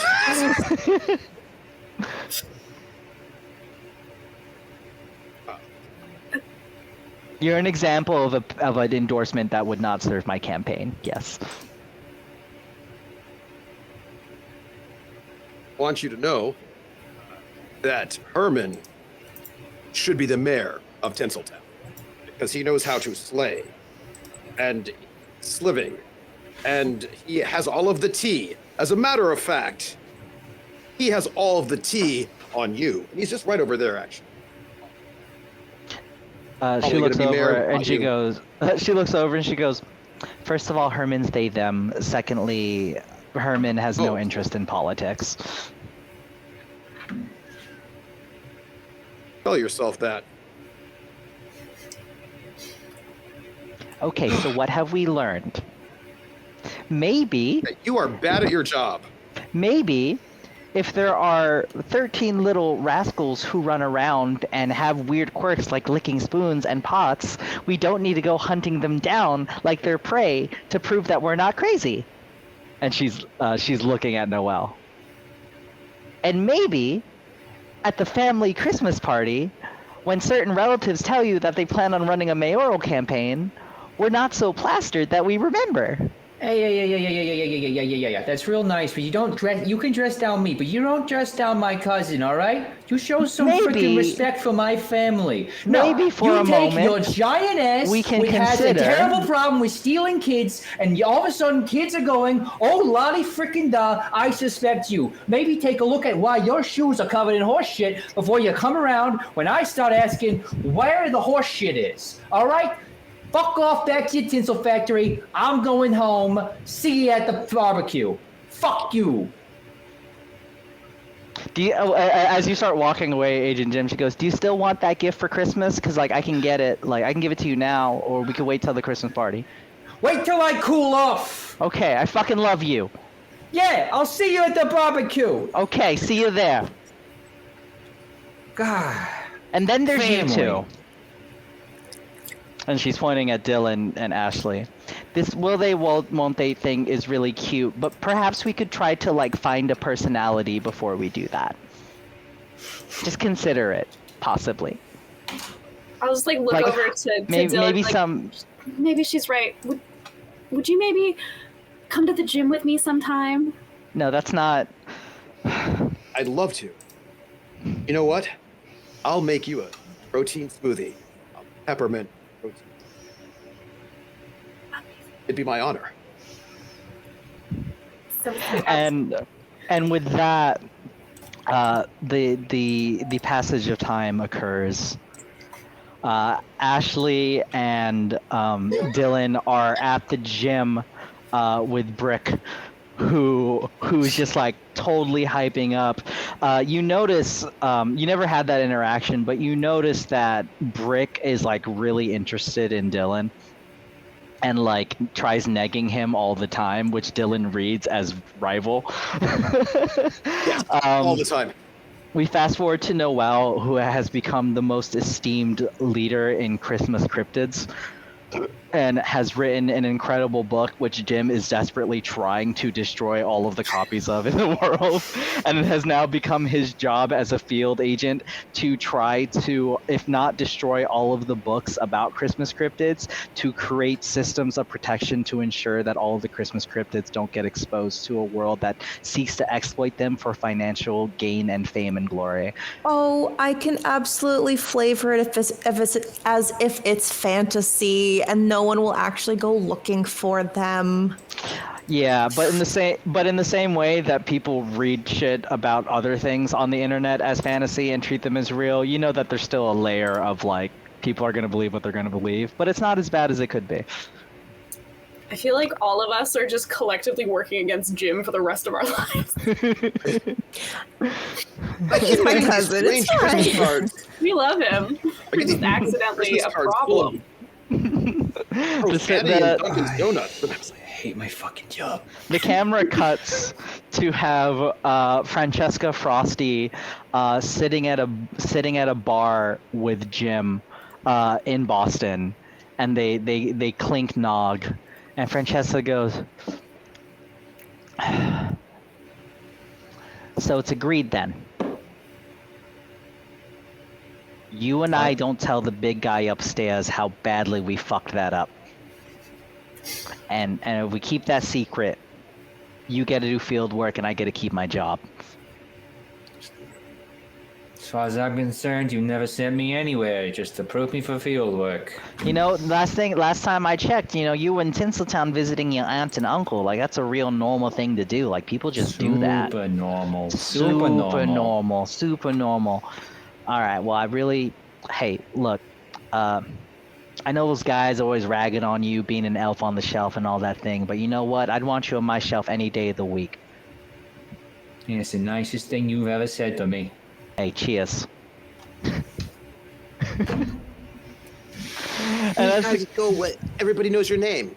You know? yeah, that's actually what And plays. everyone- Literally, what plays Oh. after that is "Sometimes You Wanna Go Where Everybody," and that, hilariously enough, is Gryla's campaign song. And you can see the camera pan, and it shows Gryla. She has won the mayoral campaign, and has implemented a Christmas Town exclusive where child labor laws are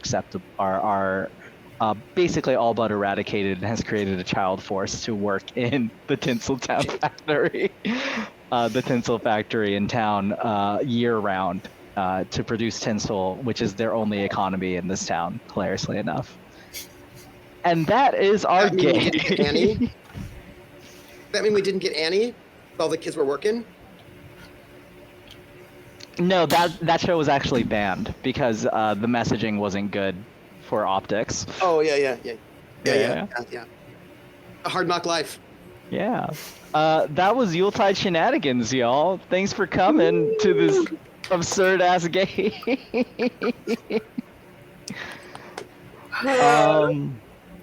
Let's do some aftercare really quick. How are you?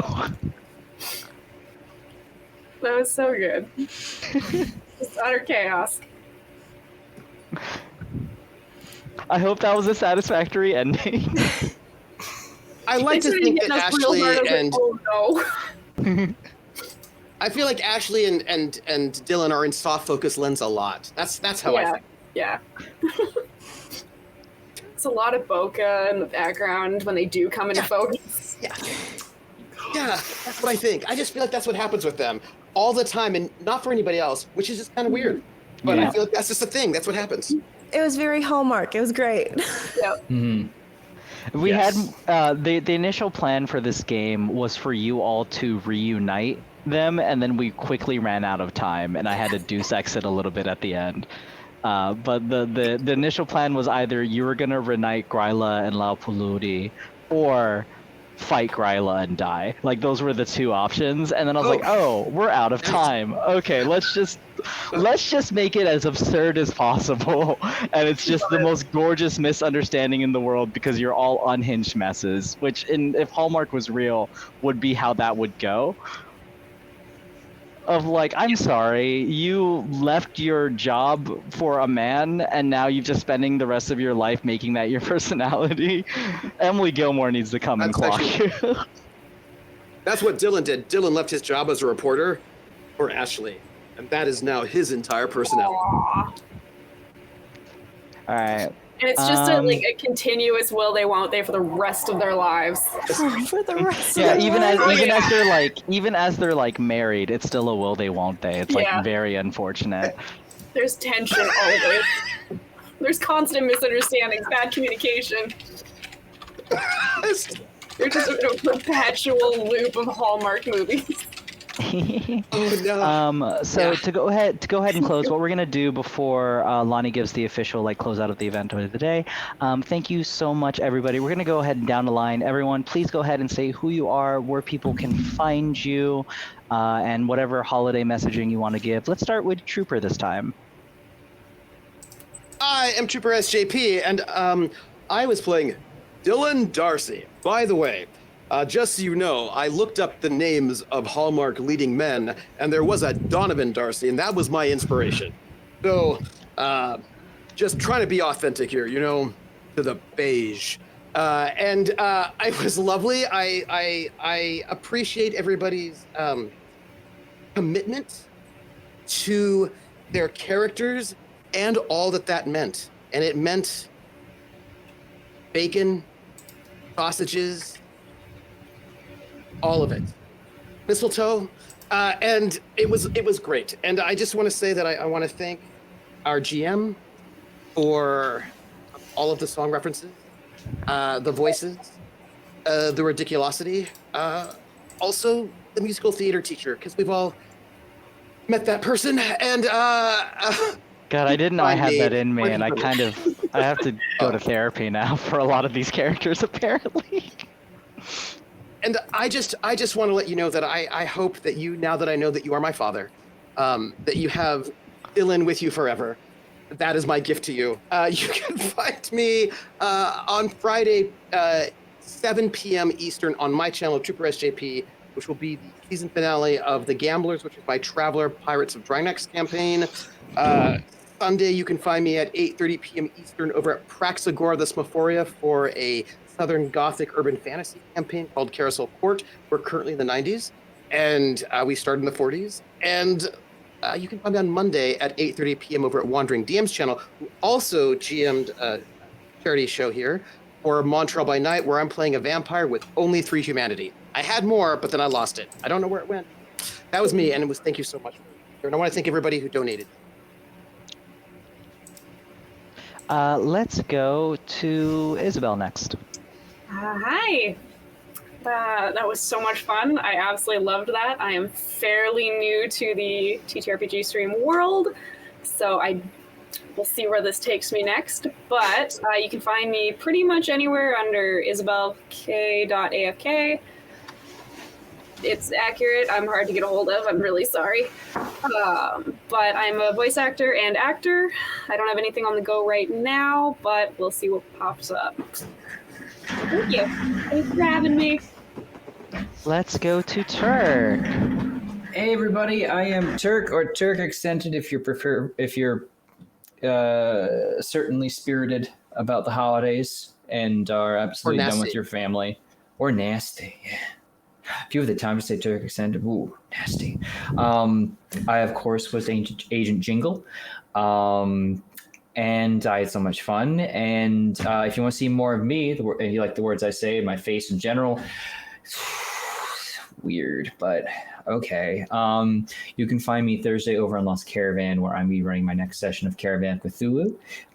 It's called Cthulhu series of one-shots, where I just take whoever's available. This time we'll just have 2 players playing The Space Between from the new Nameless Horrors scenario book. It should be pretty fun.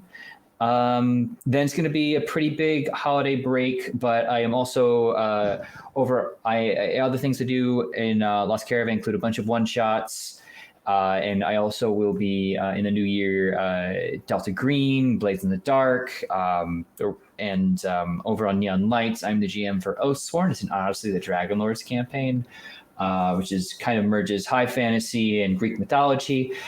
It's been really great thus far. Our last episode is going to be up on YouTube soon, as we recorded it rather than streaming last night, or I guess 2 nights ago now, depending on your time zone. But you know, it's so cool, and I'm part of some other really awesome campaigns over there. So basically, if you want to see more of what I do and support some other awesome channels, so you can follow me on social media, and I usually just repost what I'm doing. So if nothing else, you know, check out those servers, those Discords. Everyone is welcome in the spaces that I tread in, and yeah, I hope you all have a wonderful holiday season. Lonnie. Hello, I am Lonnie, or Looney Shaws. I have a pretty short list of things right now because the holidays I kind of just decided to take off, other than High Shelf Charity, obviously. But once January rolls around, you'll most likely be able to find me most Thursdays on Lost Caravan.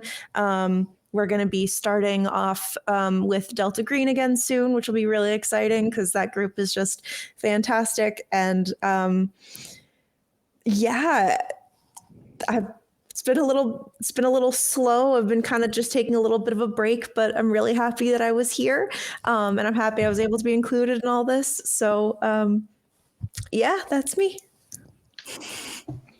And hello, my darlings. I am J. Mark Accento. I have been your storyteller, or in the case of Monster of the Week, your keeper. I'm really honored to have been a part of this space and a part of this community again.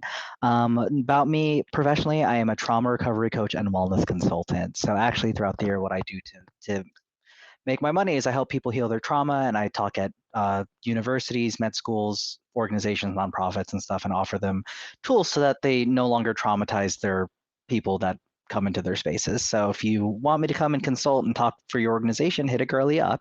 In terms of TTRPG, I am a certified therapeutic game master, and I'm just a little chaos gremlin. As you saw from this game, the more unhinged, the better. And anytime anybody invites me to their table to be unhinged, either as a GM or a player, I'm always very honored. I don't have any projects coming up right now. I am associated with High Shelf Collective and Apochromatic Unlimited. I also have my podcast, Tabletop for the End of the World, which is the only dual narrative actual play podcast in the world about 4 survivors in a dystopian America who discover D&D. So we are actors playing characters, playing Dungeons and Dragons, and telling 2 stories simultaneously, and that's a lot of fun. Also, this is my first time sharing a table with Lost Caravan folks. I've heard a lot about y'all. I would love to play with y'all at some point if this did not turn you off from playing with me. So would love to do that. In the meantime, happy holidays. I know for some of us the holidays can be very difficult, so I encourage and invite you to be just very loving and very kind to yourself. You are under no obligation to show up in any other way other than authentically you. And I hope you find the power within to do that. But thank you all so much. And Lonnie, do you have any final notes as far as the event goes? I do. So just for some closing remarks, first of all, we do have one last really exciting giveaway to give. But first, I do just want to make sure that I thank 2000 Tales, Live from the Apocalypse, Catzilla 64 again for rating. I know we got a lot of donations coming in from Dom, Spooky Kabuki, Kian, Potatato, Bjorn, Rich, M. Rachelson, Correse. Everyone has just been absolutely incredible. Again, really very proud that I was able to announce that High Shelf raised $2,000 already for elevated access. So that's incredible. They all do such amazing work. Thank you, Rich, for running tech for us tonight. I know there were a few little hiccups at the beginning, but for pulling through and making sure everything worked. And the rest of the night was fantastic. So thank you. I think next thing I do need to say is thank you to our Talasaurian, MythWorks, and Mage Hand Press for being sponsors for tonight's game. And that people should be checking out our next game, which will be coming up in 2 days on...